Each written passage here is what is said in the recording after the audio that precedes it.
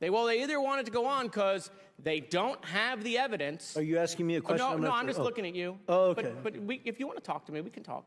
Well, no, I think you haven't read recent data that shows American people are well aware of the Biden's corruption. Perfect. So then ask the chairman why he hasn't called for impeachment, Tony.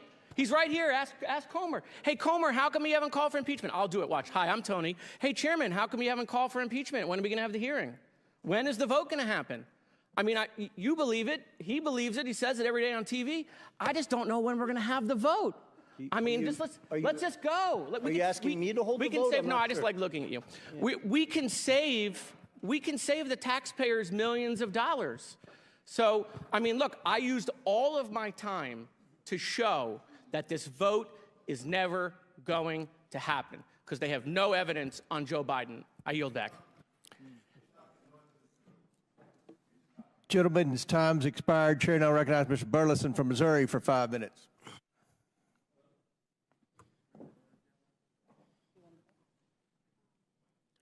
Switch backs. Restart the clock. Look at the mayor first before you say. Who served in prison for felon? Not me. You have everything together. Keep talking. You'll join your friends. We'll get you a mic.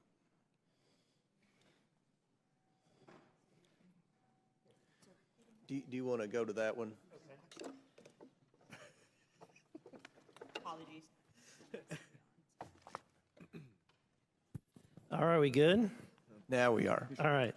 I want to start with Galanis. Mr. Galanis, you've heard the expression, say it, forget it, write it, regret it. Have you heard that expression? Mr. Galanis? Yes, I'm here. Congressman? Have you heard the expression, say it, forget it, write it, regret it? Yes, I have. It was a practice that we used in our business. In whose business? Business with Hunter Biden and Devin Archer. Okay, so it's their expression. Let me ask you a question. Who is Harris Youssef? Harris Youssef is a Ukrainian investor originally from Syria, a longtime colleague of Dmitry Firtash. So he's a colleague of Dmitry Firtash. He was mentioned earlier this hearing. Who is Dmitry Firtash? He's a Ukrainian oligarch very close to the Kremlin that made his fortune primarily in trading gas from Gazprom, the Russian state oil and gas company. So connected to Vladimir Putin, correct? Very much so, yes. Yeah, in fact, during Hunter Biden's deposition with the committee, he justified his role. I think you'll find this comical. He justified his role on the Ukrainian Burisma board by saying, in essence, that it was his patriotic duty, that he was serving, freedom, because there were, this is his quote, there were two gas companies inside Ukraine at the time. One of them was a state-owned, which was highly corrupt and connected to people like Firtash, which was directly going into Vladimir Putin's pocket. The only independent company was Burisma, end quote.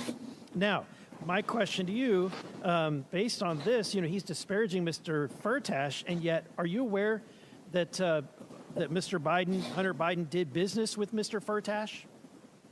Yes, I am. So let me ask you, what kind of financial transactions occurred between them?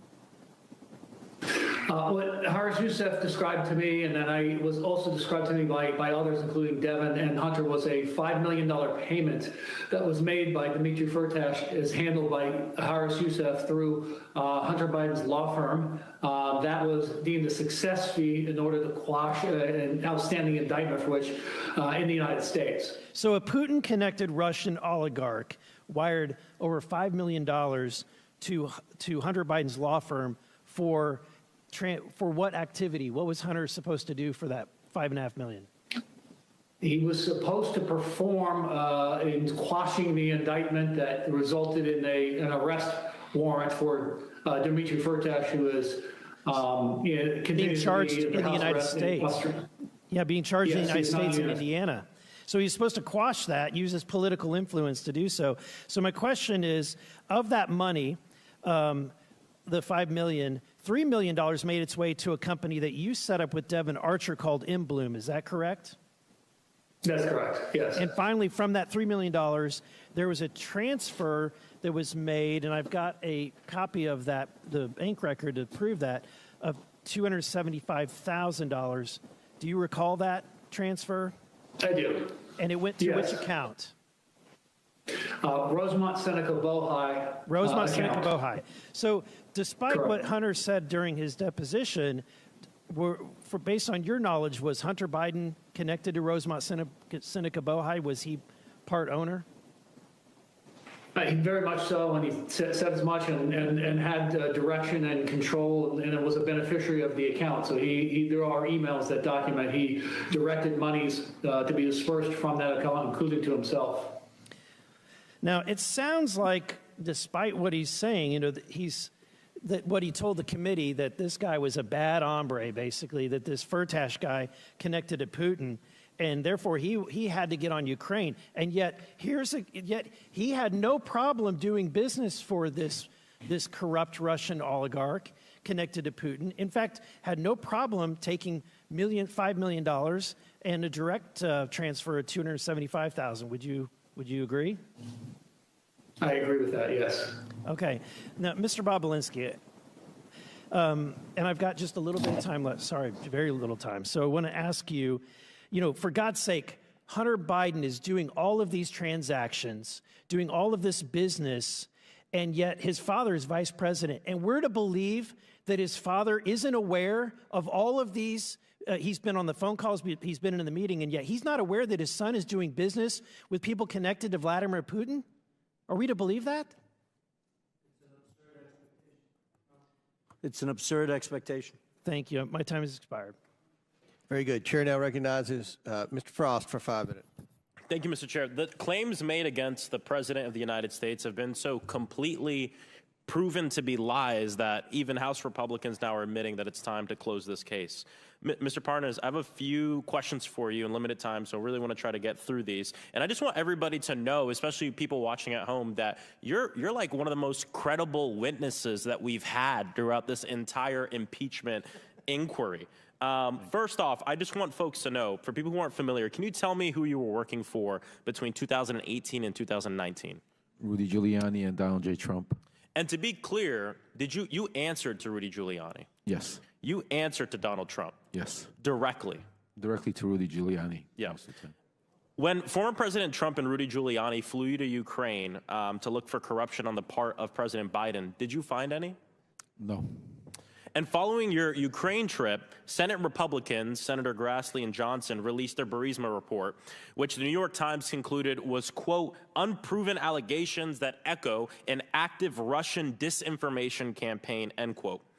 Mr. Parnis, are the unproven allegations that are at the heart of the Republican report the same fabricated claims that Donald Trump and Rudy Giuliani sent you to Ukraine to go dig up? Yes.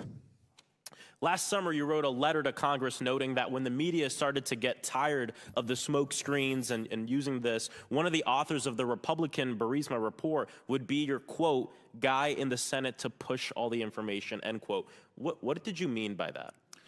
Senator Ron Johnson was our guy in the Senate. It was told to me that when we push the information, he's going to push it in the halls of Congress. So when the media was getting skeptical about pushing disinformation after they've proven it wrong time and time again, the plan was to have a U.S. Senator, Ron Johnson, to push that disinformation even further. Correct, because we had Congressman Nunes already doing it, so Senator Ron Johnson jumped on board. This Congress, both Chairman Comer and Chairman Jordan, have centered this entire sham impeachment hearing on an FBI tip sheet. This tip sheet made wild claims about bribery that didn't even come close to being backed up. And in fact, it's all being proved to be one big lie. Mr. Parnis, is the allegation in the FBI tip sheet based on the same fabricated claims that Donald Trump and Rudy Giuliani flew you to Ukraine to dig up? Yes. I also want to make it clear that the informant allegedly behind this tip sheet is facing criminal charges for lying about the Biden family and was a known fraud for years before that. The same fabricated claim kept popping up and getting smacked down over and over again. In fact, our colleagues at the Foreign Affairs Committee did some amazing work on this in investigation and found that this lie dates back to December 2015, almost 10 years ago. Do you happen to know the article that I'm referring to? I don't know the exact article, but I do know that the slide has started way back in 2015. Started about 10 years ago. It was an article entitled, quote, "The Ukrainian Scam of the Biden Family," end quote. And it was posted to a Russian language media website registered in a city in Russian-occupied Crimea. Mr. Parnis, do you have any doubt that this fabrication claim, the claim that Donald Trump and Rudy Giuliani sent you to Ukraine to try to dig up more information on, is part of Russian propaganda and an effort to destabilize Ukraine and undermine our democracy? As I said here today, I have zero doubt that Russia's involved. This is a Russian campaign to interfere in our elections. Thank you. I appreciate it. I appreciate it from someone with firsthand experience. Look, to recap, there's no evidence that support allegations that President Biden engaged in corruption in Ukraine. We know this. Mr. Parnis himself has made it clear that we have no doubt, we should have no doubt, that the claims of corruption are lies and conspiracy theories rooted in a Russian effort to undermine our democracy, posted to a Russian language website over a decade ago. This is exactly what Putin wants. And over the years, Republicans have kept moving the goalpost. You just look at the past year, right? First, it was a bribe. Then it was Burisma, nothing. Then it was Hunter Biden's laptop, nothing but some like nude pics that we keep seeing here. Then it was supposed money laundering scheme that turned out to be a family member making a couple of car payments. And now Republicans on this committee have left the pretense of a crime behind and are moving the goalpost to influence peddling, which sounds more like what former President Donald Trump did in his time in office. Look, we've been laughing a lot about this, calling it theater and a sham, which it is. But I also want to bring up that this is really serious. Yes. I mean, we have members of Congress and this committee using Russian propaganda meant to undermine our democracy, to undermine our president. It's not just theater or laughable, but it's a betrayal of our democracy. It is very serious, Congressman. Yes. Chair, I yield back. time's expired. Chair recognizes Ms. Boebert from Colorado for 5 minutes. Well, Hunter asked for a public hearing. Here we are, and he is nowhere to be found. I guess Hayden really does run in the Biden family. Now, Mr. Bobulinski, in your testimony, you state, "It is clear to me that Joe Biden was the brand being sold by the Biden family." In your experience, what is the value to Joe Biden in helping his family collect millions from foreign adversaries? What's the value to Joe Biden specifically? Yes. Well, his children and brothers were enriched, which to AOC's questions earlier violate corruption statutes, RICO statutes, FCPA statutes, FARA statutes. Yes, so you would agree that the Biden family was involved in this corruption and influence peddling and selling access to the federal government? I do. Mr. Bobulinski, in your experience, did President Biden play a more active or passive role in his son Hunter Biden's business dealings? I quantified it previously as he acted sort of like a chairman. He showed up and shook hands. He's been called the chairman.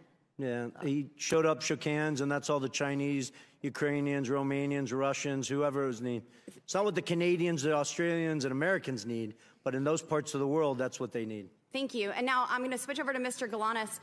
During his 2020 presidential campaign, then candidate for president Joe Biden said his son did not make any money from China. Did Joe Biden lie? Yes or no? Yes. Mr. Galanis, you are aware of the BHR fund that consisted of Bohai, a Chinese state-backed company, Harvest, a China company, and Rosemont, the Biden entity, correct? Yes, I am. And Mr. Galanis, you're aware that Hunter Biden formerly held 10% of that Chinese entity. And would it surprise you, if you were aware, that Hunter Biden held 10% of this entity well into his father's presidency? You know, I'm aware that it was founded as a business that he owned 50% of 20% or 10% directly from the outset, from early on in 2014. And would it surprise you, Kevin Morris, Hunter Biden's fake attorney, has testified that he now holds that interest? I don't have any knowledge about that, so not much of this would surprise me. Mr. Bobulinski, in your testimony, you stated the Chinese Communist Party, through CEFC, successfully sought to infiltrate and compromise the Obama-Biden White House during 2015 and continued through when Joe Biden left office. Would you agree that the CCP compromising the White House is a serious threat to our nation's national security? I do. Thank you. And now Joe Biden has leveraged his elected position to enable the Biden family, their business associates, and their companies to receive over $24 million from foreign nationals and their companies and their related companies. Biden is compromised and is a threat to our national security. After today, it's clear that Joe Biden is a bigger CCP asset than Fang Fang herself will. A threat to our national security. After today, it's clear that Joe Biden is a bigger CCP asset than Fang Fang herself. Will we ever come to the agreement that it is far time that Congress holds the resident of the White House accountable for selling out the American people? Unfortunately, my colleagues to my left have a highly coveted made in China product, a brand, if you will, and that is Joseph R. Biden. Mr. Chairman, I yield the remainder of my balance to my friend from Florida, Matt Gaetz. Mr. Parnis, how much time did you spend in prison? 4 months. 4 months. But you were indicted for crimes that could have resulted in you spending 50 years in prison, right? Right, they were false crimes. The judge saw through it. Well, you went to trial and you were convicted, right? I went to trial, correct. And the crime was that you were trying to acquire marijuana licenses, and you took money from a Russian oligarch, and you tried to use that money to go give political donations and do what you had to do to acquire marijuana licenses. Is that about right? That's what the crime was. That's what the indictment was. Yeah. Right. So it sounds like everyone here today, the only one working for a Russian oligarch was you. Right? I mean, yeah, it was. I just heard you. It's public information. Yeah, no, I just heard you wax poetic. I got paid $200,000. You know how much I got paid. You were really worried about our democracy, and you were here to warn us. But you were working for a Russian oligarch, wanting to get marijuana licenses. But then you didn't even do it. The fraud you committed against the Russian oligarch was that instead you spent the money on yourself. So, like, was that what you were doing to fight against Russia's aggression? That's a lie. Just taking their money? Well, that's what you were convicted of. No, but instead of spending 50 years in prison, you got 4 months. As this hearing continues, I look forward to hearing what Mr. Galanis thinks about how he was treated by the DOJ for telling the truth, as opposed to how you're treated for lying. The DOJ didn't listen to the truth, because if they would listen to the truth, you the guys question Mr. Gaetz had is for Mr. Hear the truth. You can't handle the truth, Matt Gaetz.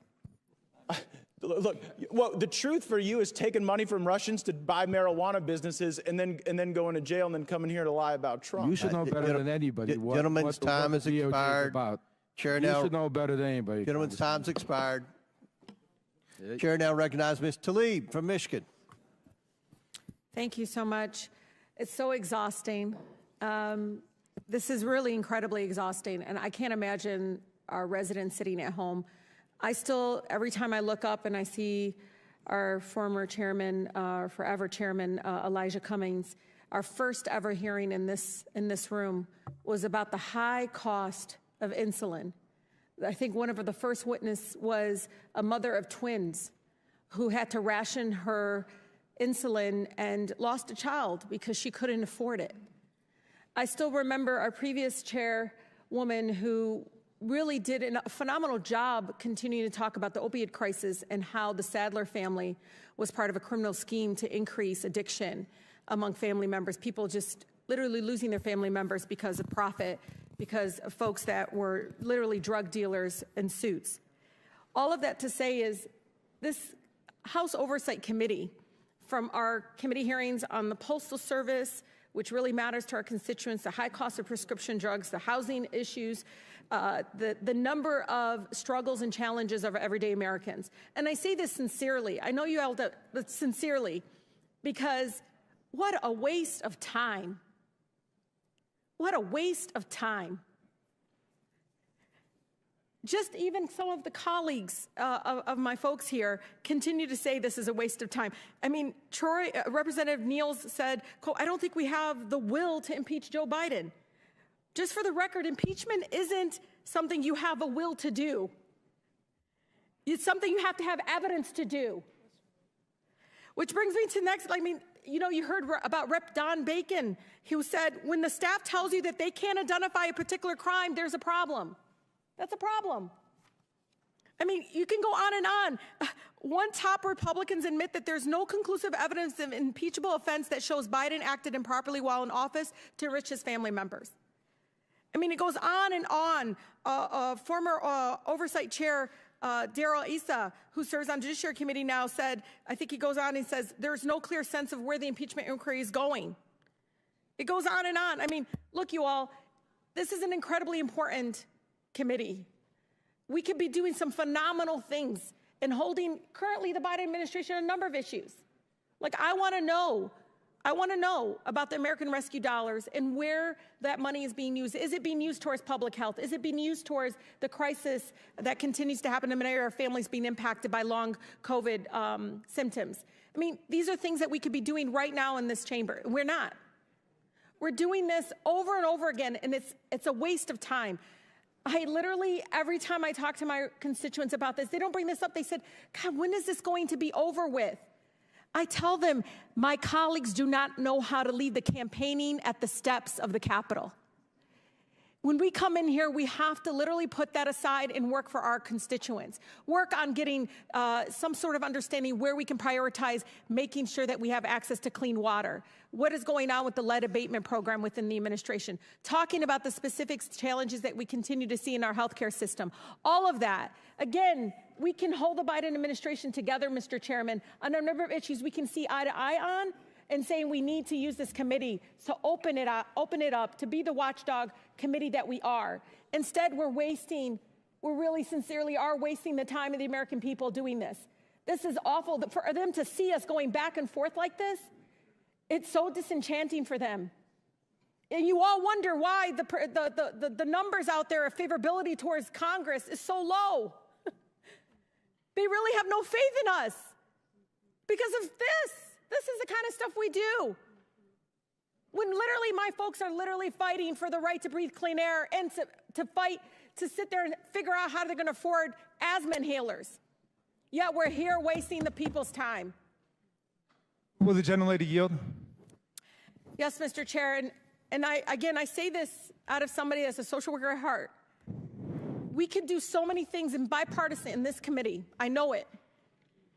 And I think we're right now really missing out an opportunity to do that. We really are. Ms. Tlaib, I yield to Mr. Well, it's for a question I just wanted to ask you, because you've had tremendous success in trying to clean up dirty water across America. We can actually get things done, right?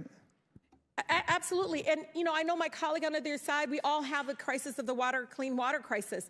We could literally bring in folks in the EPA, bring folks into this chamber right now and ask, where is the Biden administration on the development of their lead abatement initiative? These are the things that I think very much many of my mayors, my local electeds, many of the state folks are asking, what can we do as members of Congress to basically have more transparency in where the priorities are? But again, I really say this sincerely to all of you. We can do better. We deserve to do better. I remember Chairman Cummings constantly reminding us that we can be better. Gentlelady's time's expired. Before I recognize Representative Fry, for what purpose does Representative McClain seek recognition?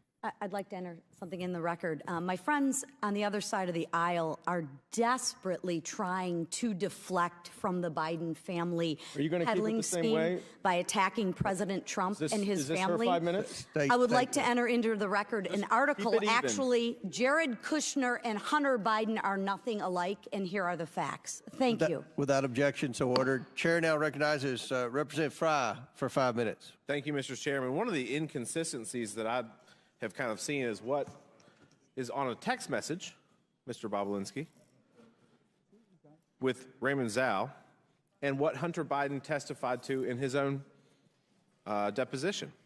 And so this is infamous. We've talked about this a lot. Z, please have the director call me, not James, not you, or Jim. have him call me tonight. I am sitting here with my father. We've talked about this a lot. We've kind of got ad nauseum to it. And in response, Raymond Zhao says, copy, I will call you on WhatsApp. So in Hunter Biden's testimony on page 105, he states that the Zhao that he sent this to was not the Zhao that was connected to CEFC. What do you say about that, Mr. Bobulinski? Well, I think what he's simply saying is he made a mistake. Not that he meant to send that text message, because it's crystal clear that that message was meant for Raymond Zhao, who was the interpreter for Director Zhang at CFC. But I think he tried to obfuscate in his testimony that technically maybe he made a mistake and texted it to the wrong person. I can't speak to whether then he corrected that, but I do know, based on the communications, that he got on the phone with Raymond Zhao and set the record straight and exactly went through what he thought he was sending him in that message, because it's followed up where they say, they sort of snap to and say, we'll cooperate with the family. Why were they willing to cooperate with the family? Because effectively they were bribing the Biden family to get them to help them with the 4 unsealed indictments in the SDNY, which is the only thing that mattered to CFC. And Raymond Zhao, you said he was an interpreter, but he was a little bit more than that, too. He was like a chief of staff interpreter. Yeah. Correct. So he was kind of the handler for the CEFC business. Yeah, he spoke good English. Director Zhang spoke very little English. Right. So to the extent that this was the wrong Zhao, I mean, I'm no rocket scientist, but if I get a text message and it's somebody that it's a different Russell, I'm going to say, you've got the wrong guy, correct? Yeah, I believe Henry Zhao probably, his argument is he sent it to Henry Zhao. I'm assuming there's a text message somewhere where either Henry Zhao responded, hey, I think you meant that for somebody else. Instead, we just see, copy that. I'll call you on WhatsApp, right? Right. So if you were perplexed as to why you received a random text message that wasn't applied to, well, that's actually Raymond Zhao saying, I'll call you on WhatsApp. That's what I'm saying. Yeah. So the purpose, the issue that he brings up, though, is that he was confused and it was the wrong Zhao. I want to ask you a couple more questions real quick. Hunter Biden's transcript on page 42, he said, I officially began to work for CEFC when I received a retainer from CEFC in early or spring of 2017. Is that true? Well, it goes back to the word official. He's parsing words. Hunter Biden started working for CFC in the fall of 2015 and worked for CFC throughout 2016. That was confirmed to me by him, by James Gilliar, by Rob Walker, numerous face-to-face conversations on it, numerous meetings. So this is not true. On page 48 of his transcript, Hunter is asked, he's never interacted with any of your business associates. Is that correct? The he's referring to is Joe Biden. Is that true? That's a lie. Hunter lied to the committee about important details concerning his money demands and threats to CEFC based on this WhatsApp message right here. On page 105 of his testimony, Hunter states, quote, my father had no awareness of the business I was doing. Is that true? That's a lie.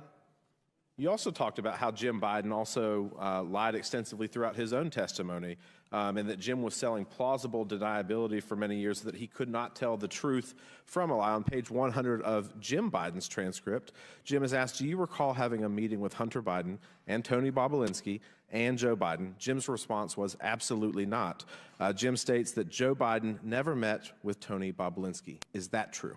That is a lie, and I'm shocked that his lawyer sitting next to him, a former U.S. attorney, allowed him to say that lie 3 different times in that transcribed interview. Right. When pressed, he continued to double down on that. He got excited. His lawyer had to calm him down, and he continued to lie about it. On page 124 of the transcript, Jim Biden states, quote, it was Hunter Biden, myself, Gilliar. I don't know. It was the 5, okay? And everybody was 20% okay. You know what? It was never executed. It was never signed. And he's referring, of course, to the contract or the agreement. Is that true? That's a lie. He fully executed the legal document, Oneida Holdings LLC, as did Hunter, James Gilliar, Rob Walker, and myself.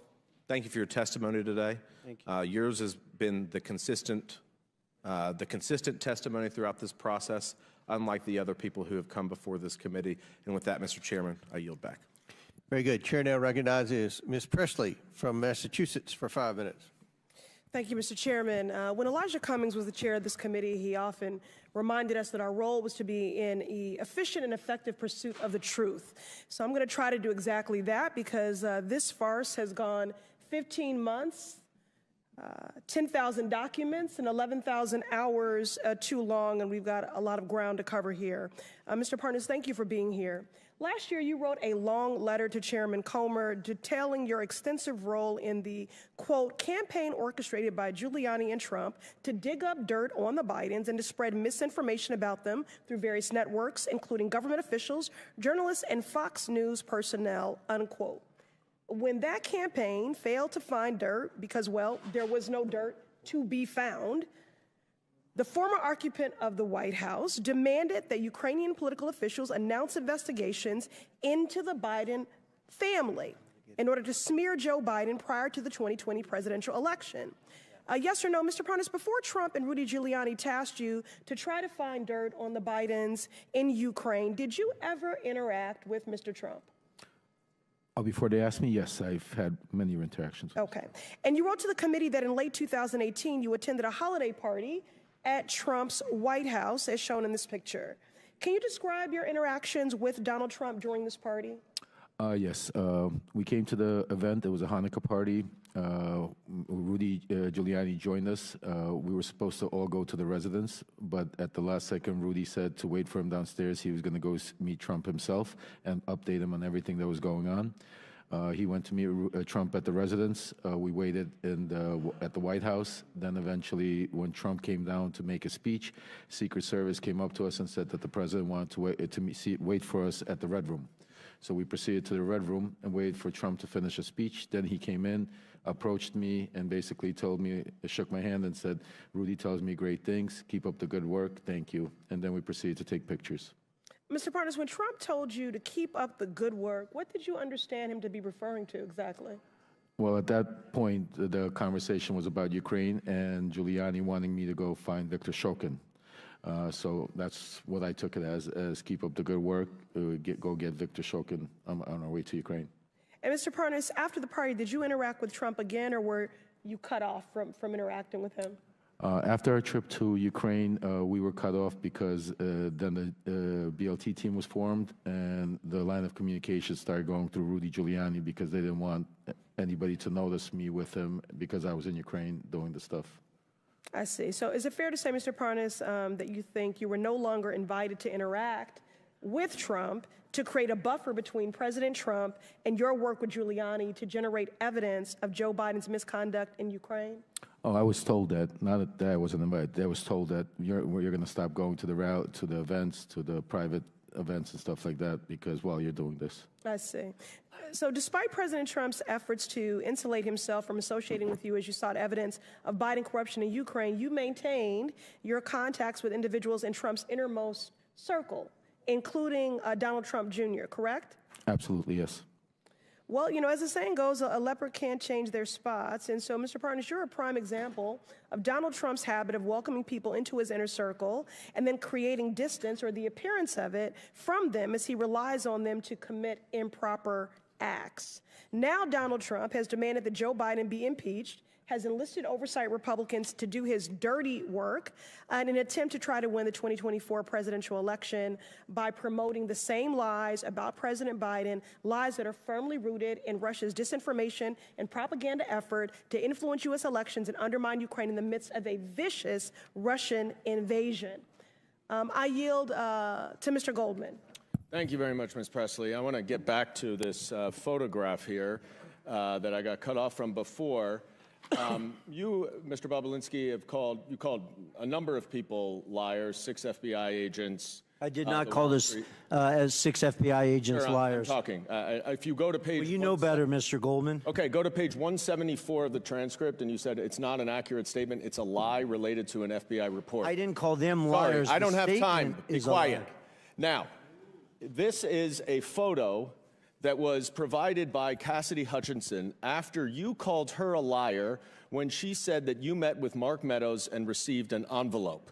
Do you see this photo? Do you acknowledge that is Mark Meadows in the red hat? Didn't you tell me to be quiet? I don't... I asked the question, do you acknowledge that that's Mark Meadows? I don't... Maybe your person can walk it closer so I can see it? Mr. Chairman, would you indulge, just since he's not answering the question, you're 15 it's filibustering? seconds over, but it may well, let me just ask it very briefly. Is that you and Mr. Meadows buy Secret Service cars with you in a mask? Are you kidding, Mr. Goldman? I'm sitting 20 feet away from it. Go up to him, please. Go right up to him. And your time's expired. Okay. Maybe Mr. Swalwell will give you some time. Could he just answer the question? He can answer the question, right? So what I see in this picture is a Secret Service agent 5 feet from me with a full mask on, and a Secret Service agent sitting in a Cadillac Escalade with all the windows up with a full mask on. Is that so you're making it a big deal? The person in the red hat? It's the back of his head. I don't. Is that you talking to the person in the red hat? Why don't you ask me this, Mr. Goldman? Did I meet Mr. Meadows at a Trump rally in Rome, Georgia? I did. I acknowledge that. Is it you? Mr. Goldman. I did. Mr. Goldman. But Cassidy Hutchinson is a liar. Cassidy Hutchinson's a liar because she said that he handed me an envelope. Mr. Meadows didn't give me a single thing. Now, Chair recognizes. Glad we have the clear story. Your time's expired. Maybe Mr. Swalwell will yield you some time. Chair now recognizes Mr. Langworthy from Buffalo for 5 minutes. Thank you very much, Mr. Chairman. Glad it's so quiet in here. On the first day of the Biden presidency, then Press Secretary Jen Psaki claimed that President Biden's objective and his commitment was to bring, quote, transparency and truth back to government, to share the truth even when it's hard to hear.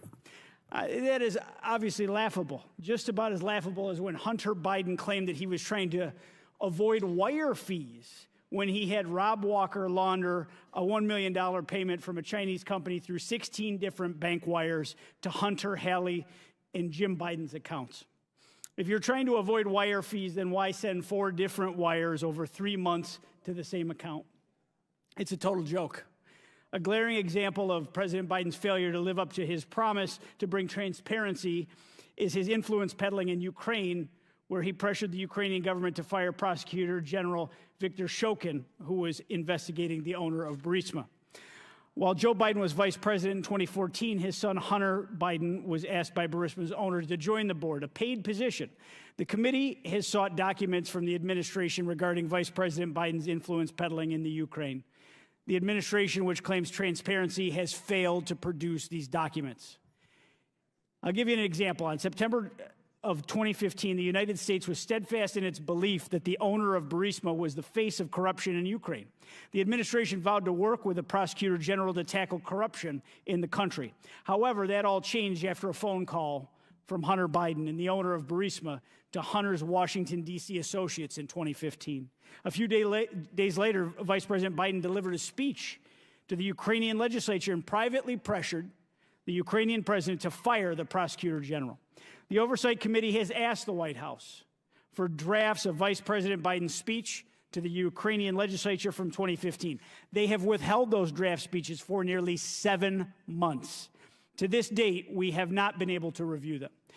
We all want to know whether there were edits to the speech after Hunter called D.C.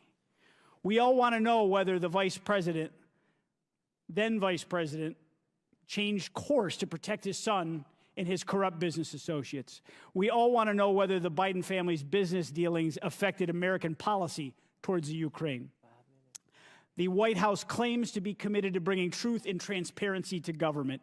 It just seems like it's only interested when it's convenient for his administration. Now, Mr. Bobulinski, did Hunter ever tell you at any point the value of the Burisma income to him? I was not involved in Burisma. I don't recall him ever mentioning that to me. Okay, did he ever say it was his only income at that time? Oh, okay. Actually, I stand corrected. There's a text message. I never discussed it with him. I was in Monaco at the Grand Prix. He was in Monaco for the Burisma board meeting. He set up a meeting with me. He didn't show up at that meeting. Obviously, you can imagine I wasn't too happy. And he responded to a text me asking him what's going on. And in that text, he states he's on the back of Kola's yacht fighting for the only income he has, but it wasn't from Burisma, it was from the Kazakh deal that he's talking about. I never discussed that with him after that. That was a single exchange between him and I. No. Corruption and a lack of transparency from the Biden family have been common themes through the House Oversight Committee's investigation. And even when asking for simple drafts of then Vice President Biden's speech in the Ukraine, the White House has been anything but transparent. President Biden has done and will continue to do everything in his power to cover up the truth, especially when it's hard to hear. And I yield back, Mr. Chairman. The gentleman yields back. Mr. Bobulinski yields back to me for 1 minute. Is there anything that you want to respond to? No, you don't worry about Mr. Goldman. We don't pay any attention to Mr. Goldman either. But is there anything that anyone said up here that you want to take about 55 seconds to respond to? It's tempting. I mean, my biggest appeal to everyone in this room is I wish you would spend the time focusing on the fact that the Chinese Communist Party infiltrated the White House of the United States of America through the Biden family. I don't say that lightly. It's not a joke. I was willing to die for this country, as was my father and both my grandfathers and my brother. This is serious, serious stuff. We should be asking how that happened. Take the Biden name and the Biden family completely out of it. How did the Chinese Communist Party infiltrate the White House of the United States of America? Let's start there, focus on those facts, what they did, how they did it, why they used money, why they used private enterprises instead of military stuff and other stuff. That is huge to our national security. So I appreciate you yielding that time to me, Mr. Chairman. Well, thank you, and I'll just say this. Ms. Tlaib and Ms. Presley criticized the investigation, but I think most Americans care about public corruption, and they realize the FBI hasn't done the job, that DOJ hasn't done their job, the IRS hasn't done their job. They've been told to stand down. All that's left is the House Oversight Committee, and we will do our job. And pursuant to the previous order, because votes have been called again, the committee stands in recess subject to the call of the chair. The committee will reconvene 5 minutes after floor votes. Reconvene. Chair recognizes Mr. Swalwell for 5 minutes. Mr. Bobulinski, in your interactions with the Biden family, which you've told us all about throughout the day, did you ever observe the Chinese government grant 22 patents to any of Joe Biden's children while Joe Biden was in office? I did not. Did you ever observe the Chinese government, did you ever observe Joe Biden ever own or operate any hotels while he was in public office and take millions of dollars from foreign governments? I did not. Did you ever observe Joe Biden employ any of his children or their spouses in the White House as vice president or president? I did not. I can't speak to that. Did you ever observe, while observing the Bidens install a family member to be the co-chair of the DNC? I'm sorry, ask the question again? Did you ever observe the Bidens install a family member to be the co-chair of the Democratic National Committee? I did not. Did President Biden or anyone in his family take $2 billion from the Saudi government? Not that I'm aware of. Did President Biden or anyone in his family get fined $355 million for tax fraud? Not that I'm aware of.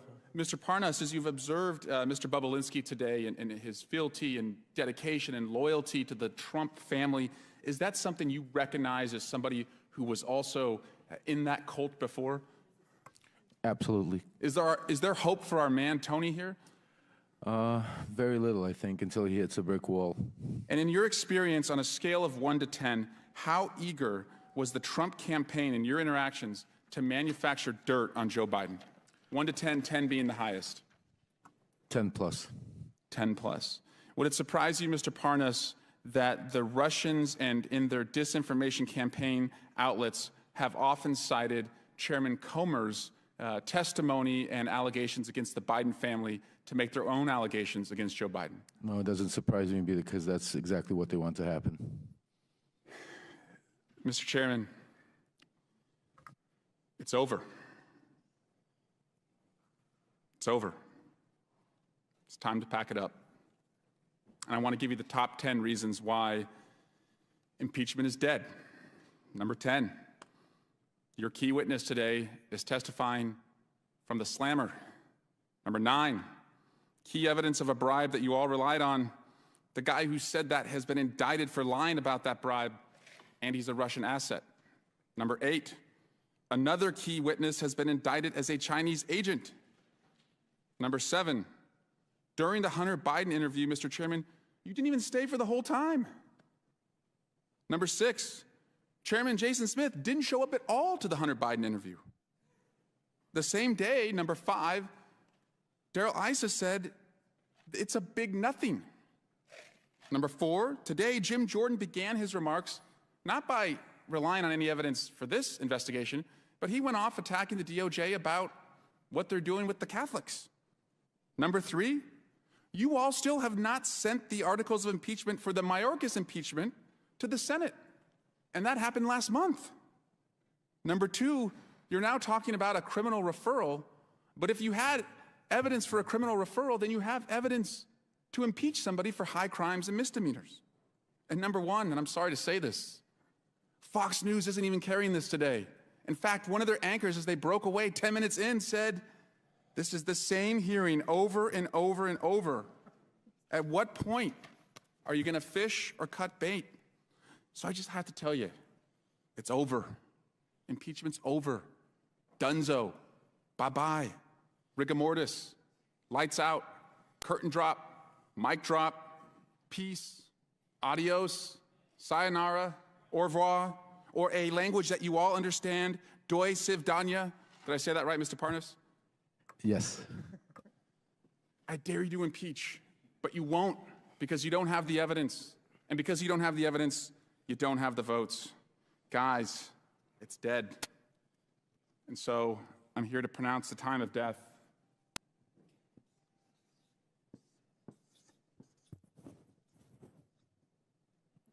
"516. Say it in Chinese. Impeachment is dead. 516. Biden impeachment's dead.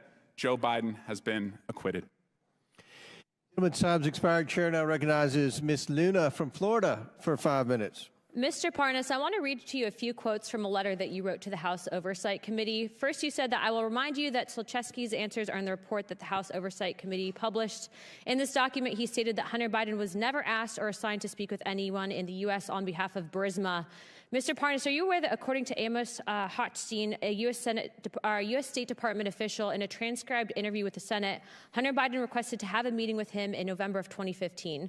Mr. Hochstein testified that he met with Hunter Biden and they spoke about Burisma.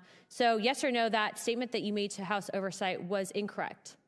The statement was correct because that statement. Yes or no? The statement is coming So are you from the saying yes, words it of was? CEO Burisma. It's directly This was his conflicting with answer. Those were testimony. not- Next question. That was not There my were no answers. political Those or answers lobbying from the firm CEO efforts on behalf Burisma. of Burisma in your statement that you made to House Oversight. Mr. Parnis, are you aware that Burisma's engagement of Blue Star Strategies, which was a lobbying firm that was lobbying the U.S. government on behalf of Burisma, and Mykola Solchesky, and according to Sally Painter and Karen Termitano, the heads of Burisma. So that statement, again, that you wrote to this committee was incorrect, yes or no? No, you're incorrect because No, I that said, is incorrect. No, You are directly conflicting with that. My final question for you, Mr. Parnis, is next year that nobody from the company of Burisma has ever spoken to Joe Biden. It's okay, Chairman, I got him. Mr. Parnis, Devin Archer testified to this committee that Vadim Picharsky, the corporate secretary of Burisma, sat down for dinner with Joe Biden. So that statement also was incorrect that you wrote to this committee, yes or no? No, it's not incorrect. Mr. Chairman, I think this witness's credibility is shot. I'd like to give the remaining of my time to the amazing representative from Florida, Representative Matt Gaetz. Very good. The Democrats could have sent anyone. They could have sent Hunter Biden. They could have sent Joe Biden. They could have sent Rob Walker. They could have sent Devin Archer. The Democrats could have sought any person to come and refute the direct evidence backed up by bank statements, backed up by calendar entries, backed up by emails, backed up by text messages. And who did the Democrats send to clear the name of Joe and Hunter Biden? They sent Lev Parnis. Lev Parnis, who was charged with enough crimes and violating our campaign finance laws to, serve 50 years, but he gets 4 months.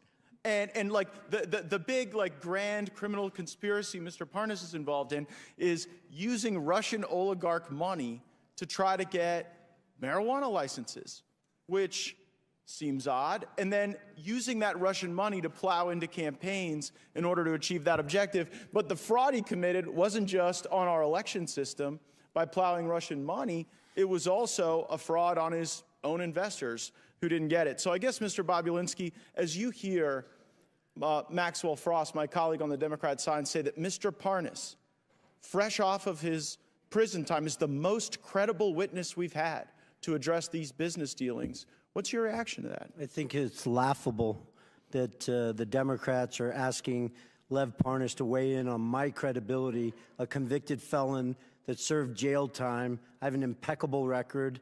Now, he warned me earlier in this hearing that they're coming for me.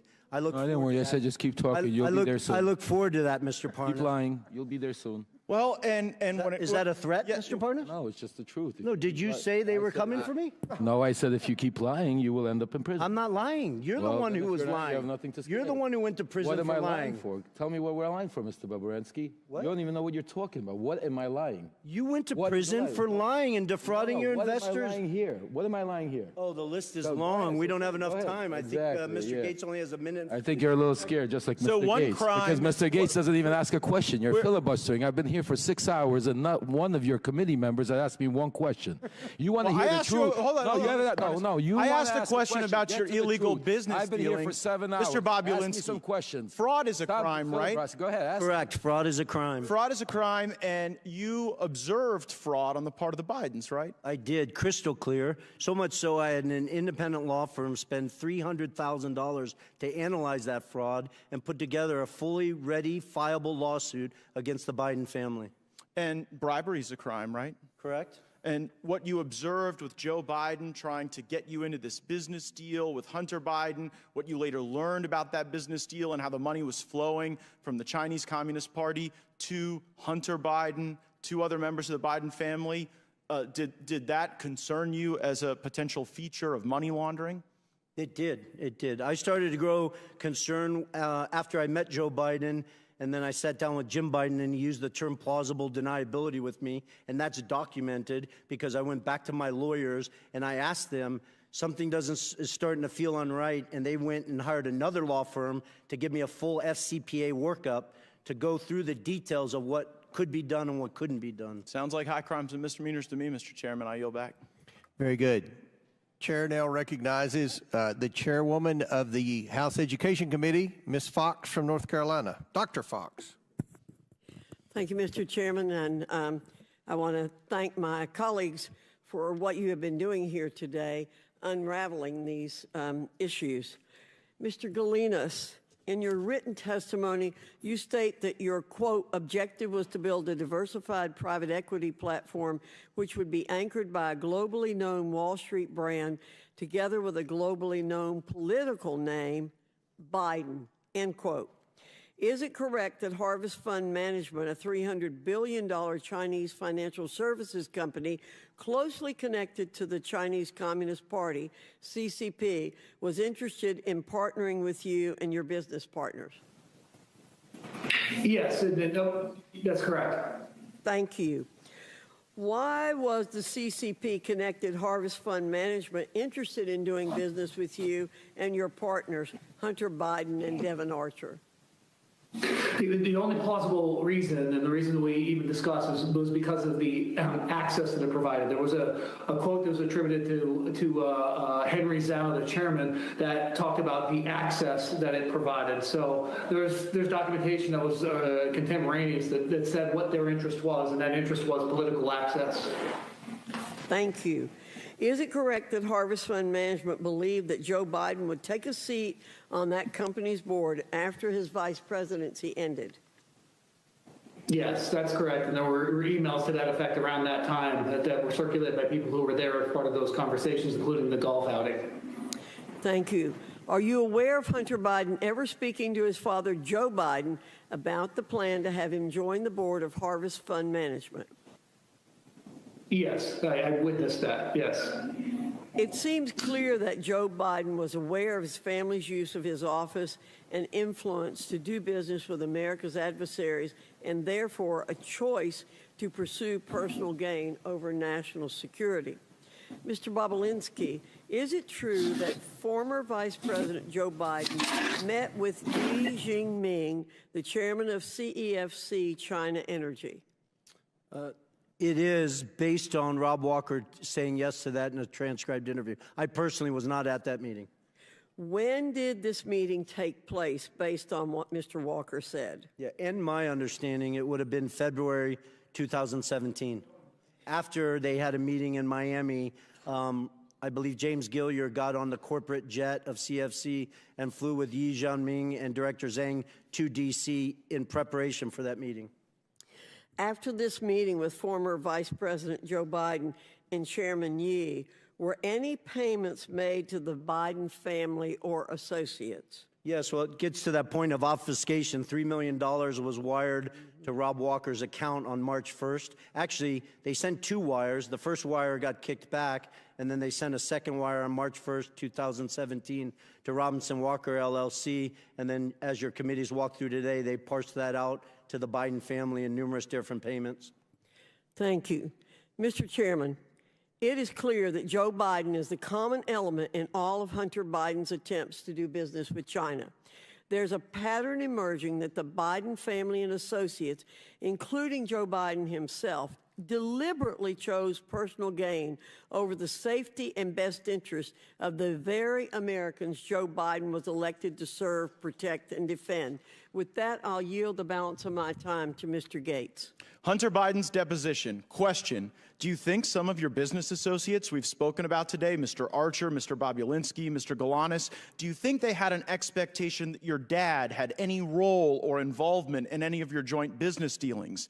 Answer from Hunter Biden: not an expectation from me. There was never a single time I can remember saying, hey, we'll get my dad involved. Hey, let's get my dad on the phone. Hey, let's, what can we get out of dad for this? Mr. Galanis, what's your reaction to that testimony from Hunter Biden in light of you describing the Biden lift? I think it's patently false. It's belied by emails, and I think that there's documentation that says that that's just an untruthful statement. And what I'm trying to understand, Mr. Galanis, is there you are sitting in a prison cell for a financial crime where you were an associate with Hunter Biden and some of the other players there, and they're out enjoying Southern California, and you're sitting in a prison cell, and they've got the ability to come and give this false testimony to Congress. Is it your belief that the Biden Justice Department retaliates against people who speak out against the Bidens and their crimes? I'm living that. I think to clarify, I took responsibility for my crimes. I pleaded guilty. I've served 8 years of clean conduct, and I think I've rehabilitated myself quite a bit in that period of time, and evidence, a track record. But I would say that there is unquestionably a pattern of 2 tiers of justice, and that's become a popularized term, and it's something that a lived experience that I've gone through. Yield back. Before I recognize Mr. Waltz, for what purpose does Mr. Biggs seek recognition? I want to include an article in a record. The article is entitled, Tlaib renews her, quote, impeach the MFer, close quote, call against Trump. Without objection to order, for what purpose does Mr. Gates seek recognition? Mr. Chairman, I seek unanimous consent to enter into the record the press release from the Department of Justice, Lev Parnis sentenced to 20 months in prison for campaign finance, wire fraud, and false statement offenses. Without objection, so ordered. Chair now recognizes Mr. Waltz from Florida. Thank you, Mr. Chairman, and I find it incredibly rich. Mr. Swalwell is going to come to this committee and lecture us about how China penetrates our government. I think that's something he may know a thing or two about, but let's talk about how China has penetrated the highest levels of this government, including this president and this White House, because I think the visual is incredibly important. Mr. Bobulinski, Hunter Biden portrayed Chairman Yi, the chairman of CEFC, to Jim Biden as a protege of Xi. Is that accurate? Not only is it accurate, and it wasn't just Hunter Biden, it was James Gillier, Rob Walker. I wouldn't have used the word protege. They just basically, You don't run China's largest state-owned energy company without being close to Chairman Xi. Correct. Right, fair enough. And by the mid-2000s, Chairman Ye ran a business empire estimated, as much as you can estimate a Chinese state-owned enterprise, tens of billions, including, and from a national security standpoint, this is the critical piece here, including implementing China's Belt and Road Initiative, not just all over the world, right here in the United States. Is that accurate? 100%. So CFC was effectively the shadow arm of the Chinese government, deploying tens of billions of dollars around the world, very well documented. At its peak, I think it was doing $50 billion of revenue per year, one of the top 5 largest. Debt diplomacy, where they are taking electrical grids, they are bribing officials, they take as collateral, not just grids, ports, airports, key infrastructure that the Chinese government could then leverage and use against any country, but also here in the United States. I mean, that's how the Belt and Road Initiative works. Heck, I was just in the Armed Services Committee with the commander of Indo-PACOM, our Pacific Command, talking about how China is basically gobbling up infrastructure around the world, including here. So by the mid, 2015, 2016, Hunter Biden's developed a very lucrative business relationship. By 2017, Hunter Biden's forged such a partnership with Chairman Ye that he planned to share an office space with him, and then just removed Vice President Biden at the House of Sweden in Washington, D.C., correct? Correct. So here's what's interesting, and building on Chairman Fox's questions, within days of him leaving the vice presidency, ostensibly for work performed, $3 million flows through these shell companies that we've depicted here. I mean, you could see how complicated this is, but the key piece is the flow to Hallie Biden, to Jim and Sarah Biden, to Hunter Biden and his various affiliates. And the kicker here, Mr. Chairman, is that we know Hunter is then complaining about paying all his dad's bills. He's complaining to the other relatives saying, you freeloaders, I'm having to use all this money to pay the big guy's bills, house renovations and all kinds of things, correct? Correct, and it's important for the American people to understand the $3 million was 3 of $20 million that the Bidens expected to be paid for the work in 2015 and 2016. Mr. Chairman, and that's not just my word, that is documented. That's all documented, bank records, text messages, emails. Mr. Chairman, Bob Menendez's wife can't get paid by the Egyptians and then provide that money over to pay Goldbar Bob's, Senator Menendez's bills. I can't have my daughter get paid by, I don't know, Kazakhstan, Russia, and China and then pay my bills. Sure. And we know also that they had commingled funds with the Vice President of the United States. So when we talk about crimes, let's talk about the crimes. We know he perjured himself. That's a crime. We know he was acting as a foreign agent. And was he registered under FARA? Was he registered as a foreign agent? Not that I'm aware of. Was his dad complicit in him acting as a foreign agent through meetings and dinners and what have you? That's crime. 100%. That's crime number 2. He was clearly acting in that capacity. We have the Foreign Corrupt Practices Act, and we already have them thanks to the work of this committee for tax evasion. So, Mr. Chairman, there are multiple crimes that this committee has established ample evidence. We must move to impeachment. We cannot allow this to stand. And I look forward to seeing those references to the Department of Justice's.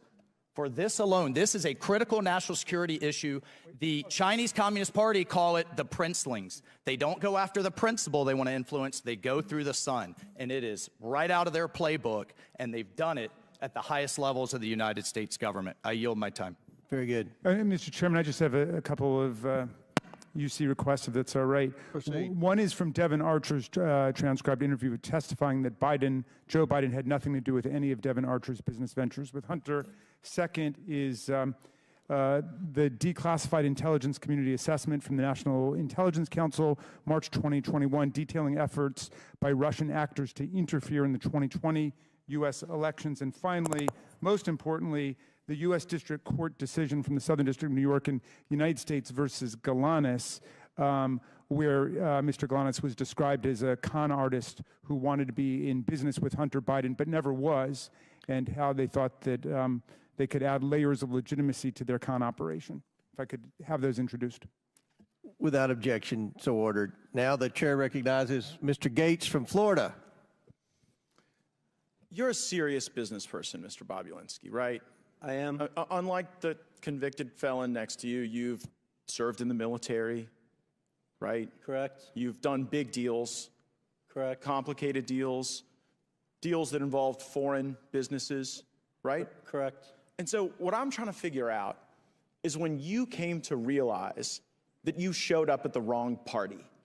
Because you kind of strike me as a guy who showed up to do a legitimate business deal, and you ended up instead at a bribe.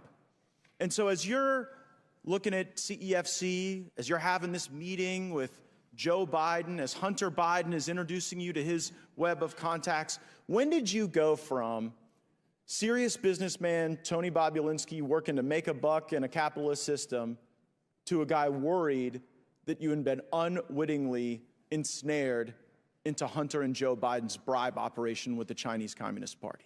I appreciate the question. It wasn't an aha moment. It was more of a process.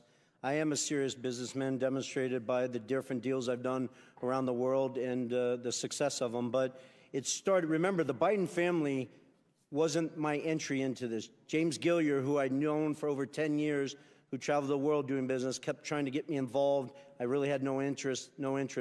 I sat down in the spring of 2017 to walk through things, and then I quickly put together two businesses, Sinohawk and Oneida.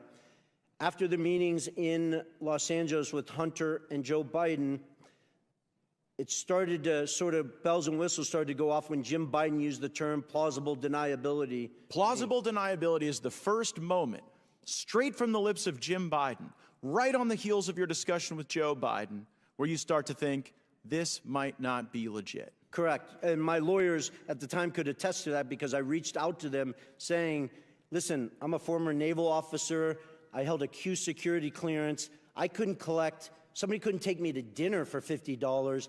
This just does not make sense to me. But you proceed, and then later this thing starts to get a lot uglier. What's the moment you go from, okay, your spidey senses are up, you're analyzing this, to now you know this is a crime that you are bearing witness to? The end of July, when the Biden family put them right front and center in the middle of a $9 billion transaction between the Russian state-owned energy company Rosneft and CFC, a surrogate for the Chinese Communist Party. And was there ever a time in the deals you were involved in where you started to see the money move around the legitimate business enterprise and toward the pockets of the Bidens? Well, the challenge, Mr. Gates, with that is at the time they moved the money, right? You guys have the text messages where Hunter Biden shook down Director Zhang, but I was not aware of that. I spent a year asking questions of, this doesn't make sense to me, where's the money? I stepped in and had lawyers work to dissolve the two entities.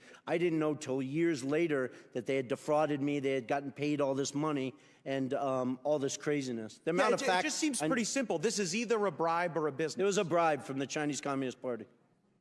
And I don't say that lightly. There's 1,200 pages, 8 days of testimony in the Southern District of New York. I encourage everyone watching me, hearing me say this, they're publicly available. Go read them.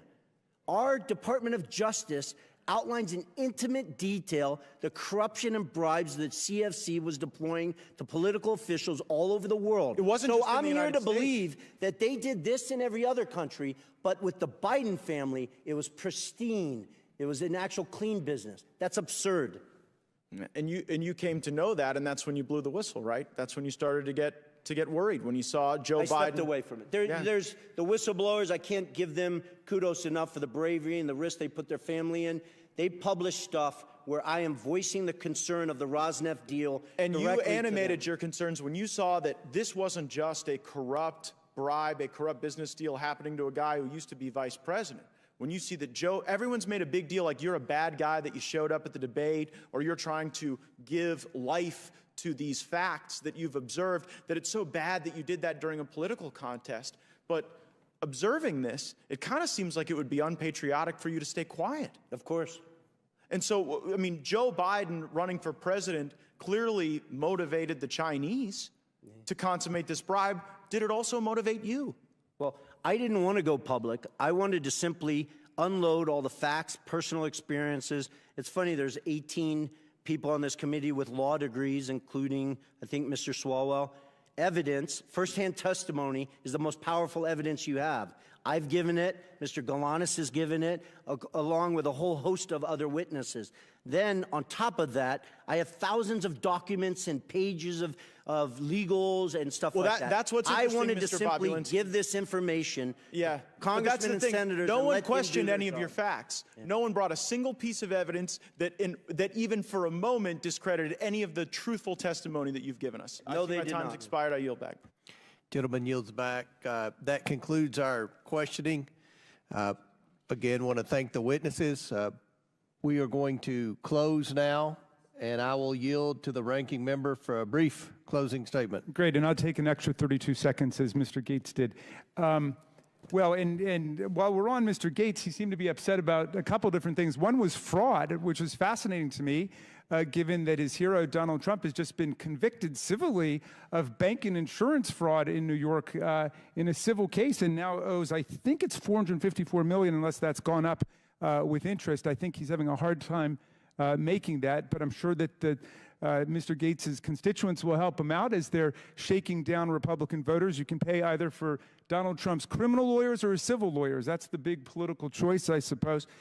He's also upset about China. Well, if you check out the Democrats' report, White House for Sale, how princes, prime ministers, and premiers paid off President Trump, you'll find that China actually gave more than $5 million to Donald Trump while he was president of the United States in direct violation of the Emoluments Clause, which says that nobody in federal office shall accept a present, an emolument, which means a payment, an office or title of any kind whatever from a king, a prince, or a foreign state.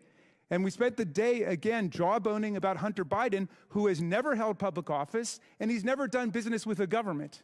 And yet we have right in front of us, in front of our very eyes, mammoth corruption, unprecedented U.S. history by Donald Trump as president. And my friends don't say a single word about it. But he wants to lecture Mr. Parnis about the illegal donations he made on behalf of pro-Trump super PACs. I've noticed something interesting with the people who have finally disenthralled themselves and gotten out of the Trump cult, as Mr. Parnis puts it. People like Michael Cohen, Sarah Matthews, Cassidy Hutchinson, Alyssa Griffin. There's articles about them. There are dozens of those people, and I'd be fleeing for the exits now, too. What's so fascinating to me about it is that they don't mind when these people lie for Donald Trump. Then when they get out and start telling the truth, that's when they call them liars for what they did when they worked for Donald Trump. Mr. Parnas, they're not mad that you lied and went to prison for it and did your time. They're mad that you stopped lying for Donald Trump. Absolutely, Congressman Raskin. So when I was a state assistant attorney general, Mr. Chairman, I saw a judge on my very first day of work castigate a lawyer by saying, son, you forgot the very first rule of lawyering. When you go to court, you got to bring the evidence with you. You forgot to bring the evidence. There's no evidence. Hundreds of thousands of pages of documents, dozens of hours of testimony, but not a shred of evidence of presidential wrongdoing, much less an impeachable offense by President Biden. And you're making not just the majority a laughingstock, the whole committee a laughingstock. So it's hurting us. My members are saying, when will they call off this nonsense? So here we are. Again, Mr. Parnas, I want to thank you.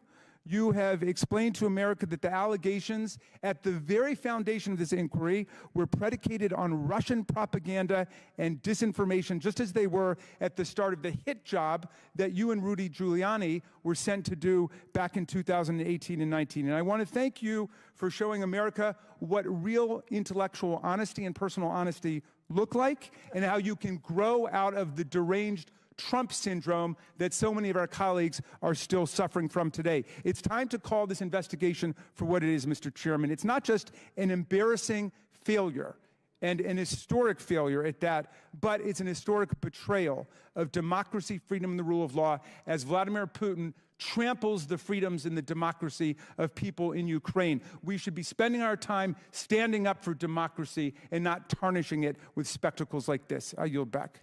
I should have brought my waiters from the farm. I want to thank our witnesses for being here today.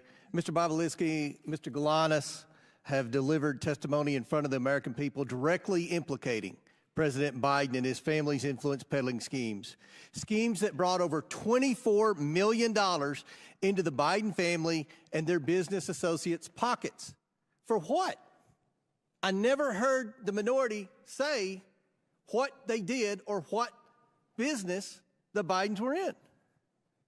Mr. Bobulinski and Mr. Galanis have provided documents supporting these claims and provided hours of testimony to this committee.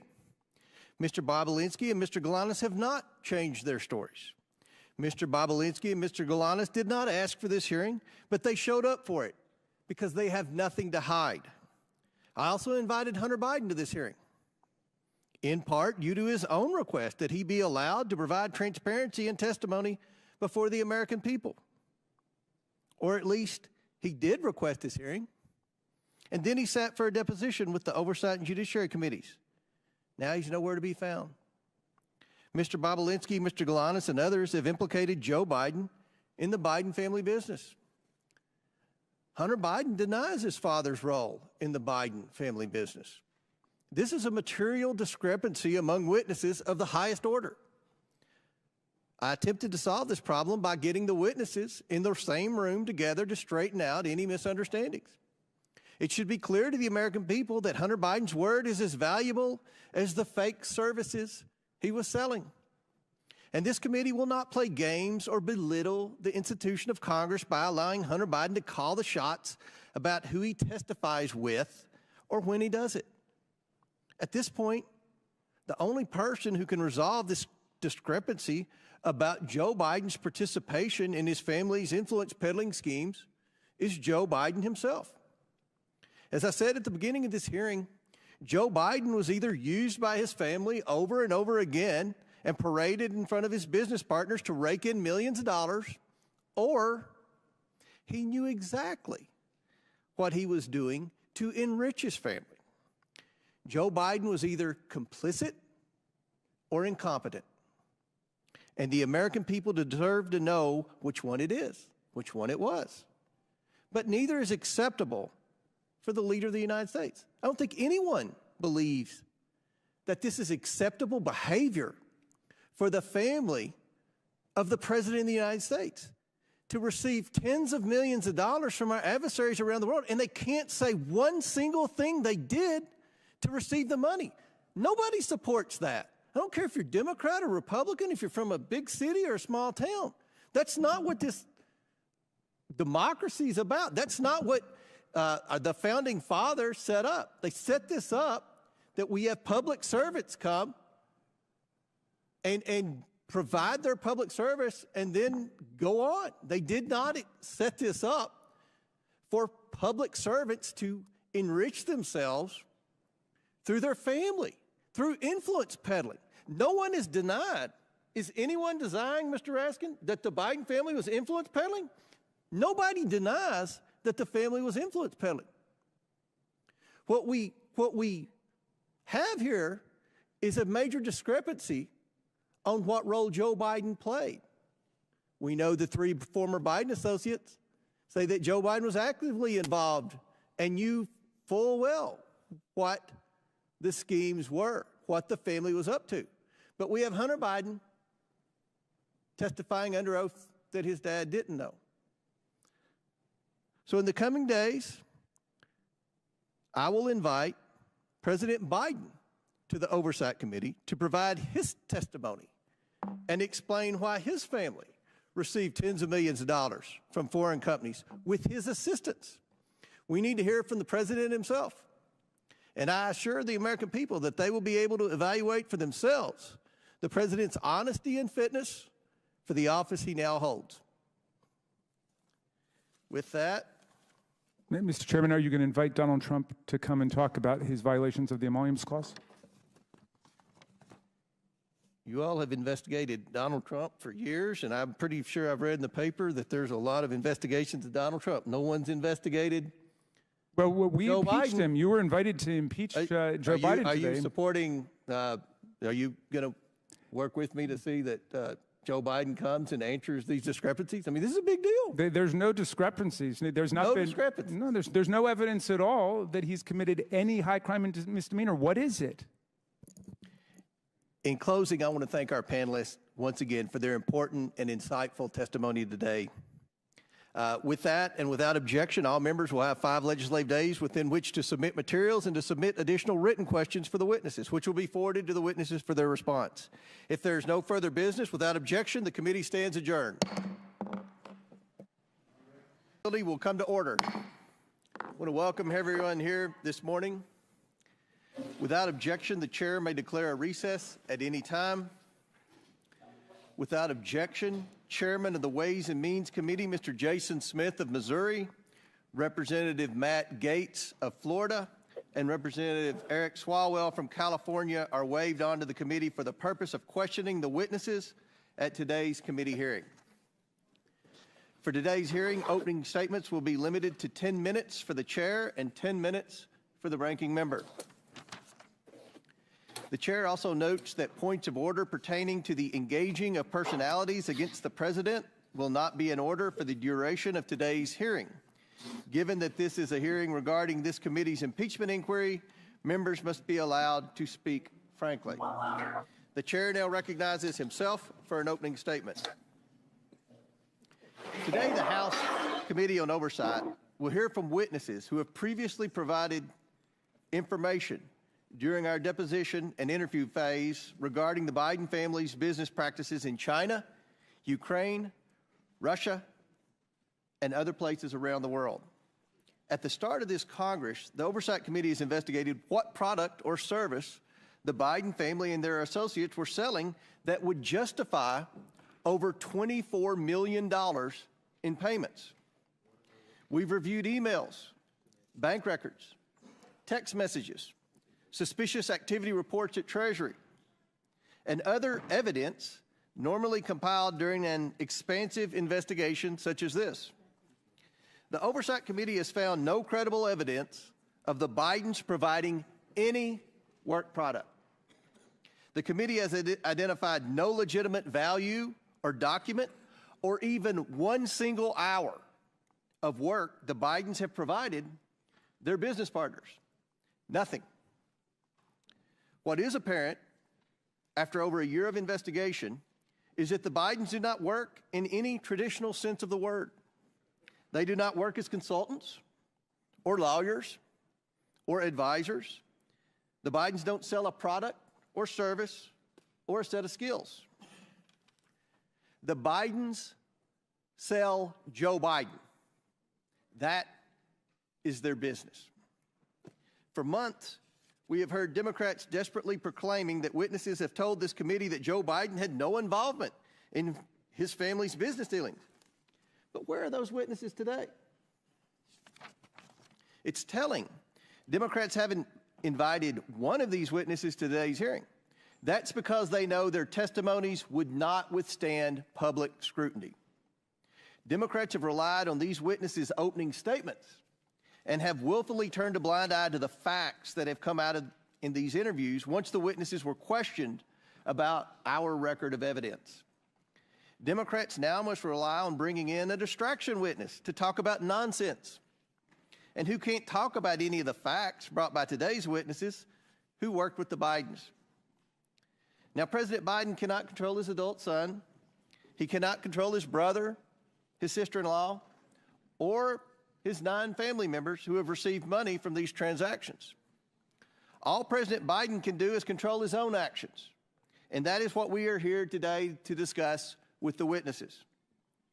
Because in the course of this investigation, we have learned that Joe Biden has taken action after action to further his family's plans to get rich.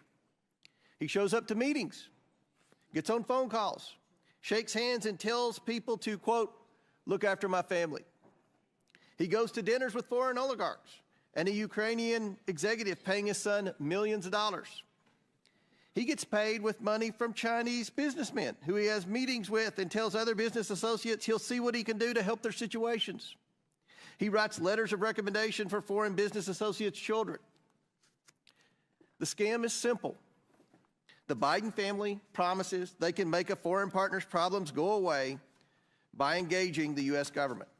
The problems can be anything: a Ukrainian corruption investigation, moving Russian money to the United States, a Romanian criminal prosecution, access for China to American energy sources, Joe shows up, shakes a few hands in front of his son, and says, quote, "Take care of my boy," or something similar. And the money flows to the tune of tens of millions of dollars. It's done over and over again. The Biden family promises Joe's power. Joe Biden shows up, and millions of dollars come into the Biden's pockets. Joe Biden is the family's closer. How could he not be? The Bidens aren't doing any other work for these foreign companies that would warrant tens of millions of dollars. There are only two explanations for this. The first is that Joe Biden knows exactly what he's doing and knows a handshake, a wink, and a smile is enough for him to maintain, as Jim Biden famously calls it, plausible deniability. Or Joe Biden is being led around by his family and has no idea who he's meeting with or what message he is sending, and is truly an elderly man with a poor memory. There's no other explanation. Either Joe Biden is complicit or Joe Biden is incompetent. Since becoming chairman of this committee in January 2023, I've promised the investigation into the Biden family's influence peddling would be based on bank records, witness testimony, and verifiable facts. After years of Democrats using this committee as a mouthpiece for every conspiracy theory they could find, like the Russian collusion hoax, under my leadership, the committee has returned to real investigations. If Democrats want to spin another Russian hoax, I will ask them to answer one question. What services did the Bidens provide to earn them and their business associates over $24 million? What did they do for the money? Democrats have the same bank records as we do, and bank records do not lie. The witnesses today are here to talk about Joe Biden. Republicans are here to talk about Joe Biden. If Democrats wish to spend their time beclowning themselves with another Russian collusion hoax for the sake of protecting President Biden, they can do so. As I said I would, I've invited Hunter Biden here today to sit alongside his business associates and provide his side of the story. Hunter Biden demanded a public hearing. I've given him one. Maybe he will show up. He has said he isn't, but he loves saying one thing and doing another. At some point, Hunter Biden saying one thing and doing another begins to reflect poorly on his ability to tell the truth at all. But this hearing is not about Hunter Biden. This investigation is not about Hunter Biden. It's about Joe Biden and the lies he continues to tell the American people. With that, I yield to Ranking Member Smith, or Chairman Smith. Thank you, Chairman Comer and Ranking Member Raskin. From the beginning of this investigation, we've made clear that we will follow the facts wherever they lead. The facts have led us to two conclusions. One, the Biden family has for years traded on Joe Biden's name in order to rake in millions of dollars, often doing so with his direct knowledge and clear involvement. Two, President Biden has been continually dishonest with the American people about his knowledge of his family's business dealings. We have testimony from multiple witnesses that Joe Biden was the brand. He knew what his son and brother were doing and did nothing to stop it. That alone makes him complicit in a scheme to make money off of his public service. But he was not just complicit. He was, as one of today's witnesses has testified, an enabler of this activity. The evidence of the two IRS whistleblowers who came to the Ways and Means Committee has been affirmed by volumes of material provided to Congress, by the testimony of others, and even by the Department of Justice, who finally brought charges against Hunter Biden that mirror those called for by the IRS investigators. The evidence obtained shows that, one, Joe Biden met with his son's business partners on multiple occasions. He used an alias to exchange dozens of emails with his son's bookkeeper. He took official government action that suspiciously coincided with those meetings and correspondence. The connections between Joe Biden and his son's business practices extended even to the Biden 2020 campaign. At the height of the Democrat primary, Kevin Morris, a Hollywood lawyer who met Hunter Biden at a Joe Biden campaign fundraiser, paid off Hunter Biden's tax liabilities because there was, in his words, quote, risk personally and politically. If that matter was not swept under the rug, investigators that were interested in pursuing a potential criminal campaign violation were told to stand down. The Biden family relied on the Biden brand so much that evidence has revealed that Hunter Biden believed that, quote, all this stuff, meaning his legal troubles, would all go away when his dad became president. Why did he believe that? Because for years, the Biden family has personally benefited from Joe Biden's position of power. Joe Biden knew this, he did nothing to stop it, and he lied about it. I yield to Jim Jordan, Chairman Jordan. I thank the gentleman. Who planted the pipe bombs on January 6? Nobody seems to know. Who leaked the Dobbs draft opinion? You know, the leak that led to an assassination attempt on Justice Kavanaugh. How about this one? Who left cocaine at the White House? Biden administration doesn't seem to have time to answer these questions. They're too busy investigating parents at school board meetings, labeling Catholics extremists, retaliating against whistleblowers. They're too busy putting together a sweetheart deal for Hunter Biden, a deal that got laughed out of court. And oh, the guy who put together the deal that got laughed out of court, that's the guy they name special counsel. You know what Democrats do have time for? Going after President Trump.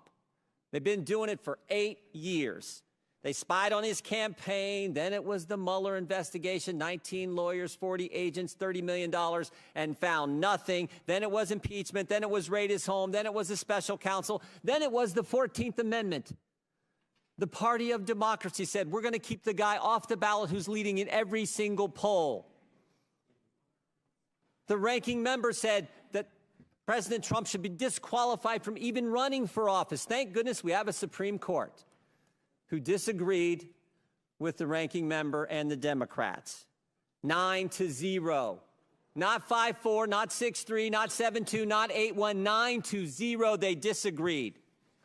Now Democrats say, how dare Republicans investigate Joe Biden?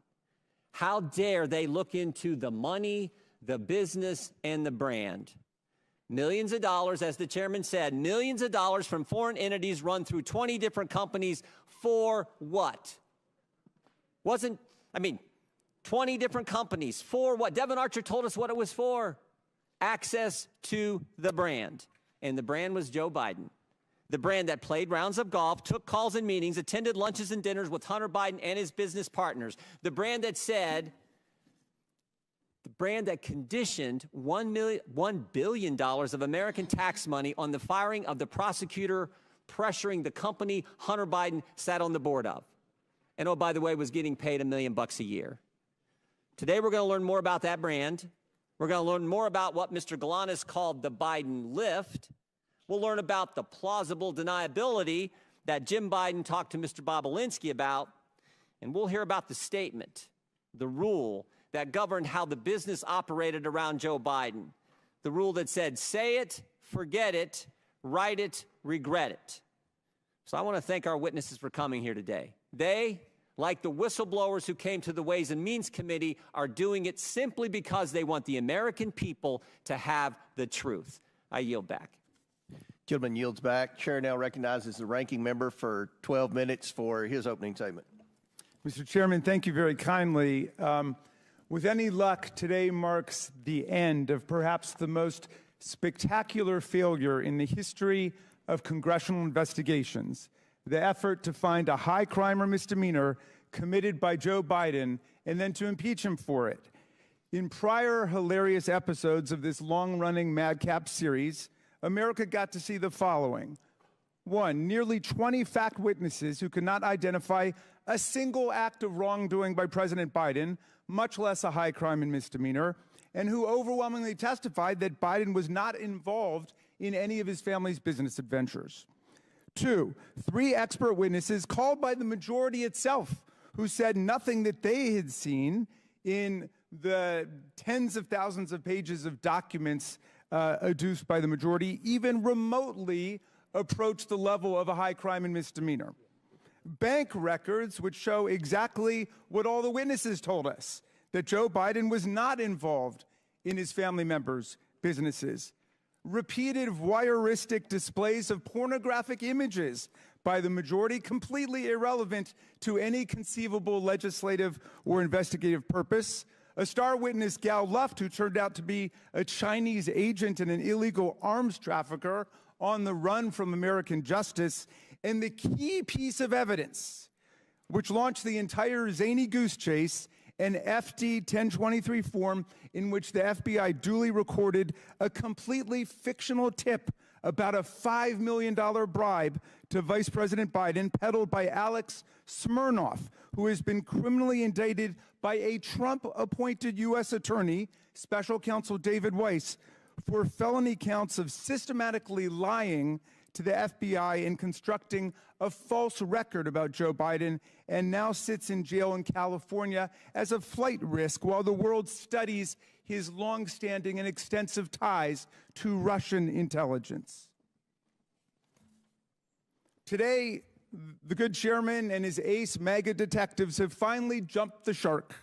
The comedy of errors comes crashing to an end as House Republicans in more than a dozen Biden districts beg for mercy, and the committee throws a flabby Hail Mary pass 3 weeks after the Super Bowl's over.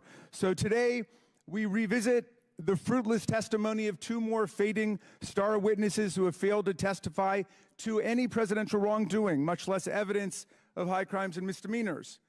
Both of the majority witnesses are frustrated would-be business partners of Hunter Biden, who tried to leverage the Biden name, or the Biden brand, as they keep calling it. But they never got any business off the ground for reasons that will become painfully obvious to anyone watching the proceedings today.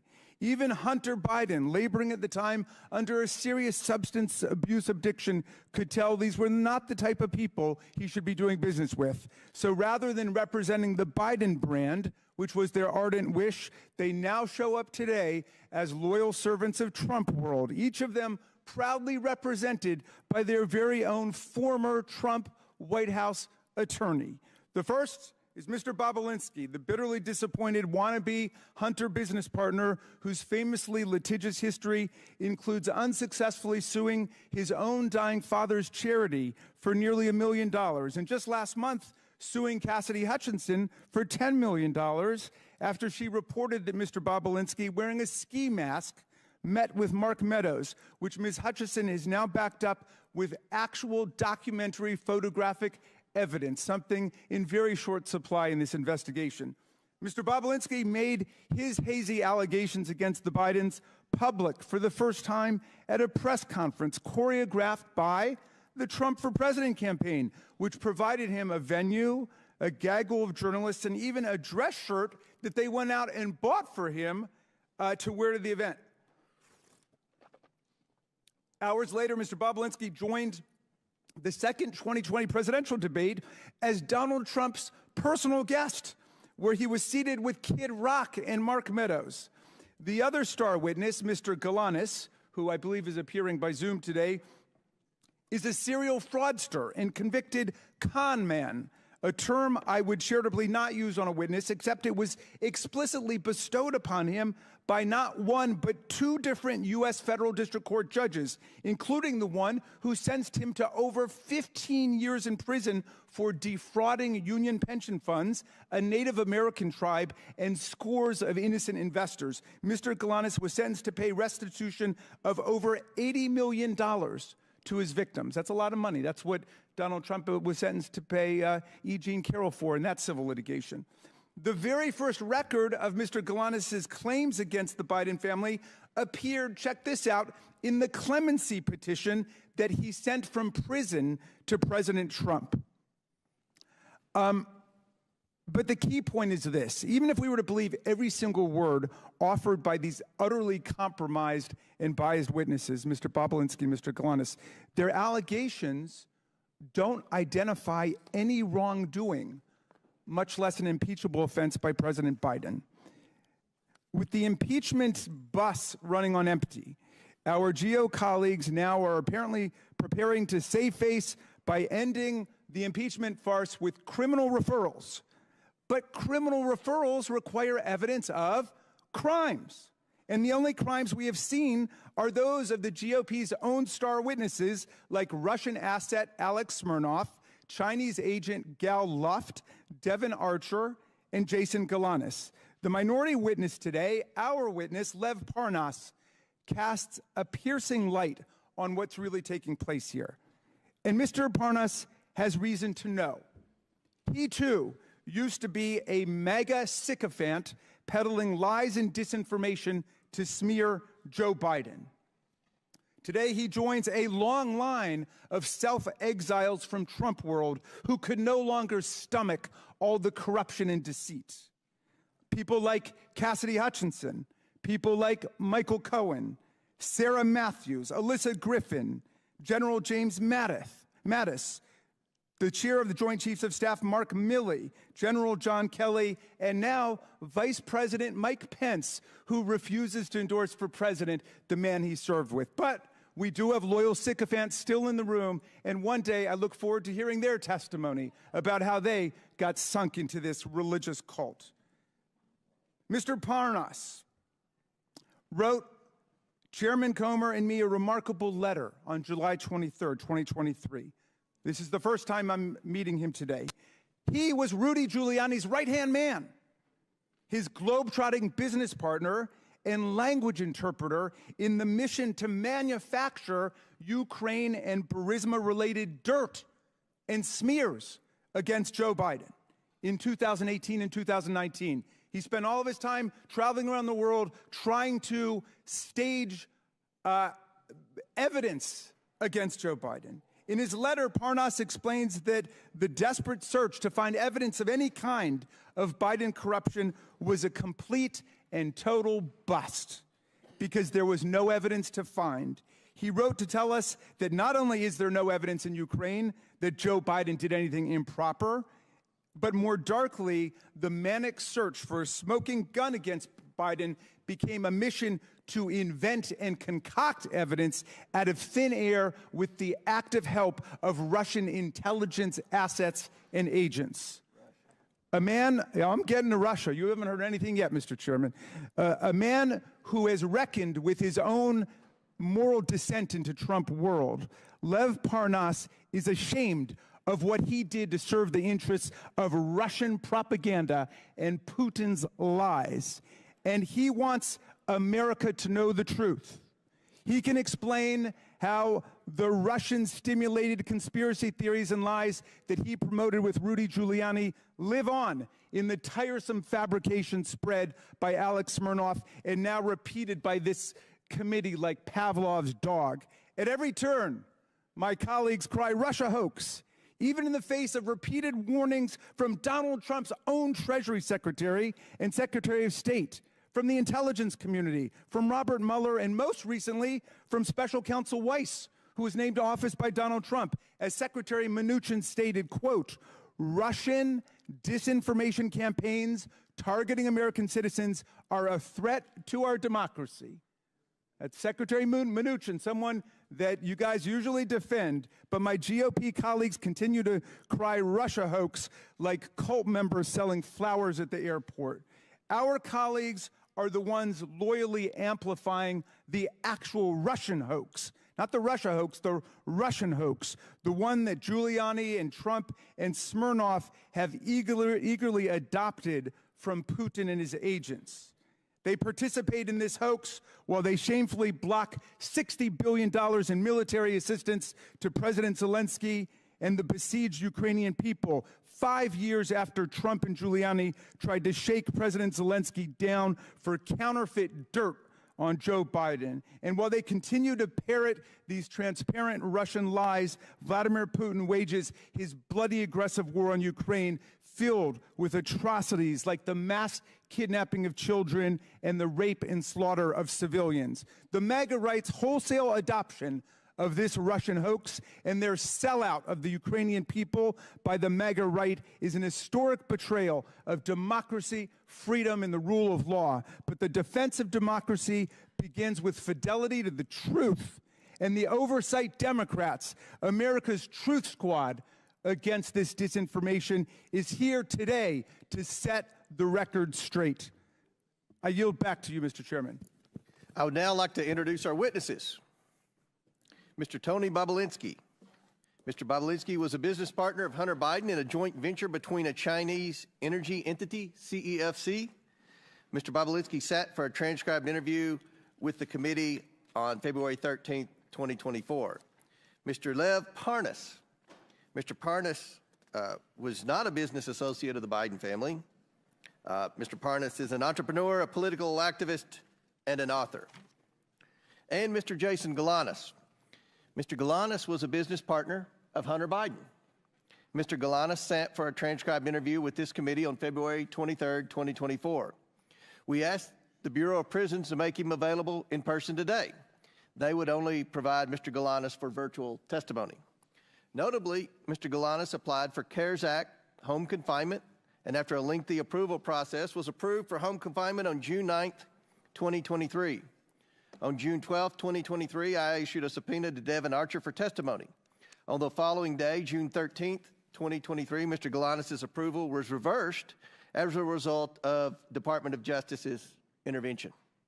So Mr. Galanis has remained in a federal prison facility. He is currently in Montgomery, Alabama. Mr. Galanis, can you please state for the record who else is in the room with you? Yes, Chairman Comer. My counsel and advisor, Mark Paletta, and Nicholas Wise. Thank you. Pursuant to Committee Rule 9G, the witnesses will please stand and raise their right hands.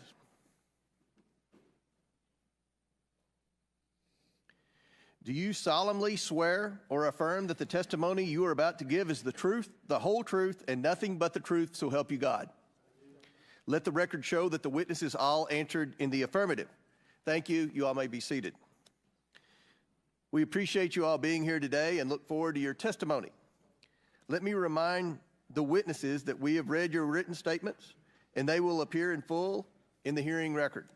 Please limit your oral statements to 5 minutes. As a reminder, please press the button on the microphone in front of you so that it is on and members can hear you.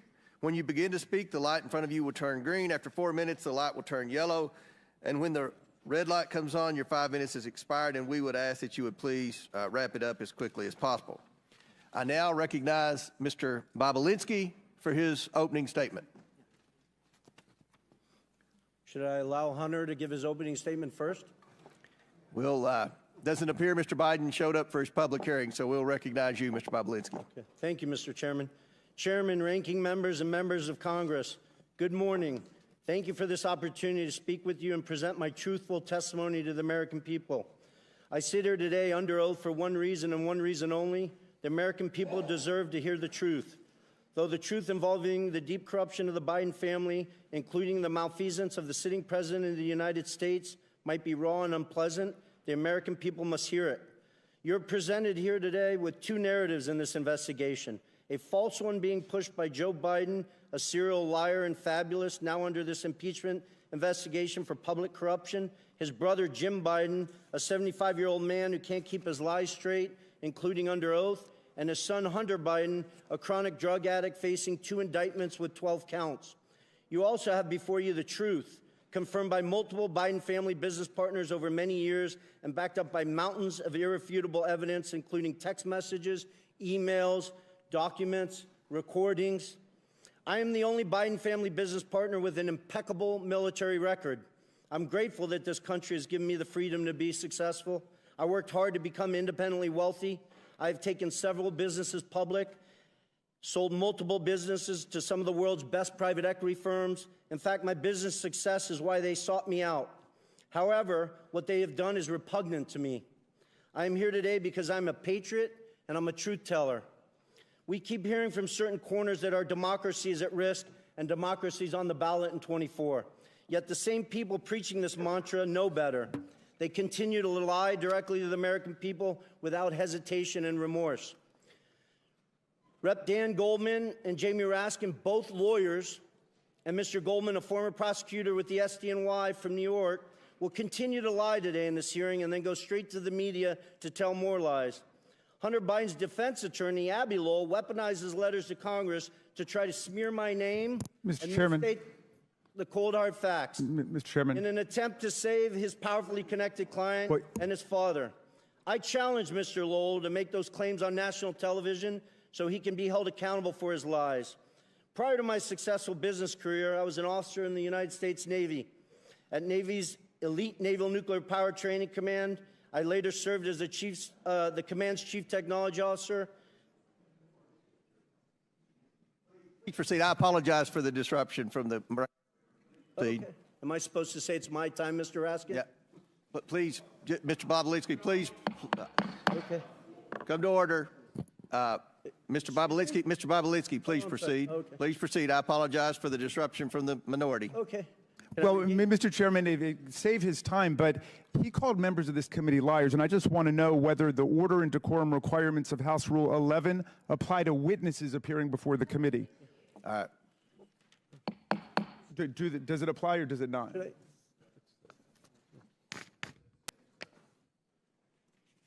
Should I address? I don't.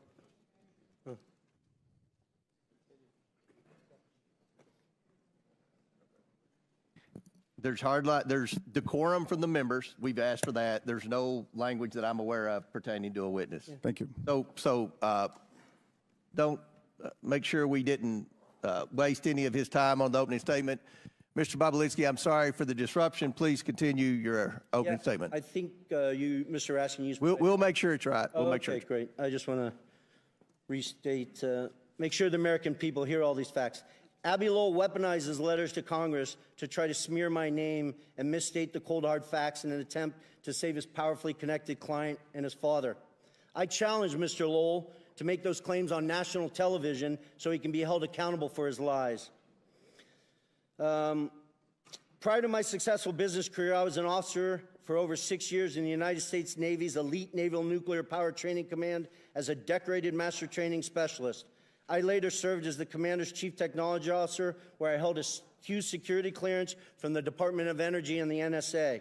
When I left Nuclear Power Training Command, I was the #1 ranked direct input officer in the entire command. And then I jumped into the business world and public markets. While I have made a few contributions over the years to Democrats, such as Representative Ro Khanna, I don't see him, but I hope he shows up today. He sits on the Democratic side of the Oversight Committee. I'm not a political person. I come from a family with a long history of distinguished service in our nation's military, including my father, both of my grandfathers, and my brother, all of whom were willing to sacrifice their lives for this great country. My sister serves our military vets for 2 decades at the Veterans Administration. We've lived our life as a family in service to this great country. I hope the American people will pay close attention to this hearing. I also hope they will understand that some members of this committee will engage in absurd attacks and efforts to try to deflect attention from the facts. And I will present today by questioning my integrity and my patriotic duty. You may see me speak passionately at this hearing, but for good reason. Not only was I willing to die for this country, every single male member of my immediate family was willing to die for this country. I want to be crystal clear.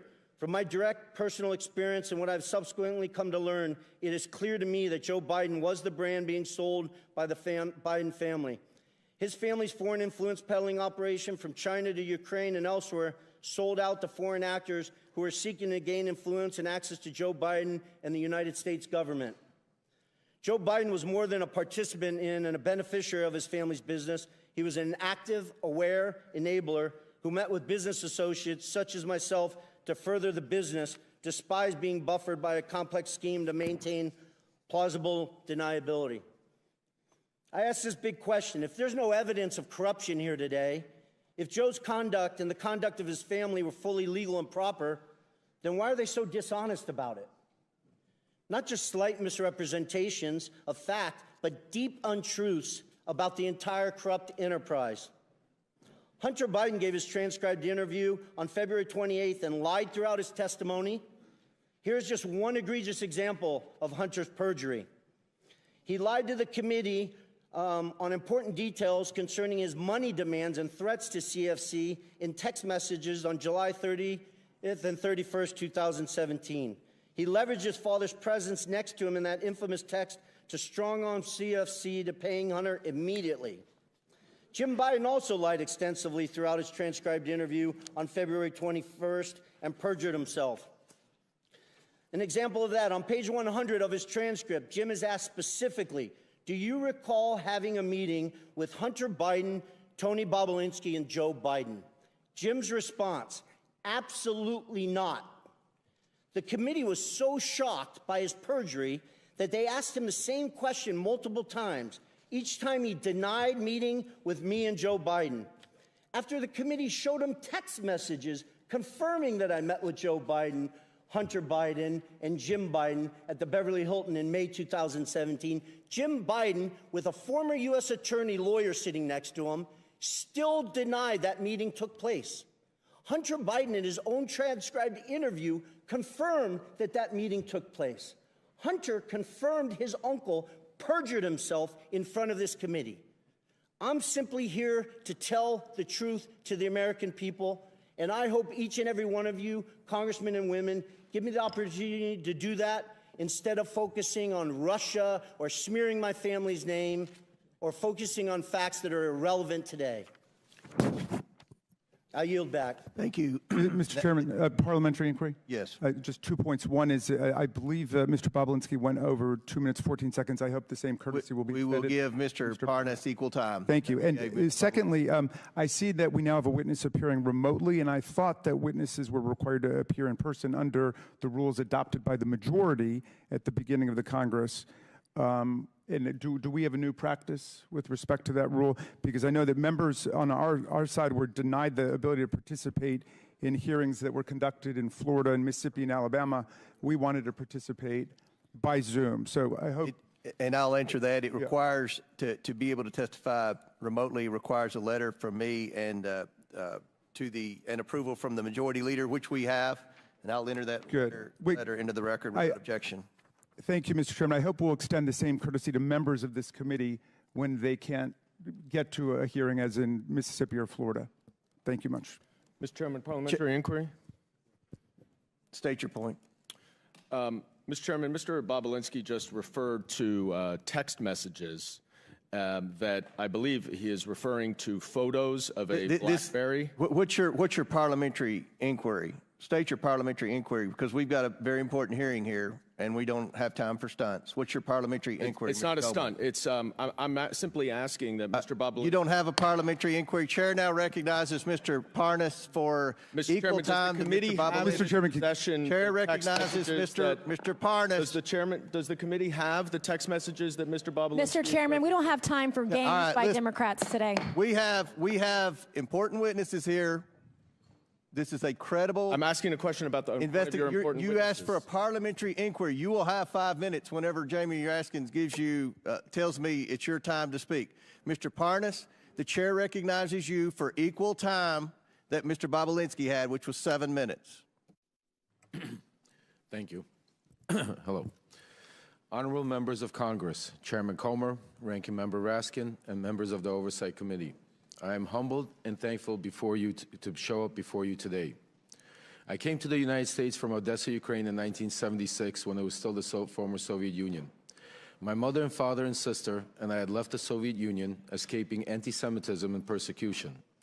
While in Rome en route to Israel, my sister and I won the most important opportunity that we have ever been given. We won a U.S. green card lottery. My family came here with literally no more than shirts on our back and the hopes of rebuilding our lives in the land of freedom. I say this to you because I love this country. From shortly after my arrest on October 9, 2019 to now, I have been trying to share the irrefutable truth with you. The American people have been lied to by Donald Trump, Rudy Giuliani, and various cohorts of individuals in government and media positions. They created falsehoods to serve their own interests, knowing it would undermine the strength of our nation. From November 2018 to October 2019, I was a key participant and a witness to numerous efforts to prove that Joe and Hunter Biden were linked to corruption in Ukraine. Rudy Giuliani, on behalf of then President Donald Trump, tasked me with a mission to travel the globe, finding dirt on the Bidens so that an array of networks could spread misinformation about them, thus securing the 2020 election for Donald J. Trump. Ironically, when I was arrested, my original indictment linked me to an individual referred to as unindicted co-conspirator 1. We now know this individual to be Congressman Pete Sessions, who sits on this very committee today. Today, I ask you to consider the following. In nearly a year traveling the world and interviewing officials in different countries, I found precisely zero evidence of the Biden's corruption in Ukraine. No credible source has ever provided proof of criminal activity, not the FBI, CIA, nor the NSA. No respectable Ukrainian official has ever said that the Bidens did anything illegal, including former President Poroshenko and former Prosecutor General Yuri Lutsenko. Even when CEO of Burisma, Mykola Zlochevsky, was offered a deal by Rudy Giuliani in exchange for information on the Bidens, he provided none, because there is none. The only information ever pushed on the Bidens in Ukraine has come from one source, and one source only: Russia and Russian agents. The impeachment proceedings that bring us here now are predicated on false information spread by the Kremlin. Everyone involved knew they were sharing lies. From Trump and Giuliani's shadow diplomacy, through my missions to Ukraine and elsewhere, to members of a BLT team, a group convened for the sole purpose of investigating and damaging the Bidens.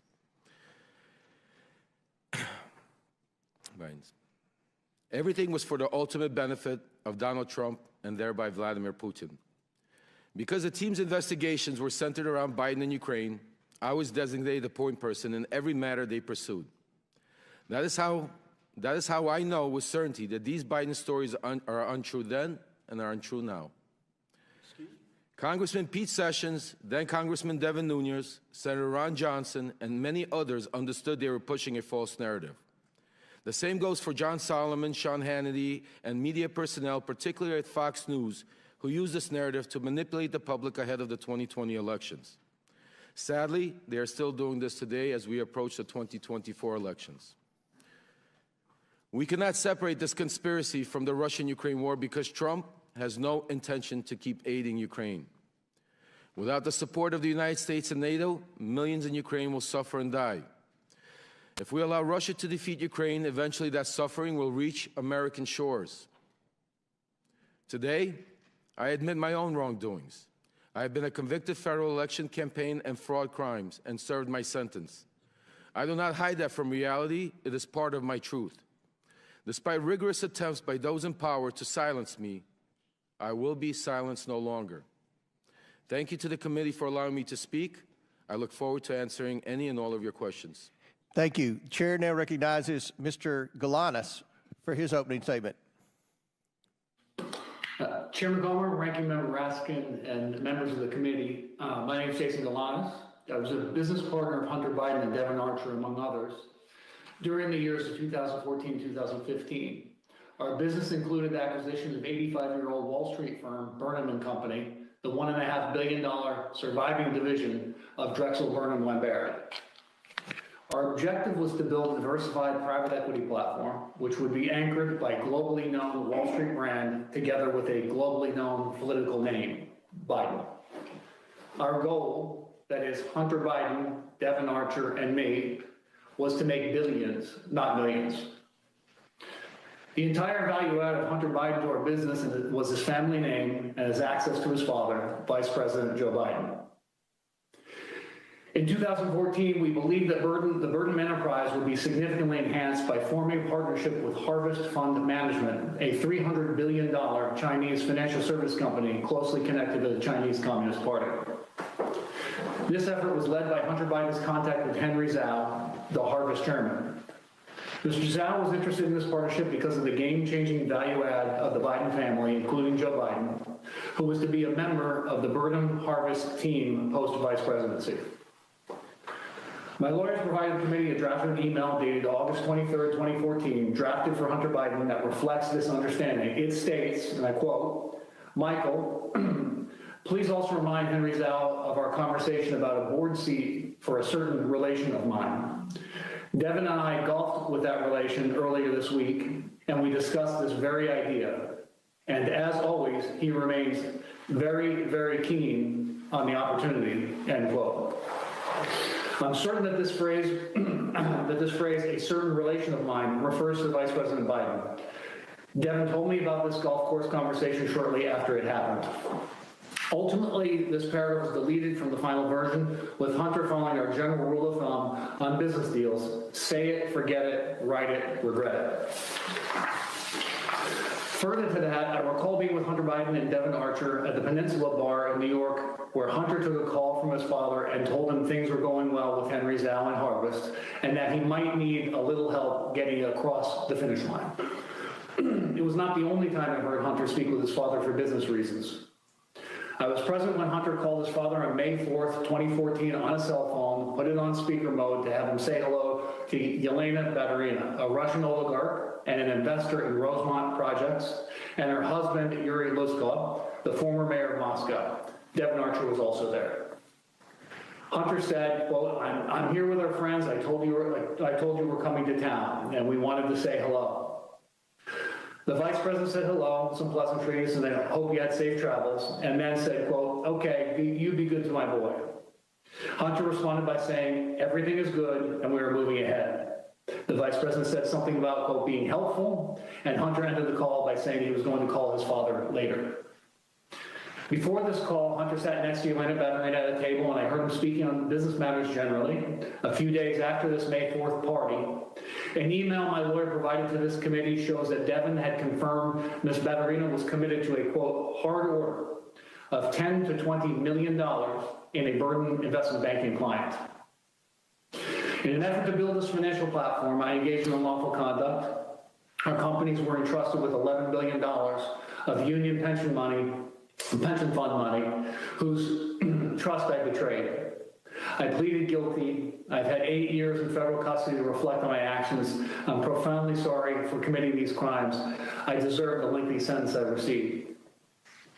Nevertheless, as I set out more fully in my full statement, I believe the SDNY prosecutors did not indict Hunter Biden on the same deal for political reasons, despite then available documentation that we were partners, were involved in decision-making that involved illegal self-dealing, and all of us had financially benefited from these schemes.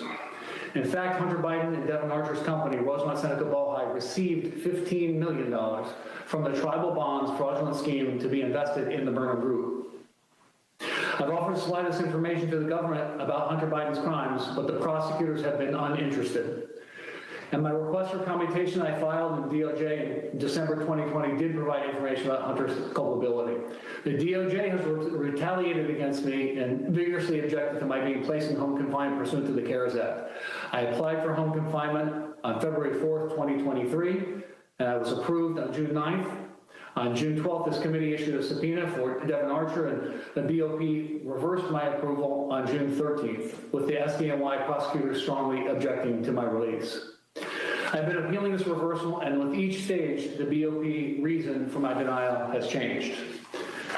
During this period, the period beginning in January 2023, I was sexually assaulted by a member of the prison staff at FPC Pensacola. He persisted in sexually harassing me for many months thereafter.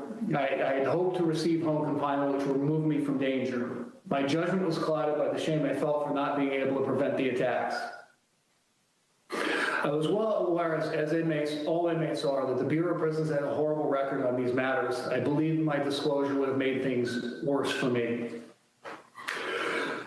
Unfortunately, the sexual harassment continued until early August, when the prison correctional officer's comments became more threatening. I feared for my safety. I decided to seek counseling from Chaplain Dixon the next day, on August 10, 2023.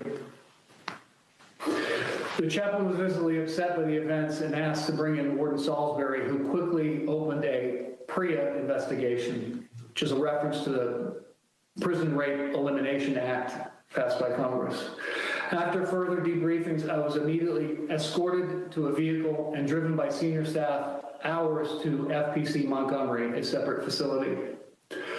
I'm grateful the committee has opened up an investigation of these matters, and I appreciate Chairman Jordan and Comer and Subcommittee Chairman Biggs signing the letter. I believe I've been a victim of a pattern of retribution by the Department of Justice. I believe I'm putting myself at grave risk within the BOP for providing information on these matters concerning the president and his son.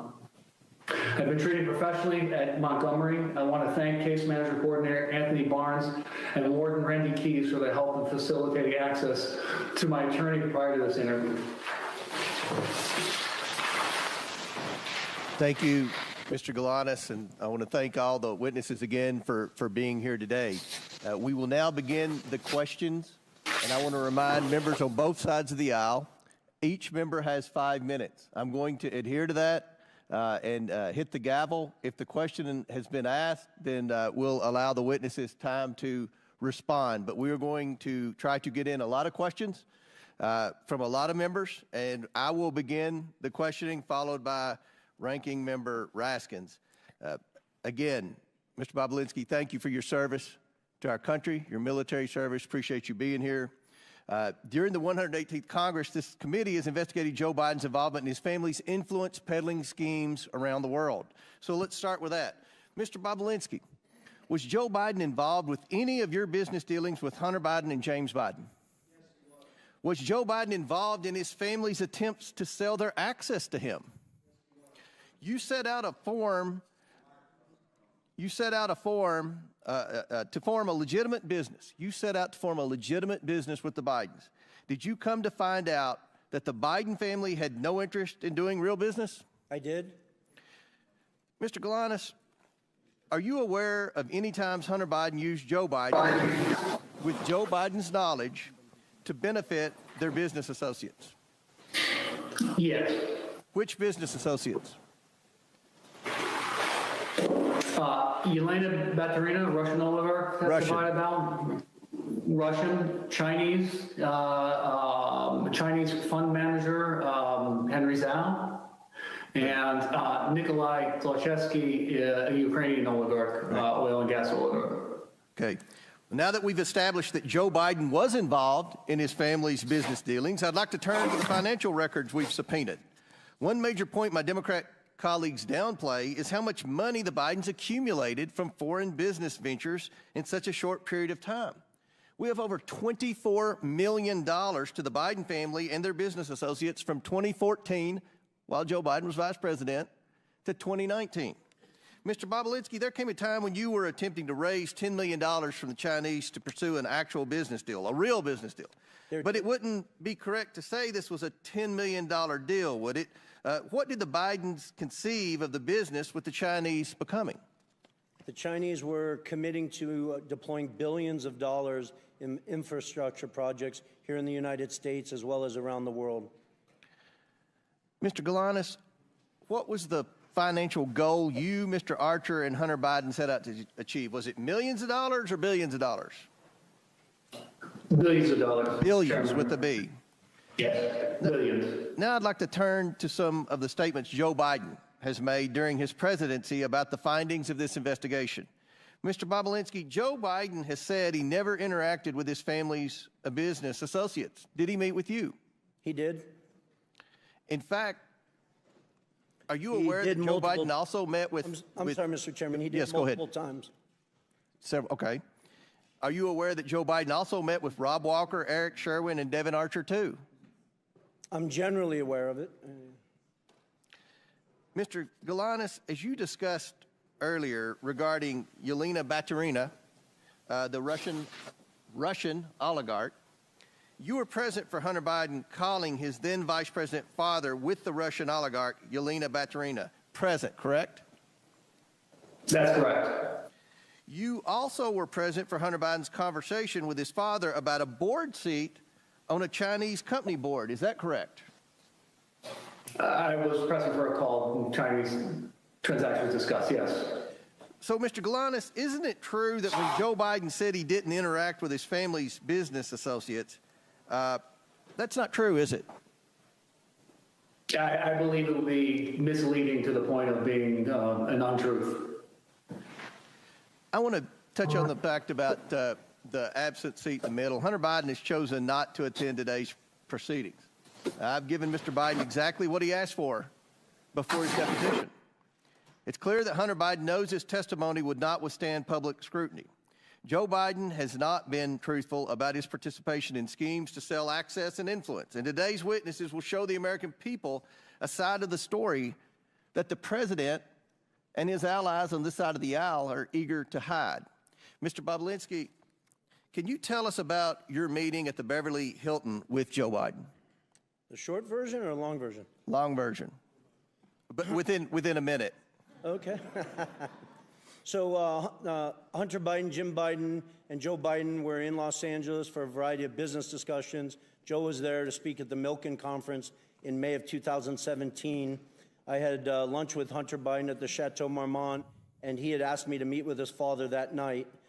He set up a meeting at the Beverly Hilton where they hold the Milken Conference. And I got there a bit early and sat with Jim Biden, Hunter Biden, and we're just talking about what we were doing with the Chinese and the legal documents I was working through. And they had sort of coached me before Joe showed up to, listen, we're going to just keep things at a very high level. We're not going to go into a lot of details in this meeting.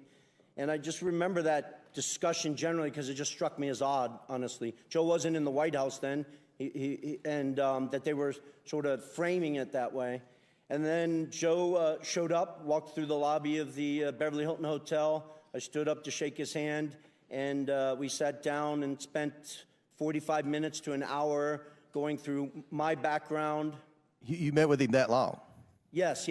This wasn't a handshake, a 2-second discussion about the weather. This was a 45-minute long meeting to an hour where we talked about a lot of stuff. Very good. Thank you. Chair now recognizes Ranking Member Raskin for his questions. But we're actually going to go to Mr. Garcia to begin. Great. Thank you very much. And thank you again. I just want to, just for the record, be very clear that in Mr. Bobulinski's testimony, he has provided zero evidence of any sort of link between Hunter Biden and the president as far as it relates to the business dealings. And so once again, we're back to a hearing where no evidence is being provided of any sort of wrongdoing by the president. But I want to go back. That's a Mr. blatant Bobulinski, lie. actually, it's my time, sir. Mr. Bobulinski, I want to go back to the private deposition that we had. I was one of a handful of Democrats in that private, on the record, under oath conversation we had. And during that deposition, I asked you a question of which you gave a false answer to, and I want to go back to that. I asked you specifically who got you into the presidential debate that was attended by you and others, and that, of course, was a huge moment in that campaign, and you could not recall. In fact, you said, quote, "I do not recall who got me into the debate." Do you remember telling me that, sir? You were playing semantics, trying to ask me as if somebody called me directly and gave me a ticket, like sir, I was going to a movie sir, theater. I asked you. I told you. I'm going to reclaim my time, sir. I'm going to reclaim my time. What I said was. Just ask me a question, Mr. I'm reclaiming my time. Thank you, sir. Actually, what I asked you was, do you recall who actually got you into the presidential debate? You actually said, quote, "I do not recall who got me into the debate." You did not remember who got you into the debate between President Biden and between Joe Biden and Donald Trump. That's not a true statement. Sir, you quoted, "I don't recall who got me into the debate." It's on page 102 of the transcript. You did not ask me whether I was a guest of Mr. Biden. Thank you. I'll reclaim my time. I'm not asking you a question right now. Thank you very much, sir. In fact, here, as was shown by Ranking Member Raskin, we know that you were in the debate actually sitting adjacent and next to Trump officials. When we were confronted again on this same question, Mr. Bobulinski, if you were a guest of Mr. Trump's at the debate, you responded and you quoted, once the Wall Street Journal called you out, quote, "Is the Wall Street Journal God or something? Like you act like this is some encyclopedia of fact." And you refuse to still confirm that you were a guest of Donald Trump. So I want to ask you one more time, sir. Were you a guest of Donald Trump at the presidential debate?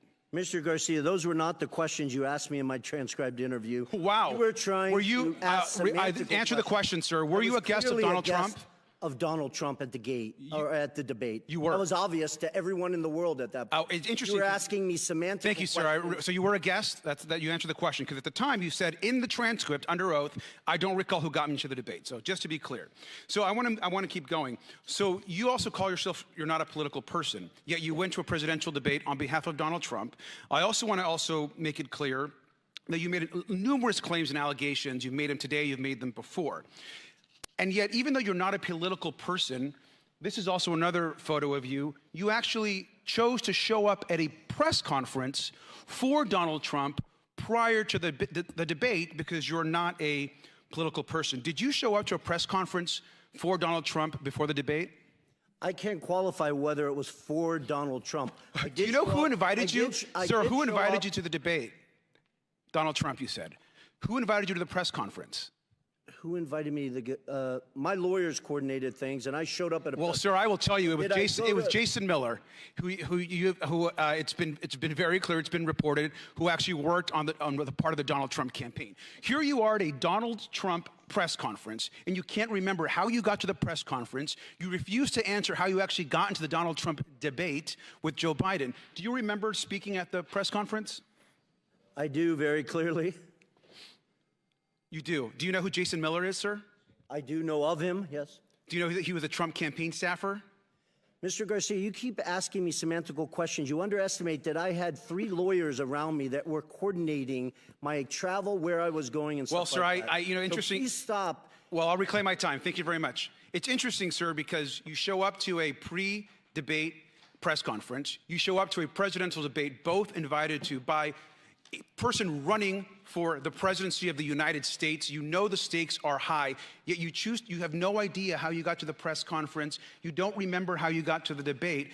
And here you are speaking at a press conference of which the national media, so how did you get to this press conference? I flew on a plane. Who invited you? Are we going in circles? Sir, who invited you to the press conference? My lawyers told me I was invited to come to Tennessee. At that point, I was trying to get the truth and the facts out to the American people. At that moment in time, if I recall, I believe 80 million people watched that debate. And that was probably the Thank you, sir. I reclaim my time. Well, with that, I think it's very clear for someone that can't remember how I got to a Donald Trump press conference or a Donald Trump debate, you're completely an uncredible witness, sir. Thank you, and I yield back. Gentleman's time has expired. Chair now recognizes the Chairman of the House Ways and Means Committee, Jason Smith, for 5 minutes. Thank you, Mr. Chairman. We've previously heard from 2 IRS whistleblowers that Joe Biden was the brand being sold by his family members.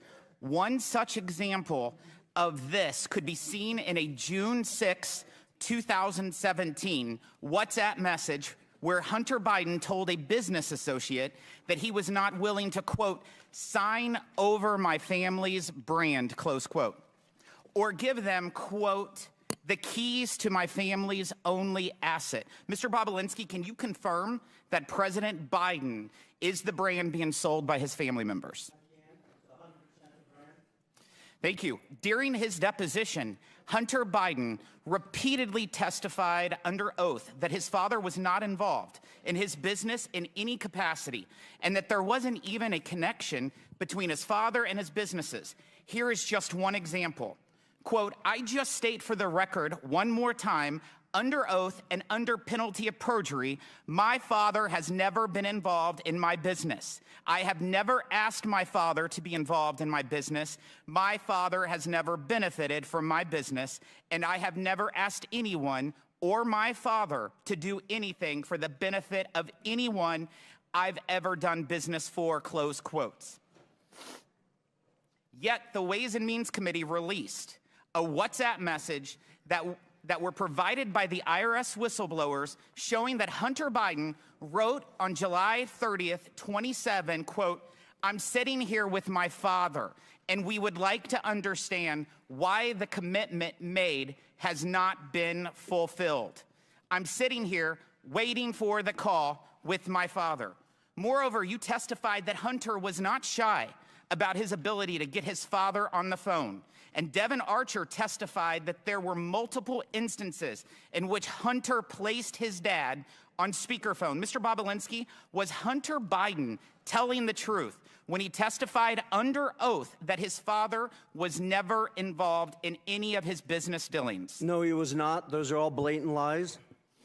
We continue to hear claims that President Biden was not involved in his family's business dealings and that he did not benefit from illicit business deals. However, IRS Special Agent Joe Ziegler provided documents to the Ways and Means Committee, 327 emails, many of which involve Hunter Biden and Hunter Biden's business associates.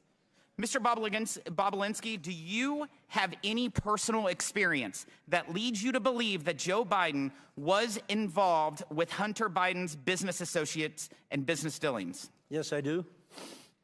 You want to say a few? To outline how Joe was involved? Yeah. Yes, different congressmen and women keep trying to say that there's no evidence and use the word involved, which is a very opaque language. If Joe Biden was not involved in his son's business dealings, why, after flying all the way across the country to the Milken Conference, where there is next to Davos, is probably the biggest conference in the world, why would he take 45 minutes out of his night? It wasn't a 10 a.m. meeting. It was 10:40 in the evening. He's an elderly man, flew all the way across country to sit with me for 45 minutes to an hour to discuss my background, the business we are doing with the Chinese, his family's background. Speaking of the business with the Chinese, in October 2020, Joe Biden asserted that his family had not earned money through business dealings in China. However, IRS whistleblowers shared evidence that the Biden family made at least $1.1 million from their business with China, including $100,000 in payment from CFC, China Energy, and a $1 million payment in exchange for legal services that were never provided to a CFC official, Patrick Ho. Mr. Bobulinski, do you know whether the Biden family made any money from China? They did, millions of dollars, I think approximately 8 to 9 million. The Biden family has made millions of dollars from China, correct? Correct. And you said at least 9 million? Yeah, I think it's actually over 10 million, but I'll leave those details up to you guys. Thank you. I yield back. Gentleman yields back. Chair now recognizes the ranking member. Thank you, Mr. Chairman. Thank you, Mr. Parnis, for being here today. Your involvement with the real Russian hoax about Joe Biden began in 2018 when, as a big donor and a big supporter of Donald Trump's, you were introduced to Rudy Giuliani, and you began working with him to dig up dirt on Joe Biden, Ukraine. If you can just tell us quickly how you got involved in that. Yes, I was a donor at the time. I began doing business with Rudy Giuliani. He got involved in a business I was doing called Fraud Guarantee. And in the midst, we started spending a lot of time together until eventually in November of 2018, he approached me and asked me about my connections in Ukraine. After telling him about people that I knew and things that I heard, at that point, then he wanted me to go to Ukraine to find Viktor Shokin, the prosecutor general. And basically, he wanted to go from his fraud guarantee to guaranteeing a fraud on the American people. But after turning over every stone and going down every rabbit hole, including interviewing Viktor Shokin and Zlochevsky, the owner of Burisma, did you ever find the smoking gun or any evidence that Donald Trump was looking for to paste on Joe Biden? On the contrary, Representative Raskin, not only did we keep hitting dead walls and not finding the smoking gun, but we kept running into sources of the information that was coming out of Russia.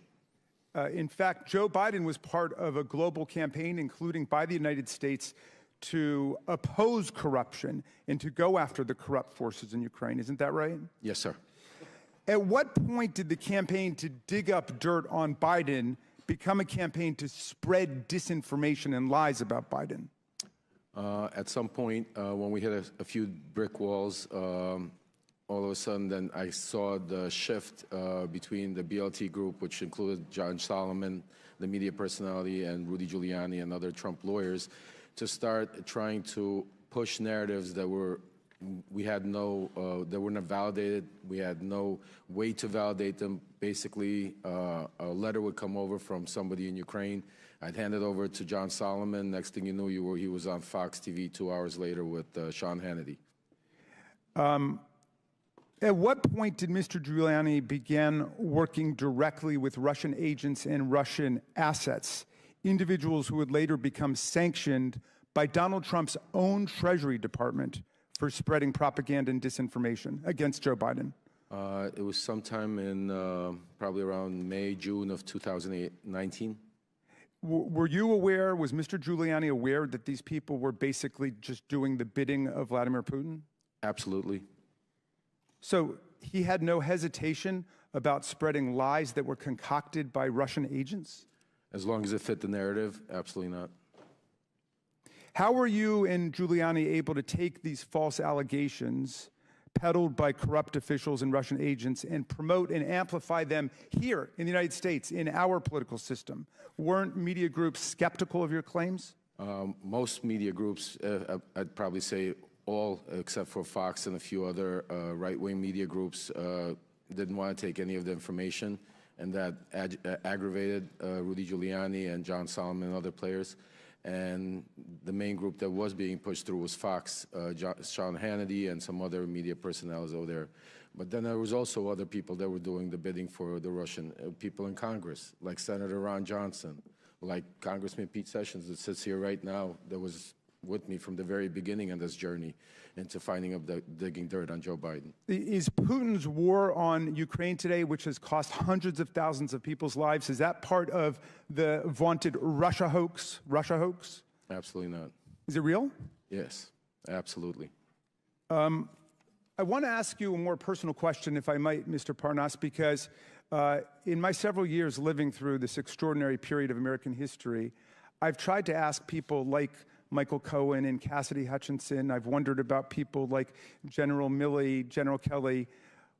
Why did you break with all of the deceit and corruption and lies of Donald Trump? How did you get out of that culture?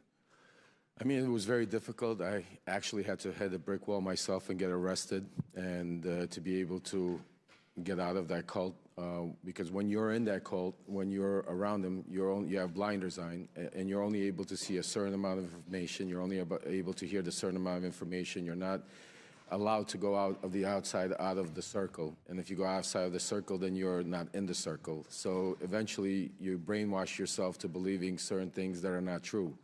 When I was arrested and had some time to reflect and really understand what was going on, I started realizing, looking back and thinking back to moments in time of where I started thinking myself that this can't be true and we're doing something wrong. Well, thank you for telling the truth and helping America to end this nightmare. I yield back to you, Mr. Chairman. Chair now recognizes the chairman of the House Judiciary Committee, Jim Jordan. Thank you, Mr. Chairman. The ranking member just said that, quote, Joe Biden was opposed to corruption. Really?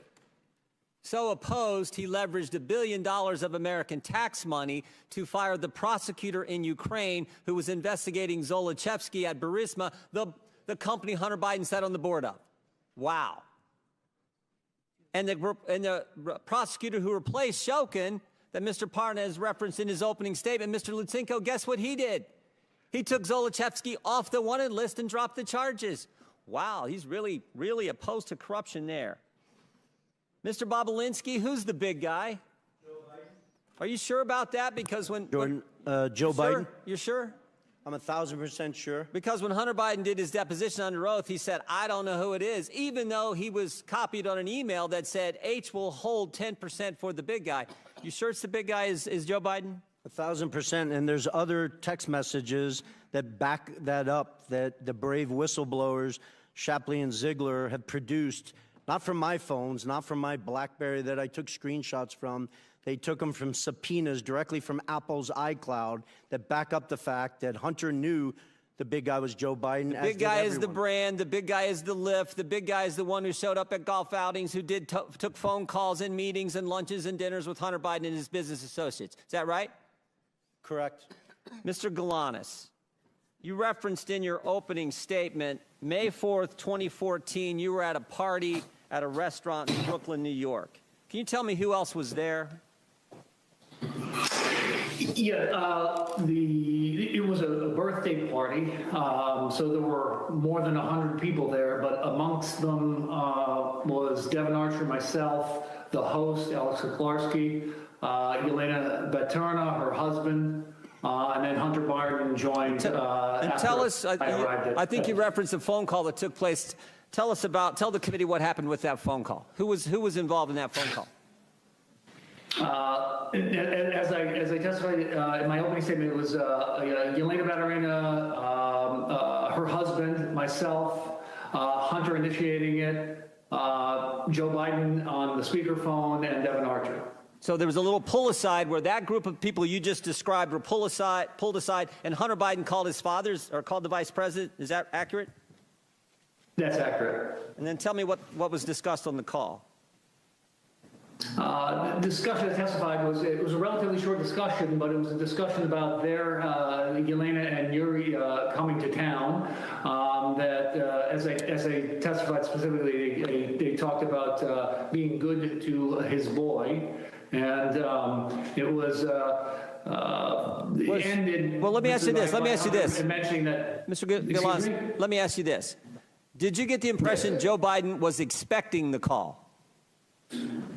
Yes, to me, it was clearly set up ahead of time. It was an arranged call. So this was arranged, this was coordinated. Hunter Biden calls his father, then vice president, and I think in your deposition you said he said this, "I'm here with our friends that I told you were coming to town." So it's our friends, and I told you this was going to happen, which suggests that it was most definitely coordinated. Is that accurate? That's accurate, yes. And again, can you tell the committee who Miss Baturina is again? A Russian billionaire, wife of the former mayor of Moscow, served for near 20 years as the mayor. She's the wealthiest woman in Russia. She'd already given money. She'd already given money to Hunter Biden and his business before this meeting in May, and then subsequent to that meeting, she committed to give more money. Is that accurate? That's accurate. So subsequent to the coordinated call, the arranged call that Hunter Biden had with the Vice President of the United States, the wealthiest woman in Russia commits to give millions of dollars more to Hunter Biden's business. Is that all accurate, Mr. Galanis? That is accurate, yes. And again, this was a pull-aside done at this meeting, and you think and you know that it was coordinated. Is this what they call access to the brand, access to the Biden lift? Is that what you would describe it as, Mr. Galanis? I don't think there's any doubt that that was the intent of the call and the objective, yes. And it followed the motto. It followed the statement that you all agreed to: say it, forget it, write it, regret it. This wasn't put in writing. This was a phone call on a speaker that was all. There's no writing about this. It was all done that way. That was how the business operated. Is that correct, Mr. Galanis? Yes. I yield back. Gentleman yields back. Chair now recognizes Mr. Lynch from Massachusetts for 5 minutes. Thank you, Mr. Chairman. I want to make an observation here. I've been on this committee, this investigating committee, for over 20 years.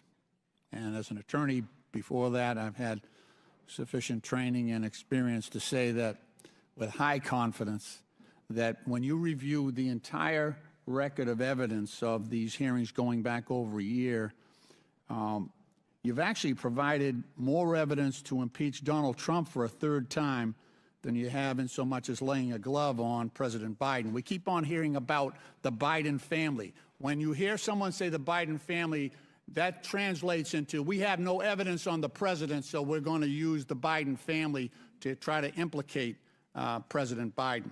But by the constant bumbling and continually shifting arguments here, you've done nothing more than exonerate President Biden. We heard initially for months, we heard about the Hunter Biden laptop. And, you know, there were absolutely some embarrassing photos on that and some awful information about Hunter Biden's personal life. I will admit that. Then you bring in your own witnesses, your legal experts before this committee and have them testify.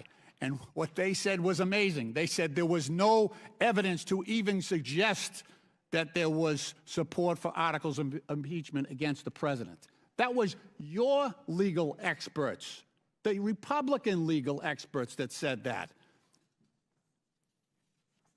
Then we have statements by Mr. Jordan saying that Mr. Smirnov was the most corroborating witness that the Republicans had, the strongest witness that they had. And, of course, after that, we find out through the Trump-appointed prosecutor that all of the information that Mr. Smirnov had provided was fabricated, false, and submitted by the inducement of Russian agents going after President Biden and trying to undermine our democratic system. And now we come to a point where, since that witness blew up, now we're going to prison, and we're reaching out to witnesses who have been convicted and sentenced to prison for stealing $80 million from the pensions of innocent workers. We can't get any lower at this point. That's your star witness. I want to remind people he's sitting in prison. That's why he can't be here today. He's sitting in prison for scamming workers' pensions. I mean, how low can you get?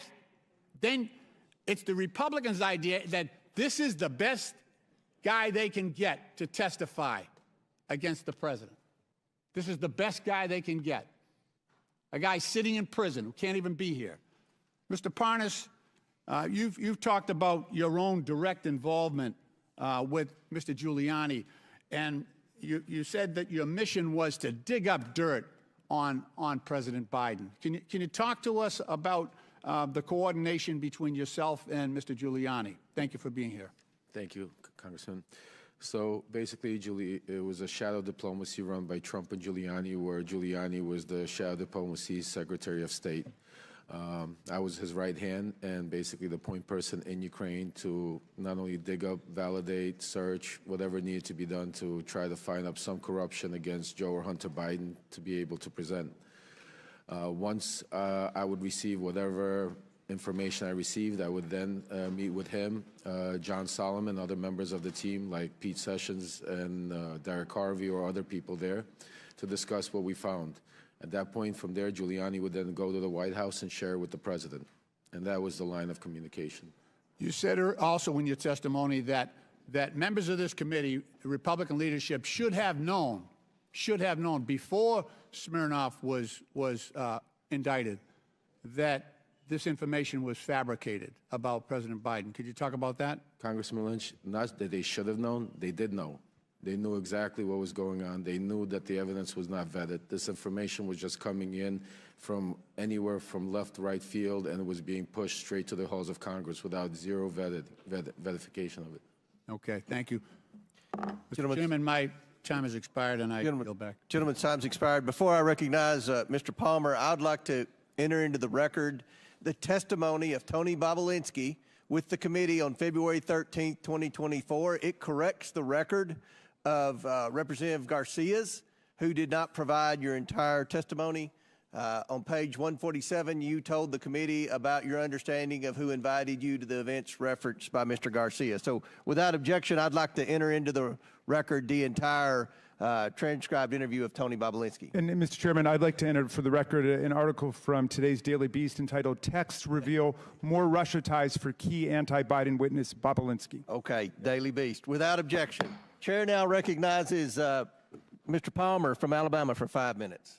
Mr. Bobulinski, I have very limited time, and I want to get through a lot of information, so please answer these questions with a yes or no, if you don't mind. You have met Joe Biden, isn't that correct? Correct. In fact, you had a meeting with Joe Biden, isn't that correct? 2 of them. One of those times was before the Milken Conference in Los Angeles, May of 2017, is that correct? It was during the Milken Conference. You provided a great deal of documentation to this committee. I want to show you some messages between you and Hunter Biden, be on the screen here, in May of 2017 before you first had a meeting with Joe Biden. These are messages between you and Hunter Biden dated May 2nd, 2017. Do you recognize these? I do. At the bottom, Hunter wrote, "Dad, not in now until 11. Let's me and Jim meet at 10 at Beverly Hilton where he's staying." Jim is James Biden, President Biden's brother. Is that correct? Correct.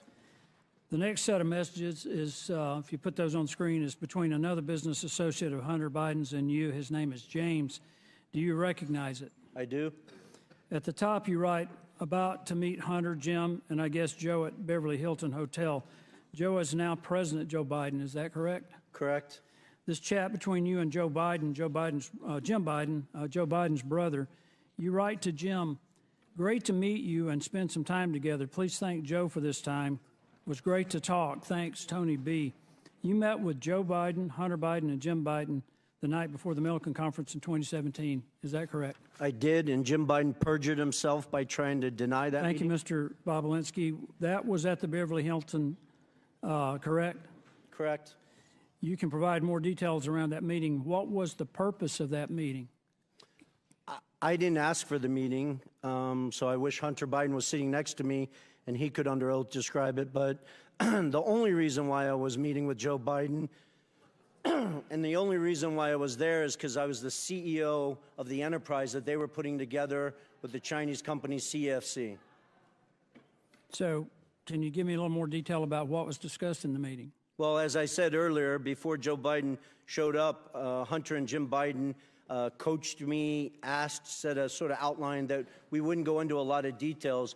So through the 45 to 60-minute meeting I had with Joe Biden, I think it was about 10:40 p.m. after he flew across country, we talked about my background, my family's military background, the different business ventures I'd done around the world, the family I worked with. Joe spent time talking about his family, some of the tragedies that they had lived through.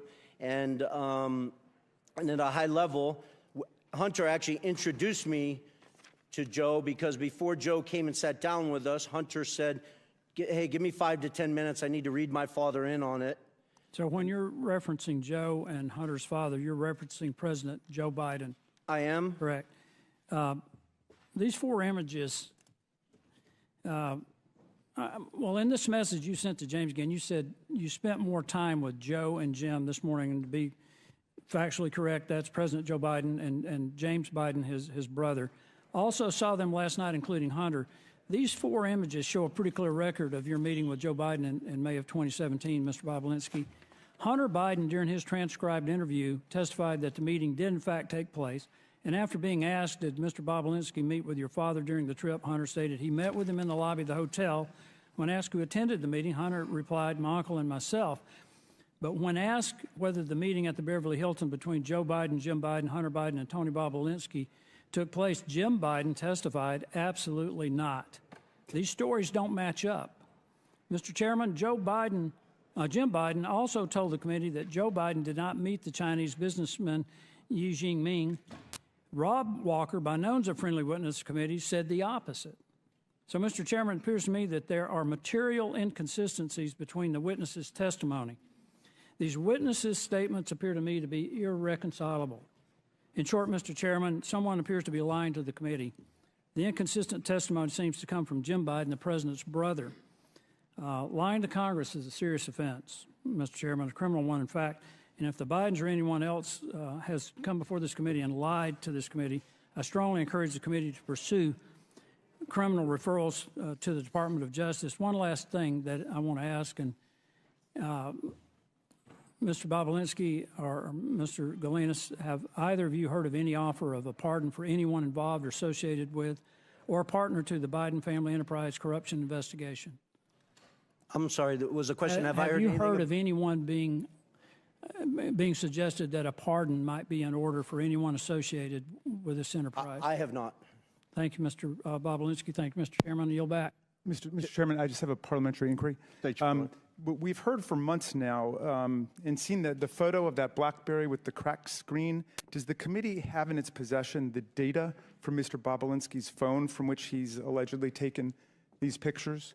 Because I think we need the data that they keep referring to. And maybe Mr. Bobulinski could just turn it over to us, or we could subpoena it today.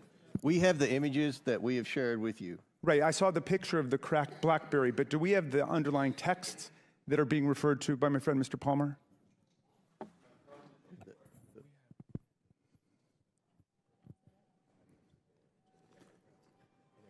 Mr. Bobulinski previously said he'd be happy to turn over his phone. We have pictures of all the text message screenshots that we've provided with everyone on the committee.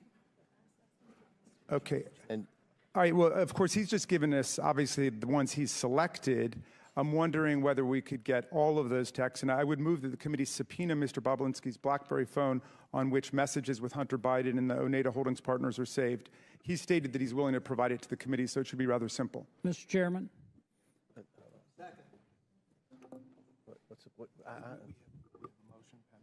Yeah. Okay, there's a motion to subpoena Bobulinski's BlackBerry. Yeah, with the texts that were just referenced by Mr. Palmer. Chair recognizes Mr. Jordan. I move the table the motion. There's a motion to table. I request the motion is to table is not debatable. As many are in favor of tabling may signify by saying aye. Aye. All those opposed signify by saying no. No. In the opinion of the chair, the ayes have it, and the motion to table is agreed to. Mr. Chairman, what we're doing is we're tabling evidence here, which you keep relying on, so I'm going to ask for a recorded vote for that. Yeah. That just makes no sense. A recorded vote is ordered. We'll suspend for a moment. We don't, this is a committee hearing. We don't have the clerk. Will somebody go find the clerk? I know.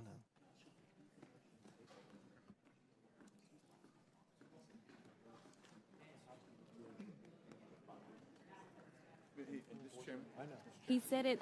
Did he say under oath? In the. Did he say? Would, Mr. Speaker, Mr. Chairman, Mr. Minority Leader, do you think it's possible that the witness would voluntarily just give it? But I had understood actually that Mr. Bobulinski had volunteered when he was asked about this. It would simplify things if he would just turn it over the BlackBerry. Well, he did very clearly say he's happy to turn over his BlackBerry to the committee. We then asked for it at the deposition. He didn't. We've asked the majority to ask for Mr. it. Goldman, you're out of order. We're in suspension here waiting for the clerk to come so we can take the vote that your side of the aisle requested. You can't make this stuff up. You can't. This is Jurassic Park. Gee.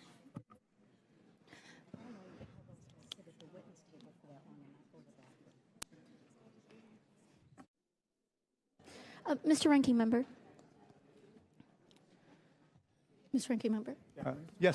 I solely want to underscore the importance of I'm this. sorry, gentlelady's out of order. You can come back here and talk to him if you want.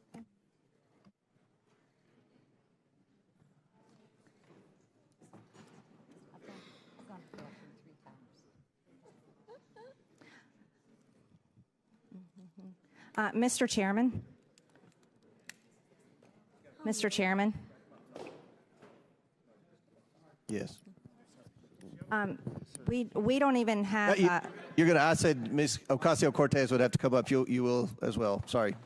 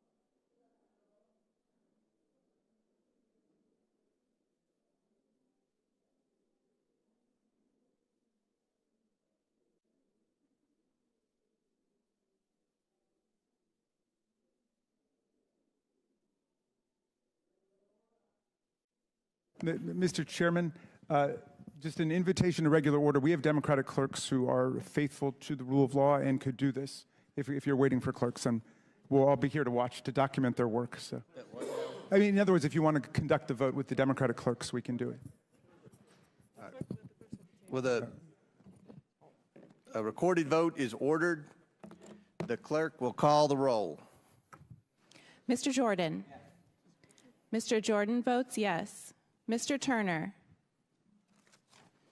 Mr. Gosar. Ms. Fox. Mr. Grothman. Mr. Grothman votes yes. Mr. Cloud. Mr. Cloud votes yes. Mr. Palmer. Mr. Palmer votes aye. Mr. Higgins. Mr. Higgins votes yes. Mr. Sessions. Mr. Sessions votes aye. Mr. Biggs. Mr. Biggs votes aye. Ms. Mace. Ms. Mace votes aye. Mr. LaTurner. Mr. LaTurner votes aye. Mr. Fallon. Mr. Donalds. Mr. Donalds votes yes. Mr. Perry. Mr. Timmons. Mr. Timmons votes aye. Mr. Burchett. Ms. Green. Aye. Ms. Green votes aye. Ms. McLean. Ms. McLean votes aye. Ms. Boebert. Mr. Fry. Mr. Fry votes aye. Ms. Luna. Mr. Langworthy. Mr. Langworthy votes aye. Mr. Burleson. Mr. Waltz. Mr. Waltz votes aye. Mr. Raskin. No. Mr. Raskin votes no. Ms. Norton. Mr. Lynch. No. Mr. Lynch votes no. Mr. Connolly. Nay. Mr. Connolly votes nay. Mr. Krishnamurthy. No. Mr. Krishnamurthy votes no. Mr. Khanna. Mr. Mfume. No. Mr. Mfume votes no. Ms. Ocasio-Cortez. Nay. Ms. Ocasio-Cortez votes nay. Ms. Porter. Ms. Bush. Ms. Brown. Ms. Stansbury. Mr. Garcia. Mr. Garcia votes no. Mr. Frost. Ms. Lee. Ms. Lee votes no. Mr. Kassar. Mr. Kassar votes no. Ms. Crockett. No. Ms. Crockett votes no. Mr. Goldman. No. Mr. Goldman votes no. Mr. Moskowitz. Mr. Moskowitz votes no. Ms. Tlaib. Ms. Tlaib votes no. Ms. Presley. Ms. Presley votes no. Mr. Chairman. I vote yes. And how is Mr. Burleson recorded? Mr. Chairman votes yes. Mr. Burleson is not recorded. Mr. Burleson votes yes. How is Ms. Boebert recorded? Ms. Boebert is not recorded. Ms. Boebert votes aye. How is Mr. Turner recorded? Mr. Turner is not recorded. Mr. Turner votes aye. How is Mr. Frost recorded? Mr. Frost is not recorded. Mr. Frost votes no. Porter. How is Mr. Fallon recorded? Mr. Fallon is not recorded. Mr. Fallon votes aye. How is Ms. Porter recorded? Ms. Porter is not recorded. No. Ms. Porter votes no. Will the clerk tally the report?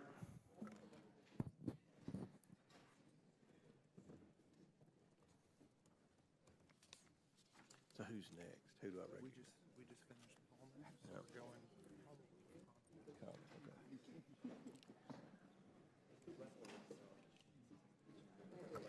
Mr. Chairman, on this vote, the ayes are 21, the nays are 16. The ayes have it. The motion passes. Chair now recognizes Mr. Conley for 5 minutes. Thank you, Mr. Chairman. Mr. Bobulinski, in your deposition, you were asked about taking a picture of your phone, and you said, and I quote, "I still have that phone. I could put that phone on this table right here, and every person in this room could look at that individual text and validate that it's a legitimate text and the date and time stamp on it." Are you willing to provide the committee voluntarily with the BlackBerry referenced and that phone? I'm willing to sit in a room with both the chairman and the ranking member with my phone and their staff, and we can go through each and every text message. As I said in my interview, I had a forensics expert plug into my BlackBerry, somebody who's done extensive work for the FBI for over 10 years with an interest of pulling all the data off that phone so I could provide it to the committee. Unfortunately, they were using Cellbrite software, which is the software that the FBI uses, and they were unable to pull the data off the phone. Okay. So I am more than willing to sit in a room with the Mr. Chairman and the ranking member and their staffs with that BlackBerry fully charged, and we can go through each and every message if Well, that's helpful. that's some progress, and I appreciate that, but you can understand, I'm sure, why the committee wants to look at prima facie evidence on its own. Well, I can't understand excuse why me, you're sir. trying to Excuse me, imply sir. that I This haven't is, cooperated. Mr. Bobulinski, this is my time. You can understand why we would want to look at evidence raw and unvarnished so that we can make our own determination. But thank you for your willingness to cooperate, at least at that level. Mr. Parnis, you observed back in 2023 in a letter you sent to Chairman Comer that there were flagrant examples of Giuliani interfering in Ukrainian politics, unquote. Why would Giuliani be interfering in another country's politics? I mean, Giuliani would do and say whatever he needed for the purpose of getting the information he wanted to secure Donald Trump 2020 election. So just a prime example of one of the things he did, he had a close relationship with then a boxer, Vladimir Klitschko, who was then the mayor in Ukraine. When the new president came over, there was rumors about maybe him not staying in office as mayor of Ukraine.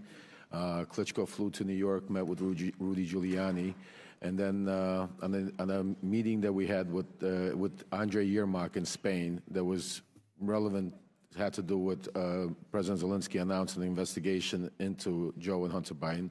At that meeting, he also brought up the Klitschko situation and basically told Yermak that if Zelensky got rid of Klitschko, President Trump and the American people would be very upset about that because we love him and he needs to be in there.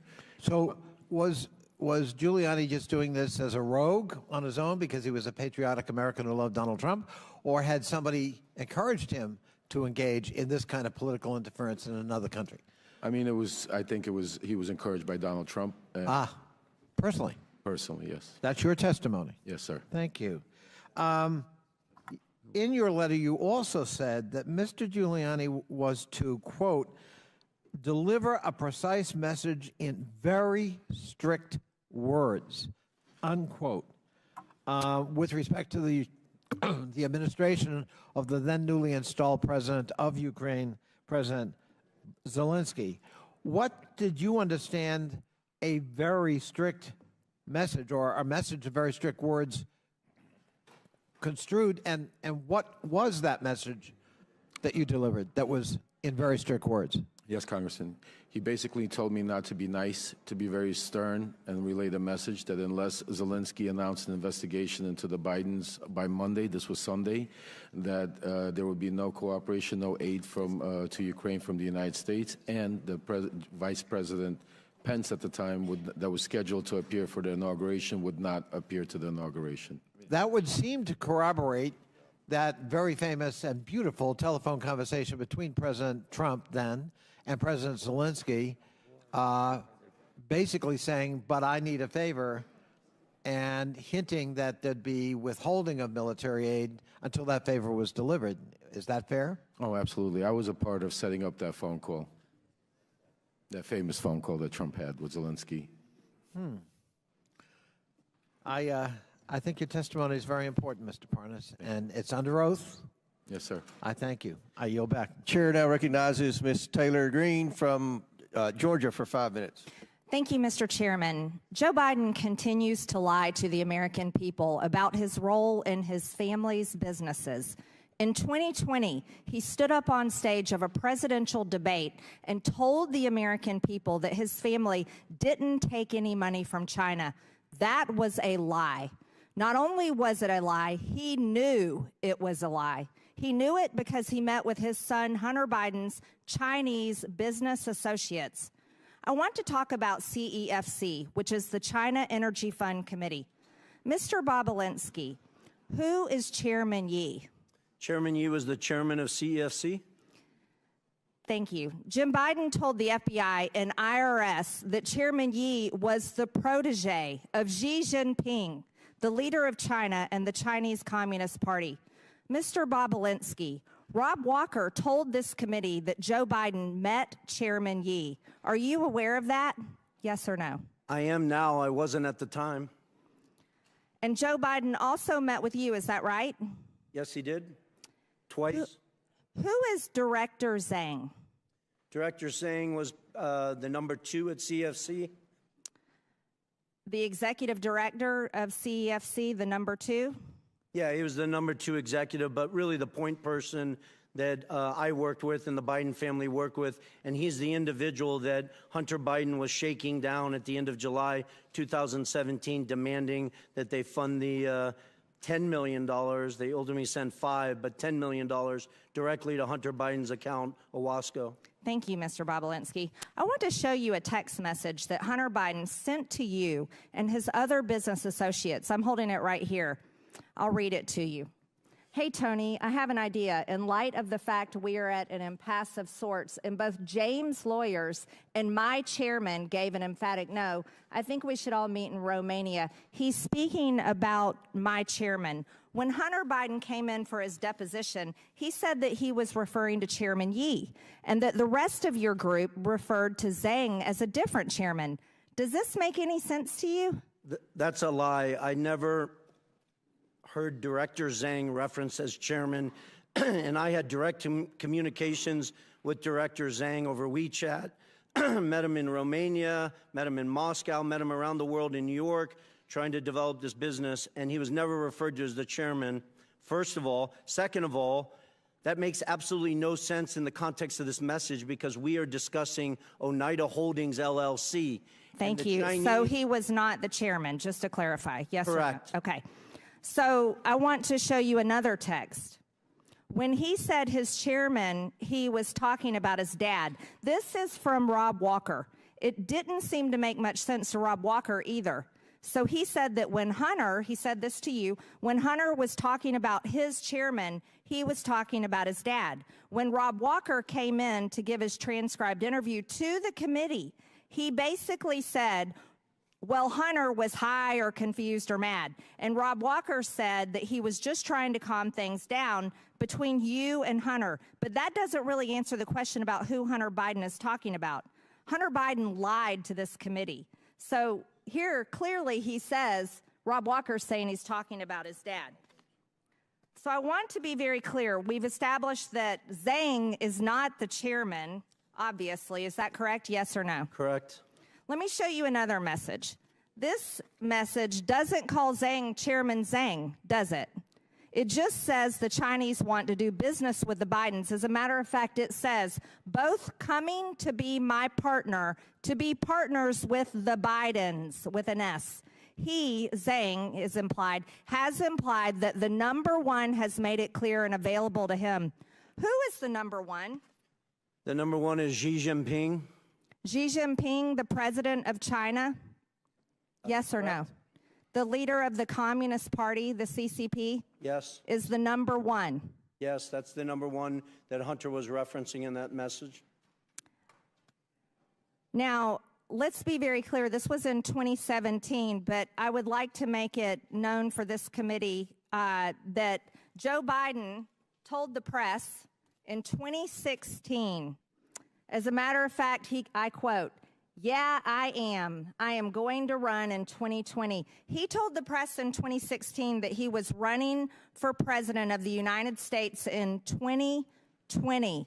So here is the Bidens doing business in China in 2017 when everybody knew he was planning to be president of the United States. Do you see that to be a serious problem, Mr. Bobulinski? I do, and I wish this committee would thoroughly investigate it and focus on all the evidence that the SDNY has on CFC. They had FISA warrants, so they were recording conversations, and I wish they disclose all that data and fact to this committee.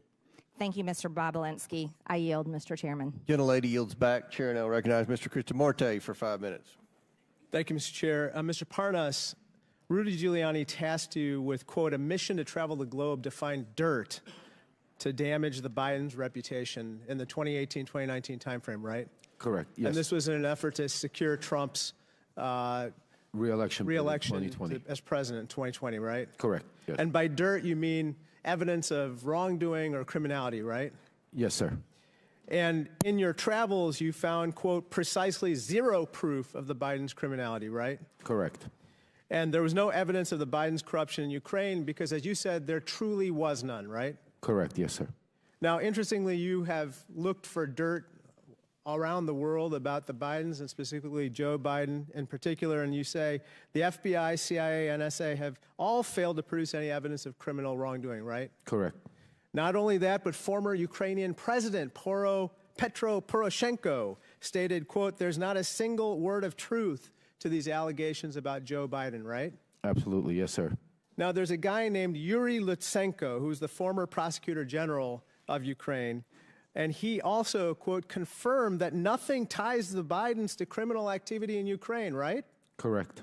And then there's another prosecutor general named Viktor Shokin, who also said he conceded, quote, that he had no evidence that either Joe or Hunter Biden had ever interfered with Ukrainian law, right? Yes, sir. And the reason you know this is because you talked to each of these people, right? Yes, sir. And your job was to try to dig up dirt or manufacture dirt, right? Yes, sir. And yet we have conducted months of hearings, and because there's been no evidence of wrongdoing, you've called this whole impeachment inquiry a, quote, wild goose chase, right? Yes, sir. Now, interestingly, we've heard from the other side that, quote, the real quid pro quo wasn't Donald Trump. It was Joe Biden when he tried to hold up foreign aid when he was vice president in exchange for firing the federal prosecutor in Ukraine that was investigating the corruption from his son. Now, you, again, looked for evidence to support this claim. There is no evidence, correct? Correct. That was false. In fact, firing the prosecutor would make it more likely that they would go after the company in question, Burisma, not less, right? Well, the ironic part is the reason why majority of the world and Ukraine and the Obama administration wanted to get rid of Viktor Shokin because he was corrupt, not because he was investigating Burisma, because he was stalling investigations for UK that was looking into a $23 million they wanted to get out from Zlochevsky, and Shokin stalled that investigation. So it was the logic is just the opposite of what the majority claims is to be the case, namely that they say that somehow Joe Biden was out to fire the prosecutor to reduce the chances of a prosecution of Burisma. But actually, in firing that prosecutor, he increased the chances of prosecuting Burisma, right? Absolutely correct, yes. So let me just talk to you about what some of the other witnesses in this impeachment inquiry have said. Jonathan Turley, the constitutional expert the Republicans brought forward, said there's no evidence of which he was aware to support impeaching the president. You agree with that, correct? 100%. Garrett Graves, a colleague of ours, said just last week, quote, have I seen anything that is impeachable? No, I haven't. You agree with that statement as well? Yes, sir. Last year, our Republican colleague Ken Buck, who's about to retire, said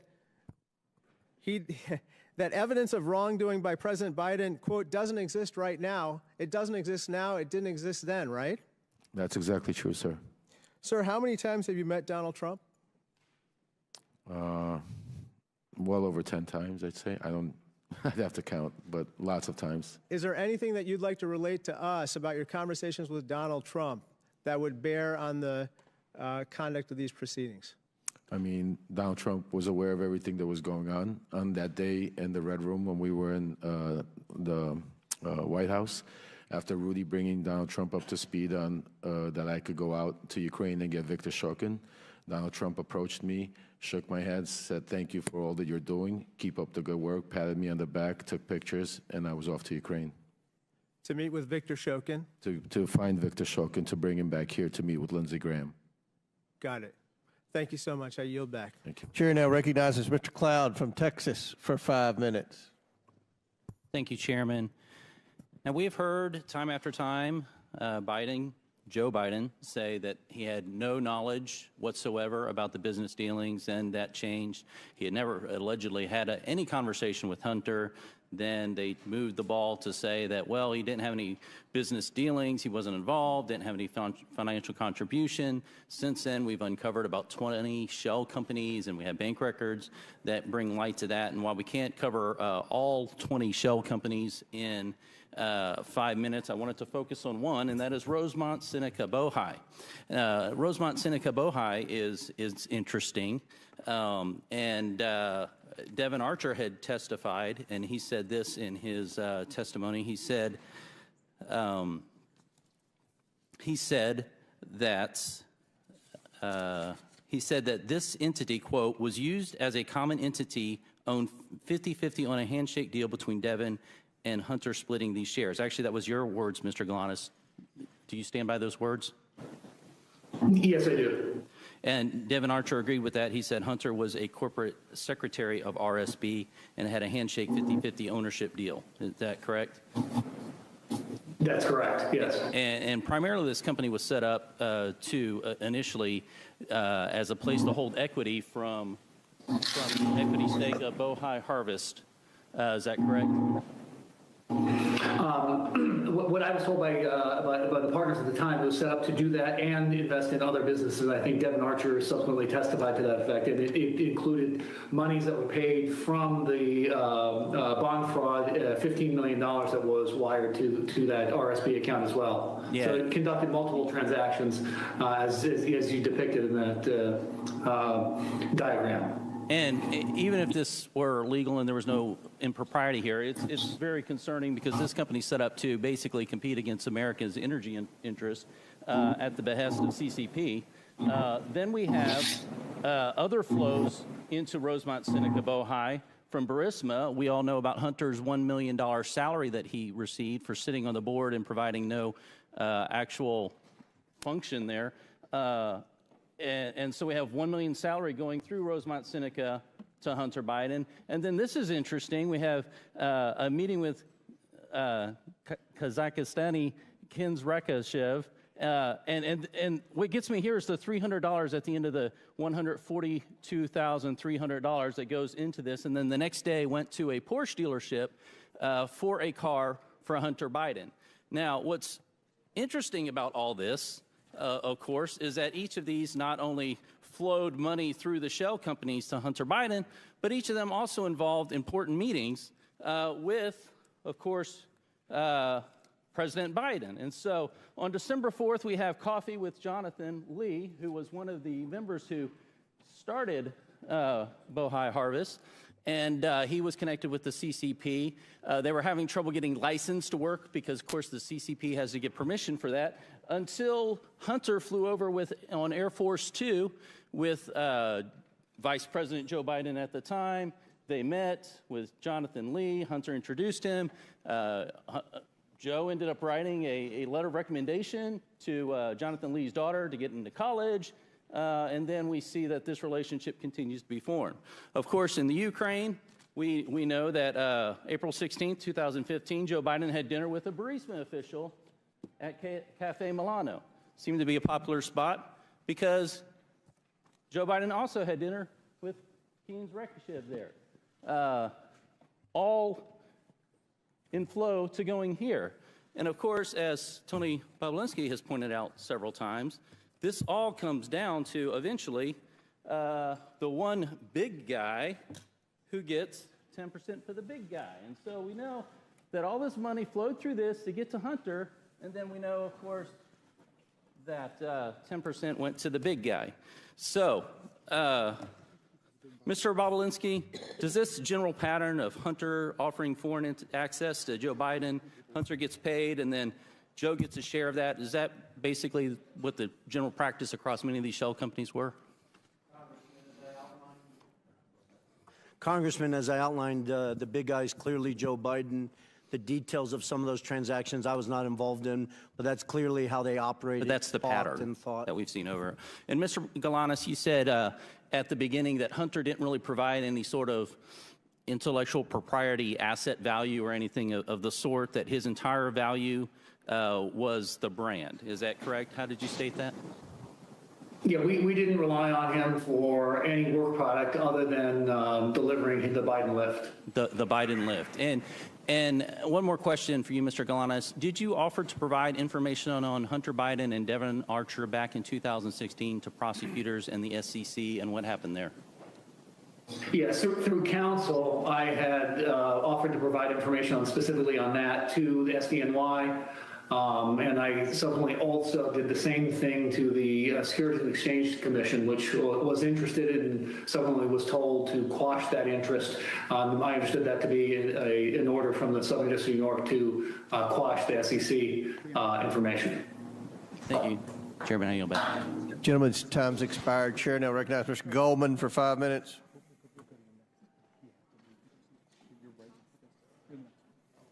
Thank you, Mr. Chairman. I only have 5 minutes, Mr. Bobulinski, so I'm going to try to move quickly, and I'd appreciate if you just answer the questions.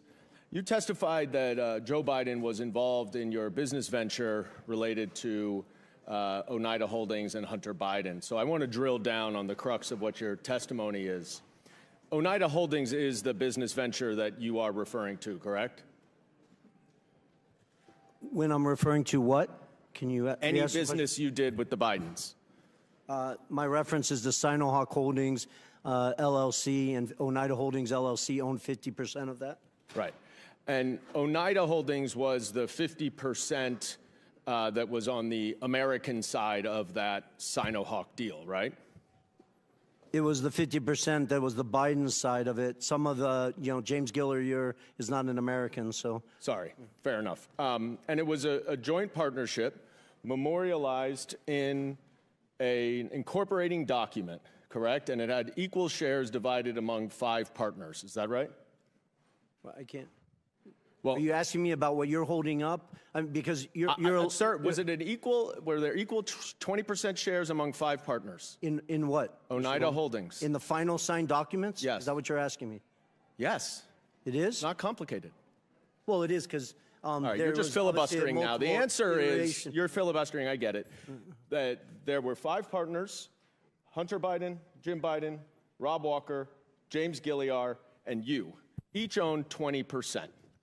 Do you? Well, they didn't each own. Their LLCs owned it, which is a material. Do you see Joe Biden or an LLC related to Joe Biden on this? I don't know if Joe Biden owned any of Jim Biden's LLC or Hunter Biden's LLC. I'll leave that up to the committee. Okay. And do you know when this agreement was entered into? The poster board that you're holding up, or the actual legal document that was signed? The agreement, sir. The agreement. The agreement was signed May 22nd, 2017. Who was the vice president then? May 22nd, you said?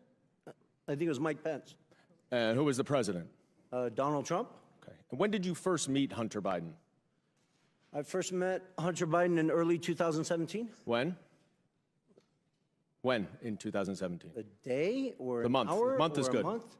I believe I briefly met him in New York, but I spent the first meeting I had extensive time with him was in early May 2017. Okay, and that was around the same time that you had those 2 meetings with Joe Biden, right? It was, but prior to that, I had numerous discussions with Hunter. You have said I had lawyers working through the documents that you're Can I asking? please reclaim my time, sir? As I said, we have to move quickly here. Unfortunately, in your testimony earlier today, one of my colleagues asked you about that meeting at the bar, 45 minutes to 60 minutes. And you were also asked about that in your transcribed interview. And in neither of your answers did you mention any discussion that you had at that meeting with Joe Biden about the Chinese business venture. Yet, in grandiose terms here today, you have declared that Joe Biden was involved. and that you have mountains of irrefutable evidence to support it. So let's look at the mountains of irrefutable evidence. You provided the committee with a screenshot of a text message that is between James Gilliard and you, dated May 11th, 2017. You see this? I don't know if you can see it. If you can't see, it's just you and James Gilliard, though, right? You remember this text message, I'm sure. Generally, yes. All right. And in it, Gilliard writes, "Man, you are right. Let's get the company set up, then tell H and family the high stakes and get Joe involved." And 2 days later, Mr. Gilliard sent an email to you, CCing Rob Walker and Hunter Biden, in which he suggested a division of the company and included a proposal of, quote, 10% held by H for the big guy, question mark. You remember that, right? The infamous email with the big guy? Yes, Yeah. I do. Did anyone ever respond to that email? Yes, they did, numerous times. Sorry. Hunter Biden himself did. Excuse me. You're right. Well, no, I Did think anyone that's important because Sir, Hunter did Biden anyone has ever claimed that he didn't Can you answer my respond to it, questions? and he responded to it, I believe, You're just going to times. filibuster. I reclaim my time that's running out, but I will say no one responded to the big guy reference for 10. Thank you for making my point. They didn't have to respond because they all knew the big guy was Joe Biden. I reclaim my time. Mr. Chairman, please control the witness. I would like to get a little extra time, Mr. Chairman, because I want to read what Mr. Gilliard said to the Wall Street Journal. Quote, "I would like to clear up any speculation that former Vice President was involved with the 2017 discussions about our potential business structure. I am unaware of any involvement at any time of the former Vice President. The activity in question never delivered and project revenue. 9 days later, the agreement without Joe Biden was signed. You and James Gilliard wanted Joe Biden involved, and that is why Hunter Biden dumped you and did the business That's a on his blatant own. lie, Mr. And I yield Goldman. You back. know better. Chairman's time's expired. Chair now recognizes Mr. Higgins from Louisiana for 5 minutes. Thank you, Mr. Chairman. Mr. Bobolinsky, thank you for being here today, and we appreciate the candor of your responses, sir, which is reflective of the way you handled yourself in private testimony and deposition. So I thank you for communicating truthfully to the American people today. I'm going to ask you about the China Energy Fund Committee, the CEFC. You familiar with that, sir? I am. Was this a multi-billion-dollar company, like a Fortune 500 company at one time? It's even bigger than that. If you go back and look at its financials in 2016 and 17, it was probably one of the 5 largest private companies in China. So exactly. So this was a major operation that had a lot of money, and apparently, I'm going to hold up a memo here from this is a chart from the second bank memo, and it shows disbursement of a total of almost $24 million for diamonds. So you have a major Chinese company spending a lot of money on diamonds, and apparently diamonds were used as a means of payment for the Biden family. We know that the Bidens have testified that admitted to having 2 diamonds. We suspect that there are many, many more, $23 million worth of diamonds. Are you familiar with the exchange of valuable assets to pay the Bidens other than electronic transfers of monies? Are you aware of payments in diamonds, payment in cash, payment in board memberships, et cetera? Am I generally aware of it, Yes, or was sir. I involved? Yeah, I read Jim Biden's and Hunter Biden's transcript multiple times. Jim Biden in that transcript references 2 diamonds that were given to Hunter Biden. One, he implies, was in 2015 by an individual who he couldn't recall his name, but the individual's name is Scott O., who was a surrogate for CFC. And then apparently a second diamond was given at a meeting in Miami. And I really want to set the record clear. I was not at that physical meeting. I was in Miami, but I was not at that physical meeting. That's what I told the FBI in my transcribed interview. Are you aware, Mr. Bobulinski, of a pattern of bribery, of bribe payments coming from the China Energy Fund Committee? I appreciate that question. I wish everyone on this committee would read the 1,200 pages of testimony in an 8-day trial in the SDNY where Mr. Goldman used to work while the actual trial was going on, that accused numerous executives, ultimately Patrick Ho, of corruption, bribing, leaving shoeboxes of cash to a variety of political figures in Africa. Exactly. So, Mr. Bobulinski, from your perch within the Biden family operations and their interactions with major businesses in China and the exchange of millions of dollars that are known, we've tracked them through bank records, through suspicious activity reports, through emails, through communications that this committee has documented. There's no debate that millions and millions of dollars flowed into the Biden family's bank accounts.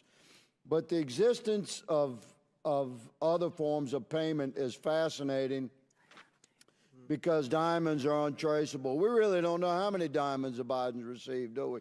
We don't. And for somebody who's been to mainland China probably 10 plus times, Hong Kong probably 15 plus times, I had hundreds of people, Congressman, I had hundreds of people working for me in mainland China.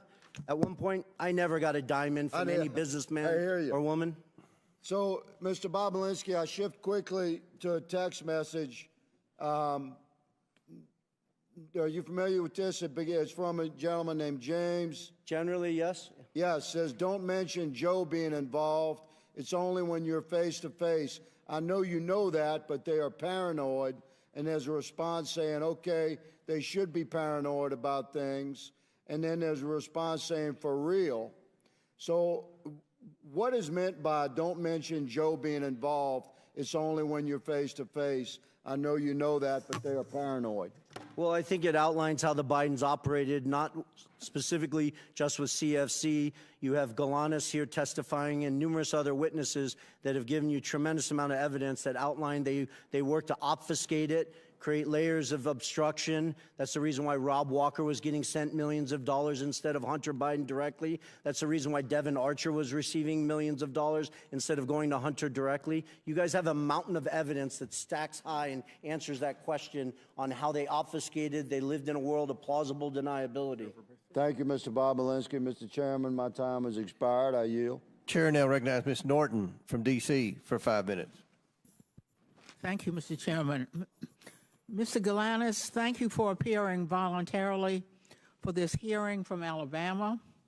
I understand you are currently serving a 189-month sentence in federal prison, almost 16 years, after being convicted of not one, but two, but not one, not two, but three different schemes.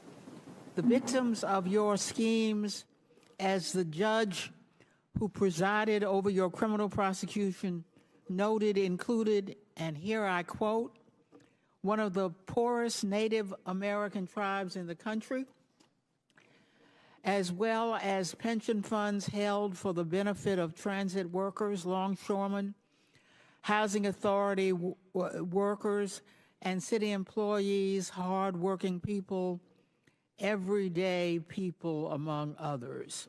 The court also noted that you personally benefited from these schemes, and again I quote, using over $8 million, almost $9 million, for lavish personal expenditures, including home expenses, automobiles, travel, clothing, jewelry expenses, and meanwhile, investors were left with nothing. But this is not your only encounter with prosecutors.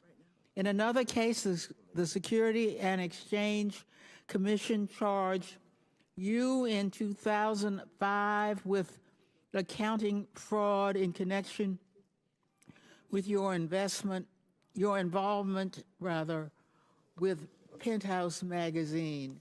And in 2010, You were convicted of attempted tax evasion and were sentenced to 5 years probation in order to pay nearly $2 million in restitution. In imposing your prison sentence, the judge noted that you are, and here I quote, an extremely talented man, extremely gifted in his interpersonal skills, uncommonly so. He is very persuasive as an individual, and those were the tools in his tool bag of the fraud he committed and the people he ensnared, his intelligence, his interpersonal skills, his charm, if you will. And this is something that is not unseen in people who are commonly referred to as con artists. Another judge who presided over your case referred to you as, quote, a skillful con artist.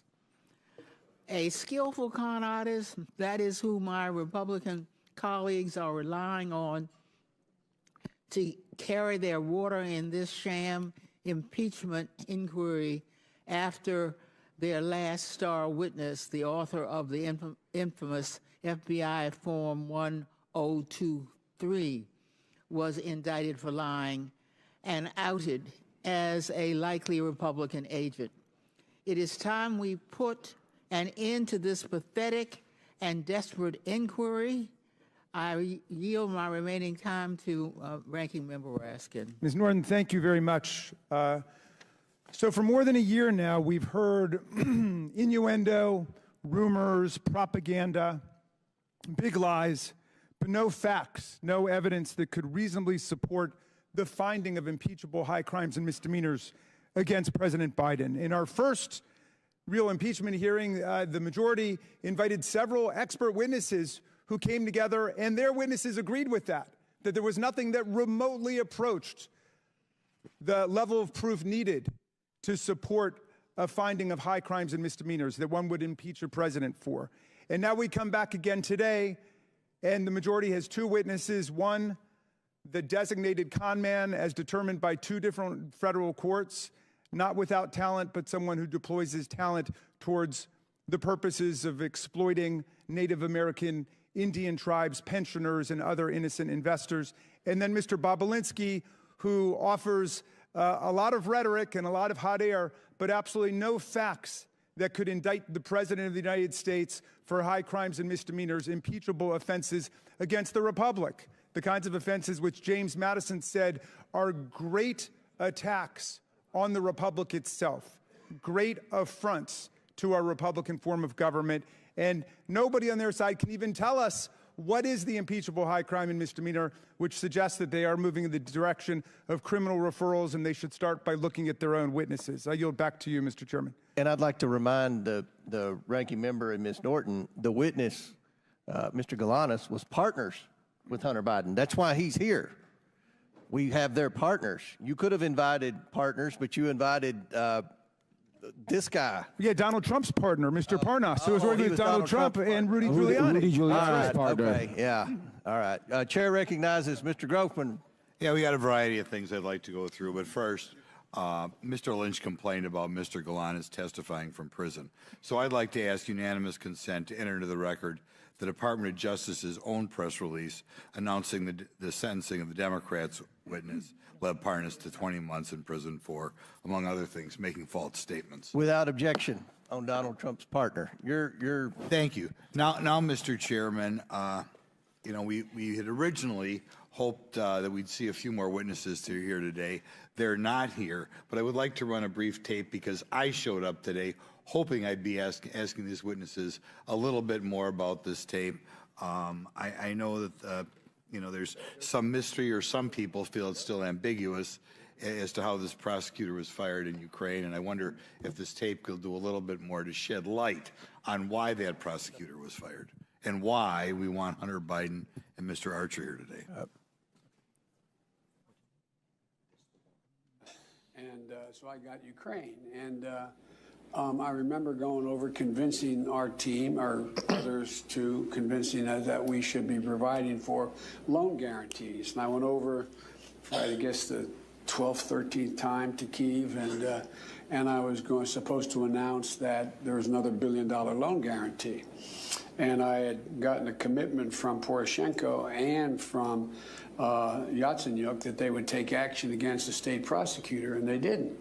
So they said they were walking out to press conference. I said, no, I said, I'm not going to, we're not going to give you the $1 billion. They said, you have no authority. You're not the president. The president said. I said, call him.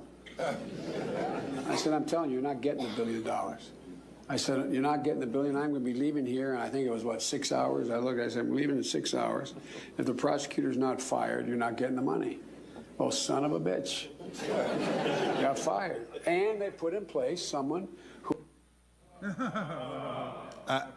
I just wanted to put that up there because I do eventually want further efforts made to get Hunter Biden or Mr. Archer here, because we have Joe Biden himself bragging that they got rid of a prosecutor who would have provided his son's business dealings with a little bit more tough going, or more observation. I'll put it that way. Now, Mr. Bobulinski, in previous interviews, in previous interviews with this committee, you said that Joe Biden not only knew about the family's business dealings, but enabled them and participated in them.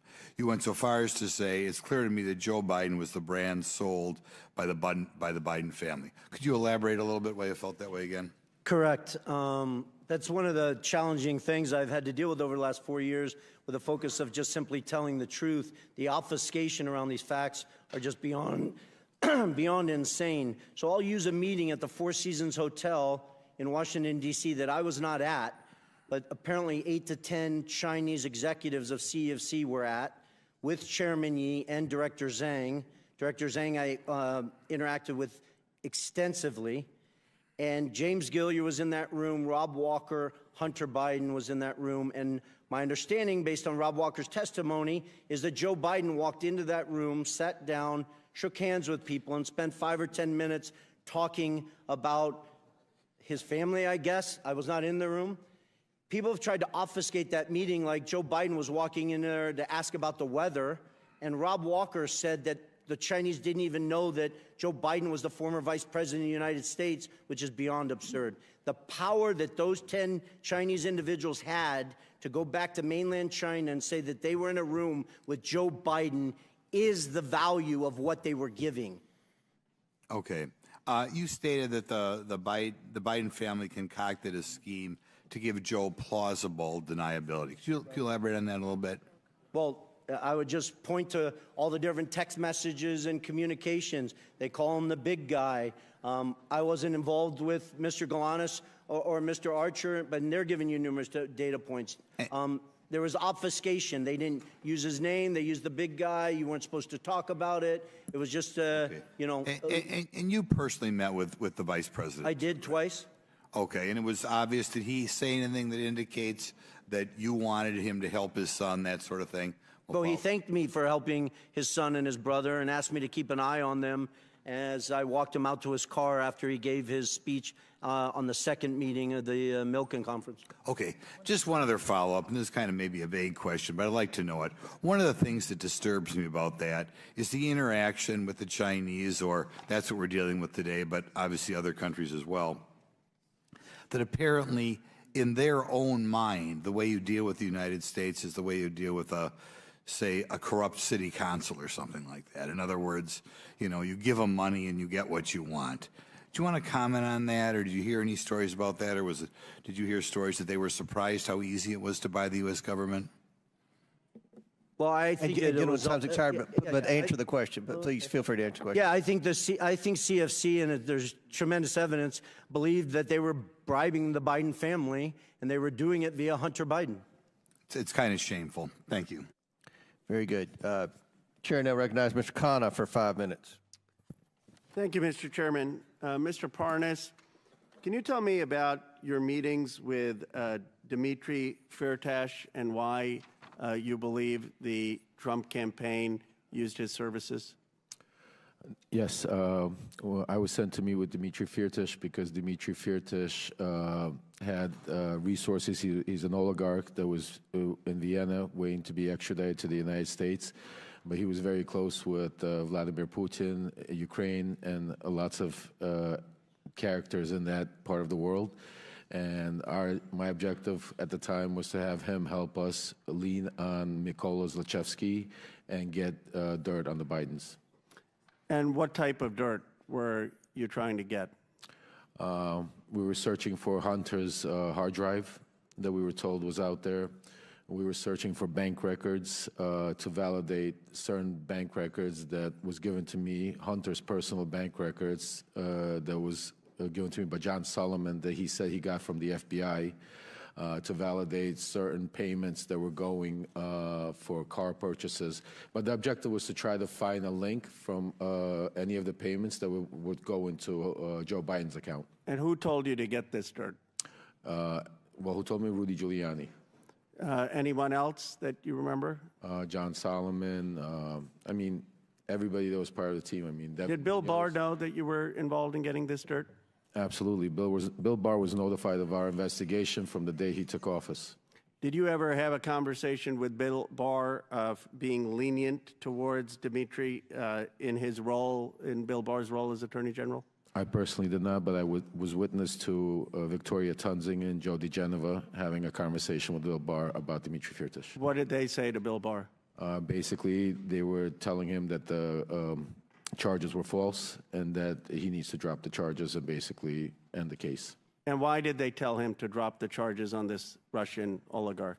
Because Dmitry Firtash was going to help us getting dirt on the Bidens or whatever else the Trump campaign needed. So my understanding is you have the Trump campaign telling you to talk to a Russian oligarch to get dirt on the President of the United States for political reasons, and then someone from the Trump campaign is talking to the Attorney General to drop the charges because this foreign national is helping get dirt on a political candidate? Absolutely. Did Bill Barr indicate any willingness to drop the charges? After a meeting that Victoria Tunzing and Joe DeGeneva had with DOJ, they came back and informed me that we're going to Vienna because to tell Dmitry Firtash everything's going to be okay. Do you know if Bill Barr in any way told you to say that? I was not privy to in that meeting, no. Do you have any evidence that Bill Barr would have indicated to signal to Dmitry that the charges would be dropped? Only from conversations from Rudy Giuliani or Victoria Tunzing. And what did they say about what Bill Barr said? They basically told me that this would be taken care of as long as Firtash played ball, and that's the message they relayed to me to tell Firtash. And they said that Bill Barr was conveying that to them directly? Yes, after meetings. There were several meetings. There was a private meeting at where Rudy Giuliani went and bumped into actually Bill Barr at the Trump International Hotel, and he used that as a moment to take him aside, speak to him. And then there were certain official meetings through official channels where Victoria Tunzing met with him. So, yes. Do you know anything, if anything was done with the charges? Till this day, Dmitry Firtash is not here. Do you believe that Bill Barr should be investigated for his conduct in potentially dropping these charges? I absolutely believe that, but not only that, I believe Bill Barr should be investigated into the cover-up and trying to silence me to get the truth out of what really happened in Ukraine. And explain the cover-up and what you believe he should be investigated with your last minute. My arrest was set up strictly to shut me up, to seal my documents, take away all my information, and turn me into a crazy man that had no way to prove what was going on. But the real story was Bill Barr was trying to save Donald Trump from impeachment and use me as a scapegoat. What he didn't realize was Donald Trump was not going to stop and was continue doing what he wanted to do. And that's why it blew up in Bill Barr's face. He also hired special counsel at the time, Brady, to look into Ukraine. When we tried to reach out, my attorney to special counsel Brady, he never returned our phone call. Nobody wanted to hear anything I had to say that had to do with Ukraine, Donald Trump, or Rudy Giuliani. Mr. Chairman. Wait, will the gentleman yield? Yes. Thank you. Mr. Parnis, I just want to say you have stuck to the facts today. We don't hear bombast and rhetoric from you, but you're telling a true story, and you've conducted yourself with great purpose and great dignity, and I know your son is here with you today, and I hope he and the rest of your family are proud of what you're doing for America. Yield back. Thank you. Chair now recognizes Mr. Donalds from Florida for 5 minutes. Thank you, Chairman. It's been an interesting hearing so far. Let's actually get to the actual paper trail of money flow from the CEFC into the bank account for President Joe Biden. And I want to start with a text message, July 31, WhatsApp text message between Hunter Biden and one Mr. Zhao. Real quick, Mr. Bobulinski, who is Mr. Zhao? Congressman Donalds, I'd just actually like to spend 20 seconds. If you noticed, Congressman Khanna scurried out of here very quickly, and I'm actually disgusted as I sit here that he didn't address me based on the fact that I'm sitting here in front of the world trying to testify to the truth. In October 2020, I have messages I'm willing to produce to both the Democrats and the Republicans that Ro Khanna sent to me saying, you have always demonstrated to me that you're nothing but an honest with the highest integrity individual, and I was begging for him to go on CNN and tell the world in October 2020. I have extensive emails with Congressman Ro Khanna in 2021 and 2022 where I begged him and his staff to sit down with me and look at my BlackBerry phones that the Democrats are so focused on, to hire forensics experts and go through all of the factual information I had. So the fact that he did not even address me and then scurried out of here is disgusting to me. All right. Sorry, Mr. Donalds. I'll answer your question now. All right, so we're going to have to come off of that because now we're at 3 minutes, 30 seconds. Yep. Mr. Chairman, for the record, I want to submit into the record 2 different WhatsApp text messages. One, July 31, between Hunter Biden and Mr. Zhao of CEFC, which stipulates that Hunter Biden wants to be able to move on from and get the contract resolved, get the deal resolved, and that Mr. Zhao responds and says, yes, the CEFC is willing to cooperate with the family. On August 31, there's another exchange, this time August 3rd, 2017, between Hunter Biden and Mr. Ganwei Dong. And in this message, they're talking about the stipulations of the arrangement between the Biden family and CEFC. I want to submit both WhatsApp text messages for the record, Mr. Chairman. Without objection to order.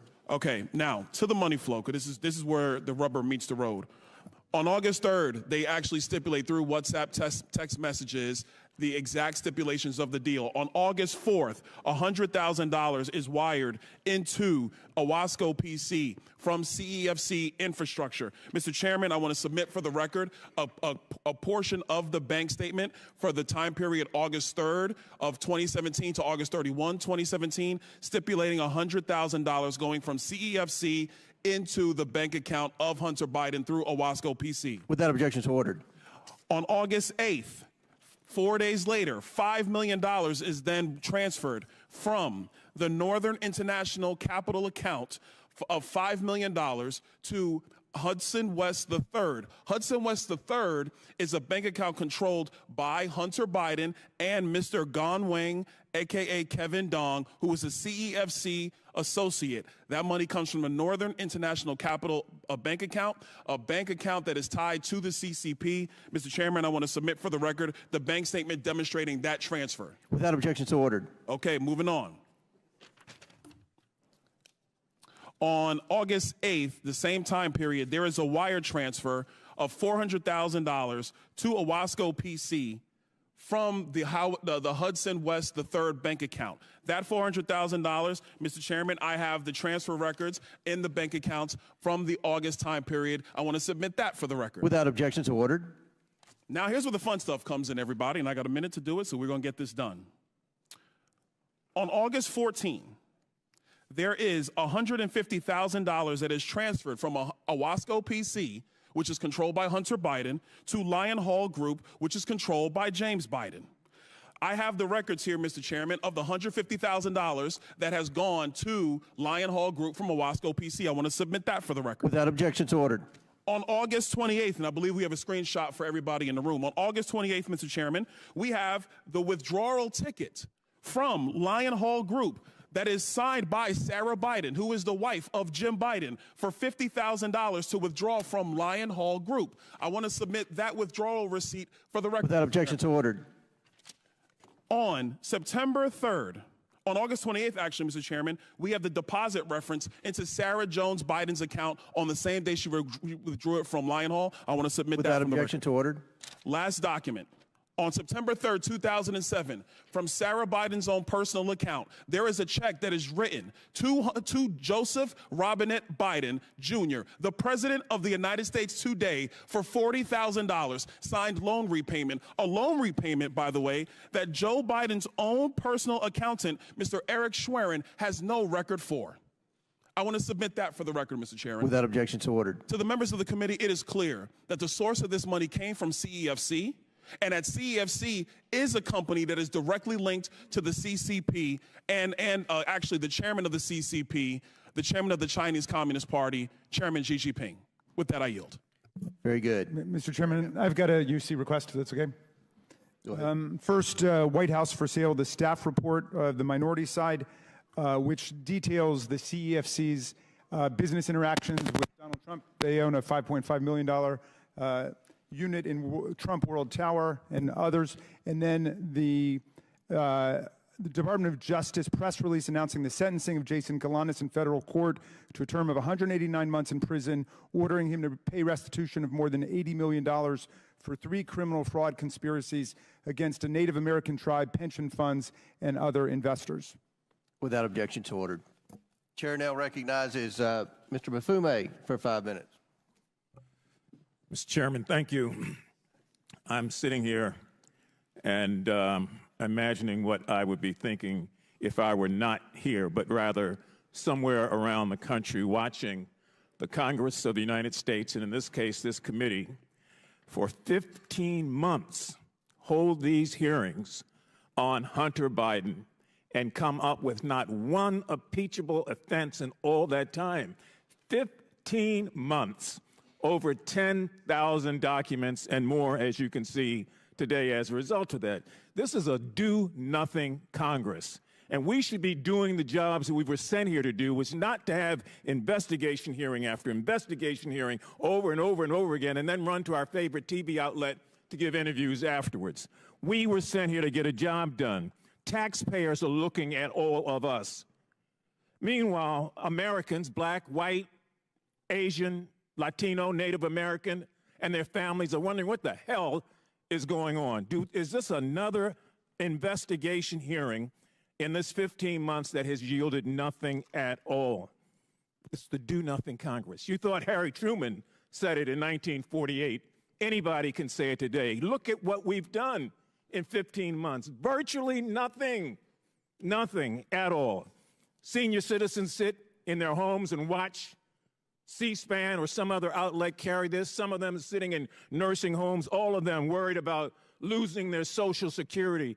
They're on fixed incomes, and they expect the Congress to use its time and its energy to deal with things that affect them directly.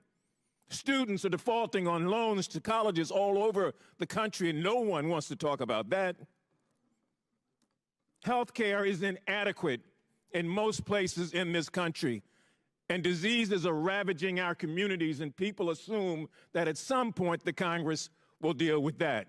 And so whether it's cancer, cardiovascular disease, kidney disease, diabetes, HIV, stroke, the disparities in the health system say, please, please give us a little bit of your time also when you're not dealing with Hunter Biden and when you can't prove that he's done anything wrong. Crime is out of control. White collar as well as black collar. And assault weapons are still being used every day to shoot and kill innocent children and Americans. And we're sitting up here talking about something that we've talked about for 15 months with no substantial evidence. Can't get humanitarian aid to Palestine. Can't get military aid to the Ukraine. Children are looking and wondering what the hell is going on. Is that what politics are about?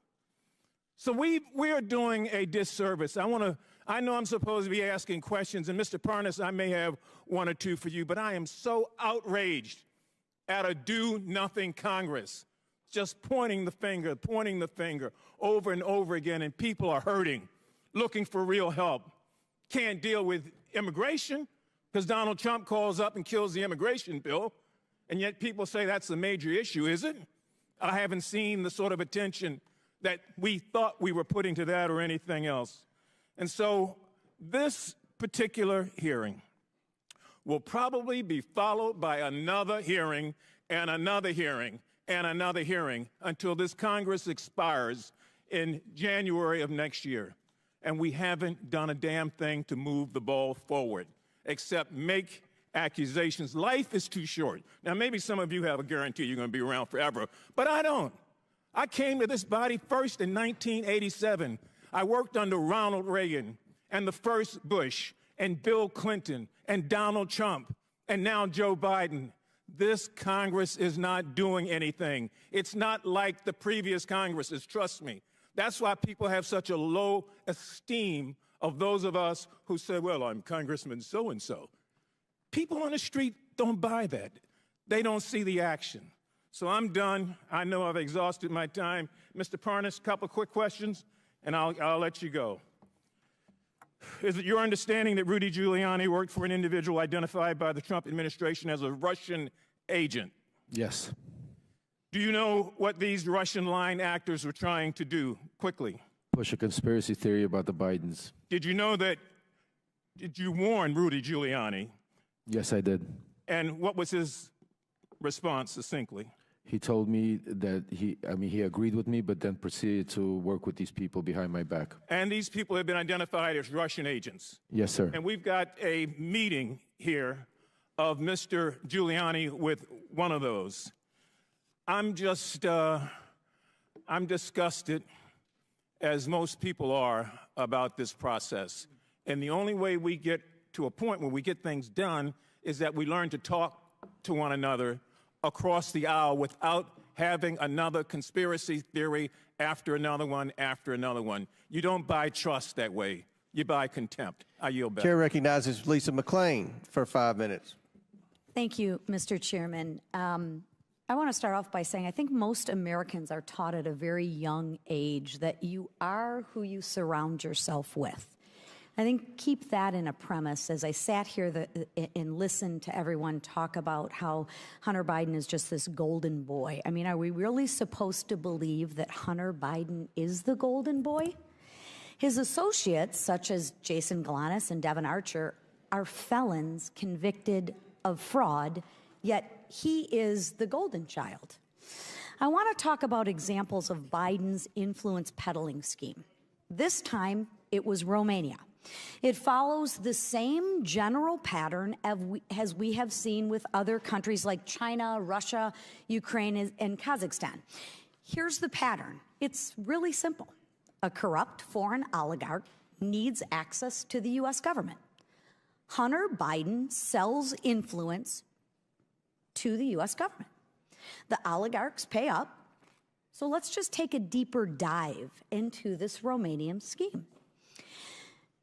Mr. Bobulinski, who is Gabriel Popovich? Gabriel Popovich is a businessman from Romania, probably worth hundreds of millions of dollars, I'd envision. Okay. Is it true that Gabriel Popovich faced corruption charges in Romania in 2015? It is. Thank you. And when you were in Europe with the Bidens to close on that CEFC deal with the Chinese, you separately negotiated with Popovich to get a 17th payment. Is that also correct? I did. Okay. But Popovich did not want to pay him. Is that correct? Correct. You're talking about a 17th payment that would go to Rob Walker, and then Rob Walker would distribute to Hunter Biden. That is correct. And is it because Hunter Biden had failed in the work he was engaged by Popovich to do, which was to get the corruption charges dismissed by the Romanian authorities? Isn't that correct? Well, it's two things, that they had failed to do that, but also that Joe Biden had left the White House at that point. Okay, so there's a dot. So I get 16 payments while Joe Biden's in the White House. Correct. But after Joe Biden leaves the White House, coincidentally, the payments stop. Correct. Okay. Just want to make sure that we can connect the dots very simply. But obviously wasn't a coincidence. Right. I'm not much for coincidences, which neither are the American people. But, Mr. Bobulinski, what do you think Popovich wanted Hunter Biden to do? I don't have to think, because Gabriel told me personally he expected, and didn't want the details, he expected Hunter Biden Rob Walker and James Gillier to do whatever was necessary to impact his case in Romania. How do you know that? Because Gabriel Povich told me that? From his mouth? Yes. Okay, so there's another dot that we can connect. Would that be a conspiracy theory? That's not a conspiracy theory. Okay, thank you. I would encourage you to interview Gabriel Povich.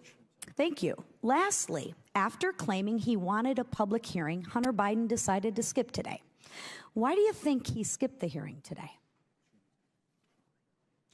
Is that a rhetorical or serious? Well, I don't think he wanted to sit next to me because obviously I've emphatically stated he perjured himself in his transcribed interview with the committee, as did his uncle, Jim Biden. And for every fact he claims or wants to say I was high on drugs or obfuscate, I can show a document, a text message, a recording that is confirmed that he's lying. Well, let's not let the facts get in the way of a good story, right? Here are the facts. Highly disappointing that he's not here, though. I would agree. I would agree. Here are the facts. Hunter Biden was engaged by a foreign principal, Gabriel Popovich. It is well known that Hunter Biden met with the ambassador to Romania, Hans Klem, in November of 2015. Hunter Biden was not registered under FARA. He stopped getting paid as soon as his father leaves office until you got Popovich to send Hunter Biden one more payment. Seriously, what services was Hunter Biden providing to the Romanian oligarchs for millions of dollars? We've yet to hear it. As far as the committee knows, Hunter Biden was never registered under the Foreign Agents Registration Act. If the Department of Justice applied the same standards it did in the Paul Manafort case, Hunter would be in more trouble than he is already in. Mr. Chairman, there are real FARA issues here that we need to continue to look at. And with that, I thank you for being here, and I thank you, Mr. Chairman. Absolutely. Thank you. Good job. Chair now recognizes Ms. Ocasio-Cortez from New York. Thank you, Mr. Chair. Mr. Bobulinski, I heard your opening statement. It's submitted to the record, part of our proceedings. I have a quick question. Simple. Is it your testimony today that you personally witnessed President Joe Biden commit a crime?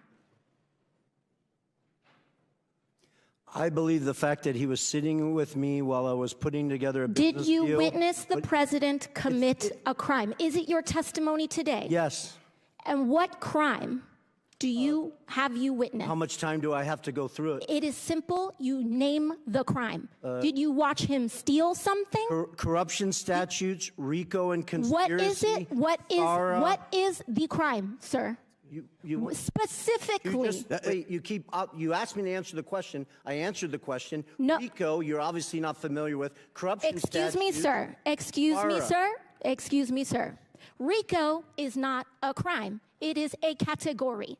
What is the crime? It's a category of crimes that you're then charged You under have charges. A long 100 You list have of charges.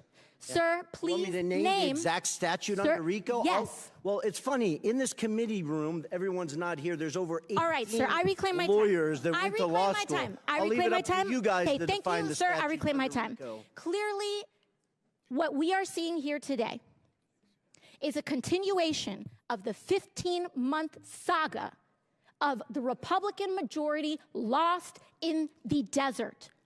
Impeachment 101.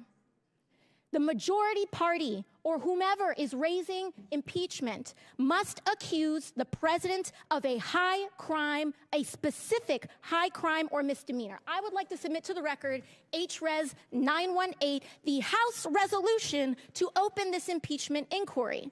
Without objection to order. This resolution does not outline a high crime or misdemeanor. It's not here. Now, when we compare the chairman's opening from his previous opening, he's talking about Ukraine and Burisma and all of this. This entire inquiry is based on a blockbuster piece of information that was in a classified SCIF room. And inside that room was a document alleging President Biden directly of a $10 million bribery scheme, a $10 million bribery scheme, extremely serious. What happened? What happened a month ago, Mr. Chairman? That document, the FBI arrested the person who offered those allegations for falsifying his testimony to the FBI. This entire impeachment inquiry is based on an actual, provable individual who has lied. Now, responsible leadership would withdraw an inquiry based on that. Withdraw it. Instead, what we are seeing is that this committee was warned about the falsehoods of these allegations long before that, warned by Trump's Secretary of State Mike Pompeo, and yet they proceeded anyway. The chairman proceeded anyway. This committee was warned by Rudy Giuliani associate right here, Lev Parnis, after that document about the falsehoods of this. Then held hearings where your own expert witnesses said that there was no grounds for impeachment, and you proceeded anyway. And finally, as if none of this was enough, the FBI arrested the individual who was the source of the entire, to quote the chairman, heart of the matter, to launch this impeachment inquiry, and proceeded anyway. At this point, the story is not the fact that the basis of this impeachment inquiry is wrong. The story is why it's proceeding anyway. Why is this committee proceeding based on false charges? And by the way, no charges. I have yet to hear in the chairman's opening the allegation that they are specifically charging the President of the United States with. I'm hearing about Biden family. I'm hearing about this and that. I am not hearing the specific allegation by this committee. What is it? It's not here, and that is the problem. The story is when this committee knew that they were working with falsified evidence. That's the story. And with that, I yield back. Gentlelady yields back. Chair now recognizes Ms. Mace from South Carolina for 5 minutes. Thank you, Mr. Chairman. On March 1st, 2024, Joe Biden stated he did not interact with Hunter or Jim Biden business associates. Mr. Chairman, I'd like to ask unanimous consent to enter into a record New York Post article. Biden insists he did not interact with his Without objections ordered. We're going to go fast here. I have strictly yes or no questions. On that note, the New York Post article, Joe Biden also said, read the record of every single witness. So I did. I first read Devin Archer's deposition, and he interacted with Joe Biden. Then I read the transcripts of Wab Walker, Eric Schwerin, George Burgess, Kevin Morris, Tony Bobulinski, and Jason Galanis. And every single one of them interacted with Joe Biden. And that's just the people we interviewed. Mr. Galanis, my first questions are for you. Did Hunter Biden call Joe Biden with Elena Baturina on the line on May 4th, 2014, yes or no? Yes. In that call, did Hunter Biden state on this call with Joe Biden that everything is good and we're moving forward? Yes, he did. Okay, on the same call, did Joe Biden in the call was saying, okay, then you be good to my boy? Yes, he said that as well. Okay, did Baturina agree to put $20 million into one of Hunter Biden's business projects days later after this phone call? Yes. Okay, did Hunter Biden ever take a call from Joe Biden while at the Peninsula Bar in New York? I'm sorry, I didn't hear them. Did Hunter Biden ever take a call from Joe Biden while at the Peninsula Bar in New York? Yes, he did. During this call, did Hunter Biden update Joe Biden on progress in landing a business partnership with Harvest Fund Management? Yes. Okay. Was Harvest a $300 billion Chinese financial services company closely tied to the Chinese Communist Party? Yes, it was. Okay. Is Hunter Biden involved with Harvest? Hunter Biden is involved in Harvest in two ways, through BHR, which is a fund. Yes or no? Was Hunter Biden involved with Harvest? Yes or no? Yes. Okay. As part of the deal, extensive emails to that effect. As also. part of the deal, did Hunter Biden want the company to reserve a board seat for Joe Biden? Yes. Okay. Did Henry Zhao, a Chinese businessman, want assurances Joe Biden would join the board? Yes or no? Yes, he did. Okay, did He's Hunter expressed Biden... that in emails as well. Okay, thank you. And conversations. Did Hunter Biden draft an email stating, please also remind Henry Zhao of our conversation about a board seat for a certain relation of mine. Devin and I golfed with that relation earlier this week, and we discussed this very idea again. And as always, he remains very, very keen on the opportunity. Here is a photo of Joe Biden and Devin Archer and Hunter Biden golfing days before the alleged email draft. Do you believe a certain relation of mine refers to Joe Biden? I don't think there's any question. It was based on first-hand conversations with Devin Archer, who was in that picture and at that golf meeting. Did you ever meet with Devin Archer where Hunter took calls from his father? Yes. Okay. During one of these phone calls, did Hunter Biden tell Joe Biden that he and Henry Zhao needed help getting, quote, getting across the finish line? Yes, that's correct. Okay. Mr. Bobulinski, do you recall receiving an email that floated the possibility of giving 10% ownership of Sinohawk to Joe Biden through Hunter Biden? Yes. Okay, my last questions are for both of you very quickly. Mr. Bobulinski and Mr. Galanis, you both stated you were told not to use Joe Biden's name in communications, correct, Mr. Bobulinski? Correct. Mr. Galanis? Yes. Okay. Did Joe Biden participate in phone conversations and meetings with Hunter Biden, his business associates, and foreign interests, yes or no? Mr. Bobulinski? He clearly did. He okay, Mr. Galanis, yes or no? Yes. Okay.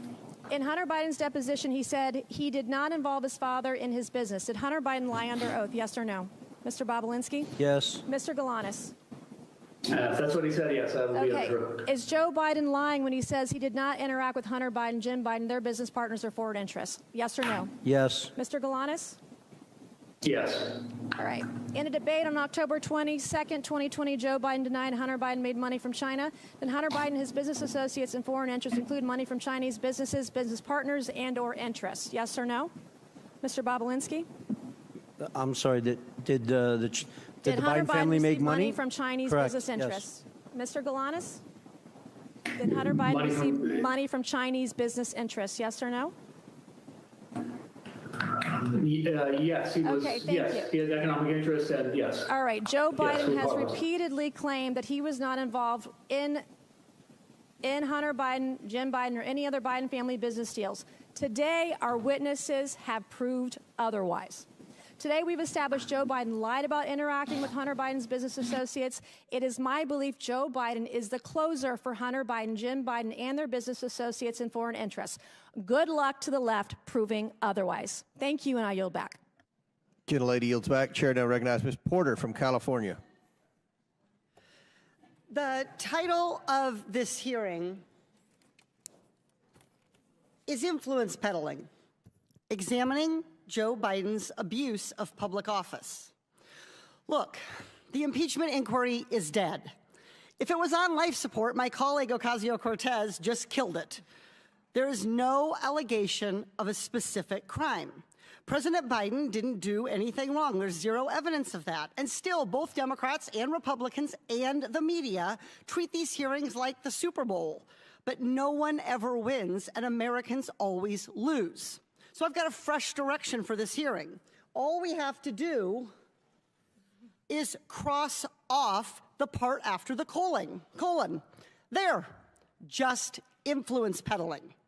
We should have a policy discussion about how to stop government officials from using their positions to get money or favors. Now, that is a real hearing, one that nearly every American, regardless of party, wants us to hold.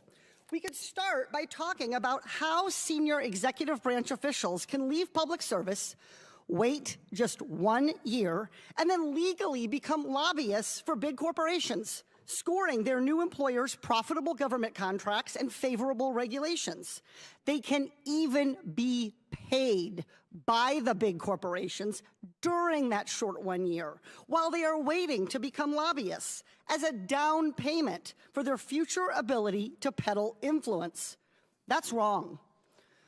For the panel of witnesses, by show of hands, as Americans, would our witnesses support extending this 1 year waiting period to at least 2 years? No, I would. Okay, so there we go. Republicans, Democrats, even convicted criminals, everybody supports that we should do more to stop influence peddling. This is the kind of good government reform that Americans of all political stripes support. And I should know, in 2022, I passed that exact reform as an amendment to the National Defense Authorization Act with a bipartisan majority vote. What happened to that amendment? Why didn't it become law? The answer is simple. Nearly 500 former members of Congress work for lobbying firms. And too many people around here want to follow in their footsteps, and so don't want to make it harder for government officials to become lobbyists. Ultimately, Democratic leadership under then Speaker Nancy Pelosi let the amendment get stripped out of the final bill. When I offered up the amendment again during this Congress, Republican leadership under then Speaker Kevin McCarthy never even put the amendment up for a vote. Both parties have let us down on fighting influence peddling and tackling corruption. But I'm hopeful we can begin a new approach in this very committee.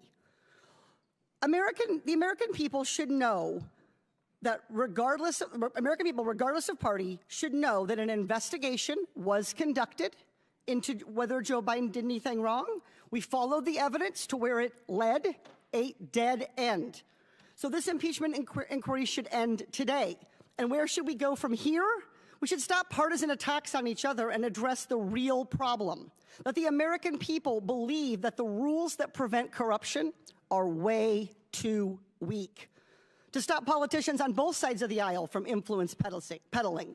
This committee should be working together in a bipartisan way to change the culture of Congress, to crack down on influence peddling and corruption, and just as importantly, to stop the perception of it. Let me give you some facts. I don't even need a whiteboard for this one. 495 former members of Congress work for lobbying firms. 467 members of Congress take corporate PAC money. 78 members of Congress violated the Stock Act last Congress. Clearly, we have our work cut out for us. So let's start the conversation today on what a bipartisan ethics reform package could look like. Here are the organizations that could have come today as witnesses so we could have had a productive conversation. Oversight staff, do you have your notebooks ready? Citizens for Responsibility and Ethics in Washington, Common Cause, Project on Government Oversight, Public Citizen. With the right witnesses and the commitment to doing what the American people want, this committee can have a real conversation about the problem of influence peddling. And we can pass legislation to create badly needed ethics guardrails. That would be real work, not a real circus. I yield back. Before I recognize Mr. Timmons, Ms. Porter, I think you are sincere, and I look forward to working with you on that legislation. Chairman, can we take a 5-minute break? I need to go to the bathroom. Let us get one more, and then we'll do that. Chair recognizes Mr. Timmons for 5 minutes, then we'll take a break because we have votes coming up anyway. Thank you, Mr. Chairman. At our hearing last July, I laid out the scheme that the Bidens concocted to sell the Biden brand, netting almost $30 million for various members of the Biden family. This scheme was repeated with various clients in Kazakhstan, China, Romania, Russia, and Ukraine. I'm going to spend my time on just one instance, Ukraine, specifically involving Burisma, which netted Hunter over $3 million during a 3-year period. And to clarify the criminal offenses being alleged, for Hunter Biden, it is conspiracy to commit bribery, 18 U.S.C. Section 201 B, 2A, and C. And for Joe Biden, it's conspiracy to commit extortion under color of official right, 18 U.S.C. Section 1951 B2. And if you want a refresher on those, just look up Senator Menendez and his wife's indictment. So let's start with this. Foreign client has a problem. I've got an email here from Vadim Pizarski, the Secretary of Burisma. And he is advocating that Hunter Biden intervene with high-level U.S. officials to facilitate meetings and communications expressing their positive opinion of Zlochevsky, the president of Burisma, to the Ukrainian president, chief of staff, prosecutor general, with the ultimate purpose to close down any cases against Zlochevsky in Ukraine. This is dated November 2nd. Now, keep in mind, and again, foreign client has a problem. Zlochevsky is being investigated by Viktor Shokin, the Inspector General of Ukraine, and he needs help, the Biden brand. So here we got bank records galore of Hunter Biden receiving, prior to this email, over $1 million. After this email, $2 million. You'll find out in a second he really earned his fee. So again, client pays a Biden $3 million. Next, what happens? What happens? This is great. 11 days later, we have the U.S. Embassy in Ukraine announcing that Vice President Biden is traveling to Ukraine on December 7th. Oh, interesting. Vice President Biden travels to the country. Here we got a great photo of him touching down. They're very proud of themselves. So Vice President Biden leverages U.S. policy to achieve a favorable outcome for the client. We've all seen the video. He brags about leveraging U.S. foreign loan guarantees to get the Ukrainian government to fire Viktor Shokin to end the investigation. Again, we've got the email from Podarsky saying that we need to leverage you, who have not provided value yet for your $1 million in service, Hunter. He brings in the big guy. Biden leverages U.S. influence, withholds $1 billion in loan guarantee to fire Shokin. So if that's not enough, we got the victory lap here. We got an email just a few months later saying, whoa, we won in less than a year. You brought us in, so take a victory lap. So look, I mean, this is straightforward. This is straightforward. Pay to play. It is bribery. Hunter Biden was paid $3 million at the lowest point in his life. He testified in the deposition that he was drug addicted, that he's never been to Ukraine. Yet he's paid $3 million to get his father to go to solve his client's problem. That is the scheme. Mr. Bobulinski, does this sound like the scheme that you've seen the Biden family do? I wasn't involved in Ukraine, but the facts surrounding this are very similar to CFC and Romania. Thank you for that. So this is the thing. If Hunter Biden were here, we would be able to ask him some questions, maybe clear this up. But he's not. He's not here. And what's interesting is that just yesterday, Peter Navarro reported to federal prison in Miami for 4 months for not showing up in front of the January 6th committee. And I want to point out to everybody that the January 6th committee was procedurally defective under House rules. It was procedurally defective because the minority leader did not get to appoint members to that committee. The United States House of Representatives Oversight and Accountability Committee is a procedurally perfect committee. And we have authority to subpoena Hunter Biden, and he has to show up. He has to answer these questions, and he has to tell the world that his father didn't leverage U.S. foreign policy so he would get $3 million. This is no different than what Senator Menendez did. And look, the American people are not buying this nonsense y'all are selling. We must restore their faith in our institutions. And we have to stop this ridiculous two-tiered system of justice where the Department of Justice persecutes President Trump and hides Hunter Biden behind every corner. I mean, this is not the United States of America that the American people deserve. And we have to get our country back on track. With that, Mr. Chairman, I yield back. Mr. Chairman, parliamentary inquiry. Did the committee subpoena Hunter Biden today? Chair recognizes, pursuant to the previous order and at the request of the minority witness, the chair declares the committee in recess for 10 minutes. Then we're going to come back in here, and then we may have to recess again for votes.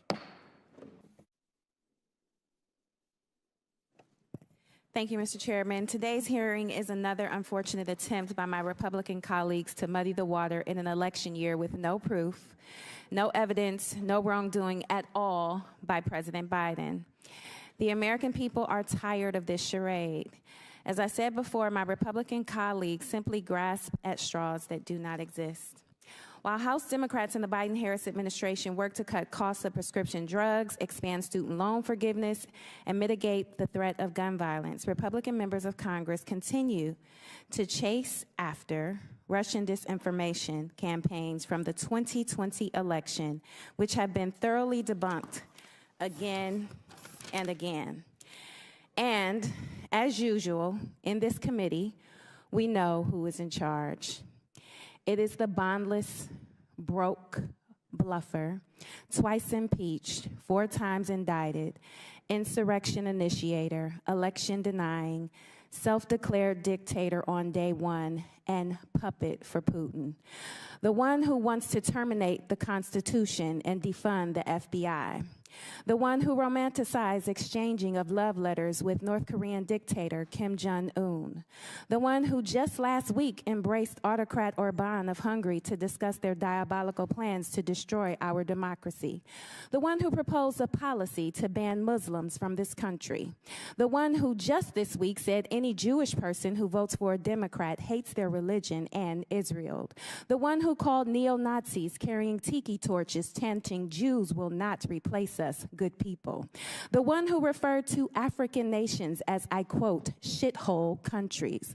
The one who called NFL players, the majority whom are black, sons of bitches for taking a knee in protest of the ever-present racial inequality and police brutality that continues to pervade our justice system. The one who called Mexicans rapists and promised to build a wall and have them pay for it, and in case you missed it, it didn't happen. The one who told women of color from born in the United States, elected to Congress and serving on this very committee, to go back to their own countries. The one who bragged about grabbing women by their private parts. The one who confused his rape victim, whom he claimed was not his type, for his very own ex-wife. The one who is an admitted and committed adulterer who attempted to pay off a porn star for her silence. The one who has publicly mocked people with disabilities. The one who dodged the draft and referred to prisoners of war as losers, the very people who pay a high price so we could enjoy the freedoms that far too many of us take for granted. The one who boasted about being able to stand in the middle of Fifth Avenue to shoot someone and not lose votes. The one who promoted political and physical violence multiple times, including most recently at my rally in my home state of Ohio, where he declared there would be a bloodbath if he didn't win. The one who intentionally denied COVID was deadly and eventually suggested injecting bleach into our bodies to kill the respiratory virus that took the lives of 1 million people in the United States. The one who ordered his son-in-law get top secret security clearance, overruling concerns flagged by intelligence officials, who, according to this committee's chairman, admitted the former president's son-in-law crossed the line of ethics by accepting a $2 billion investment into that very same son-in-law's fledgling firm only 6 months after leaving the White House. If any of this sounds crazy, it's because it is. This might sound unbelievable, but it's all true. These are facts, indisputable facts, a thing that is known and proven to be true. This may be a foreign concept to some of my colleagues, but for those of us who still have a relationship with the truth, please know this is not an exhaustive list of inappropriate, unethical, and questionable behavior by the maniacal manipulator of Mar-a-Lago, because I could go on, but I only have 5 minutes. Yet here we are again, trying to make sense out of nonsense. I would humbly, respectfully ask my Republican colleagues on this committee to stop falling over yourselves to win the approval of one, because millions of people are depending on you to defend our delicate democracy. And with that, I yield the remainder of my time to Chair, the ranking member. 7 seconds. Oh, I don't know that there's much time left, but thank you for that eloquent and compressed recitation of some of what we've lived with over the last few years. Chair recognizes Mr. LaTurner from Kansas for 5 minutes. Mr. Bobulinski, I want to talk about May of 2017. To be clear, Hunter Biden was doing business with CEFC while his dad was VP. Are you aware of that now? Yes. Rob Walker told us that during his transcribed interview before the committee. But I want to talk to you about your meeting with Joe Biden, Hunter Biden, and Jim Biden in May of 2017.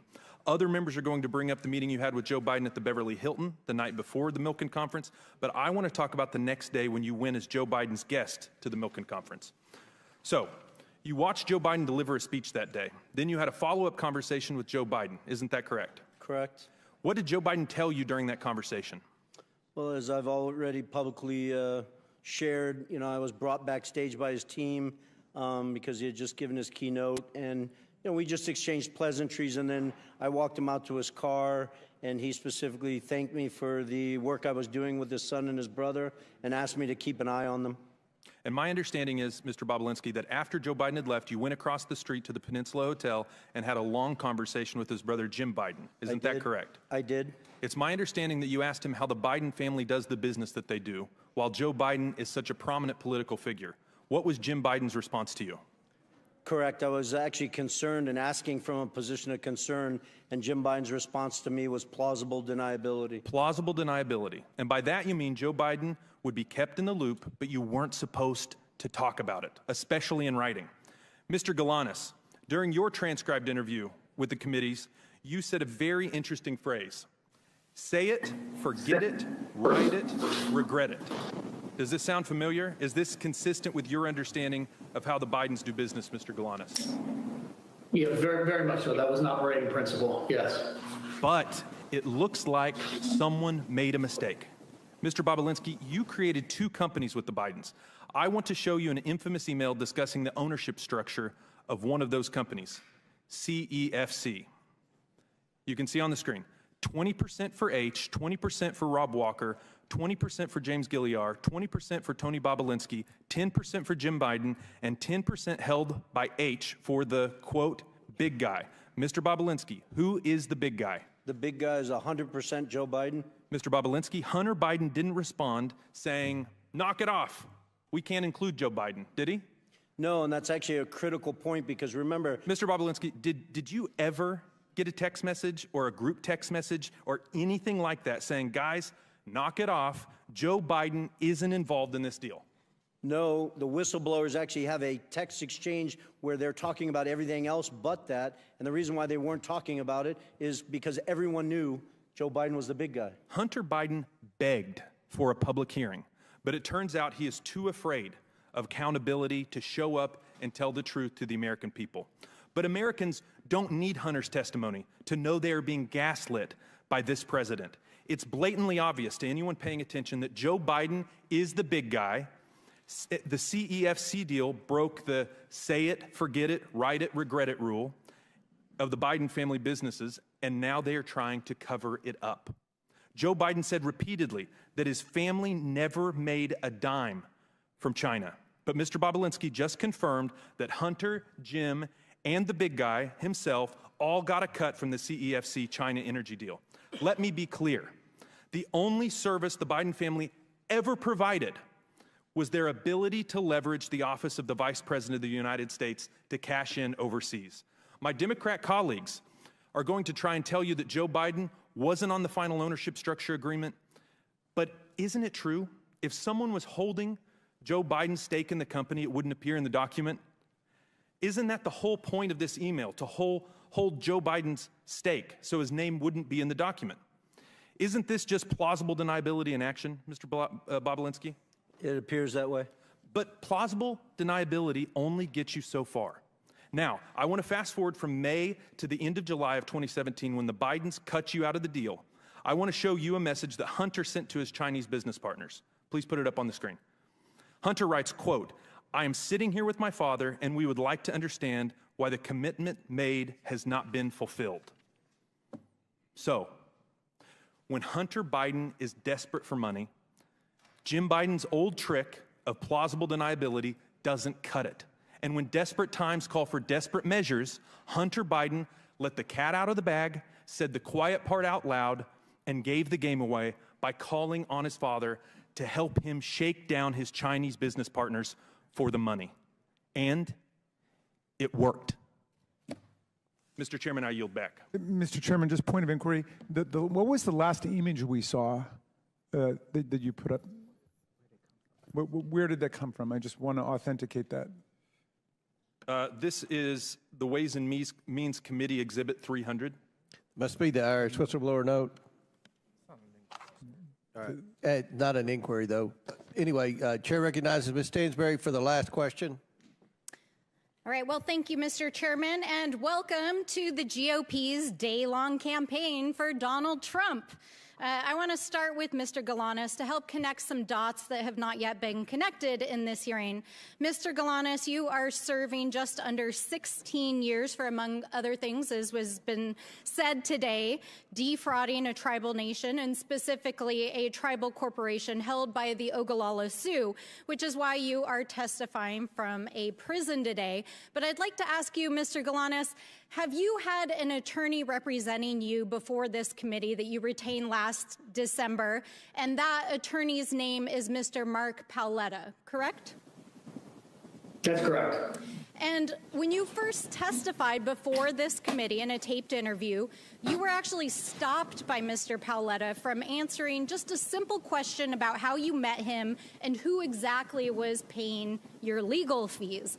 Now, I want to make sure that the American people understand exactly who Mr. Paoletta is, because he is, in fact, a former lawyer to Donald Trump, who served in the administration in the Office of Management and Budget and was at the center of the Ukrainian pressure campaign for which Donald Trump was impeached. And in fact, Mr. Paoletta was Trump's chief OMB lawyer when he withheld aid to Ukraine to try to extort the Ukrainian government into investigating Joe Biden to support Donald Trump's campaign. And Mr. Paoletta literally wrote the memo to help withhold those funds.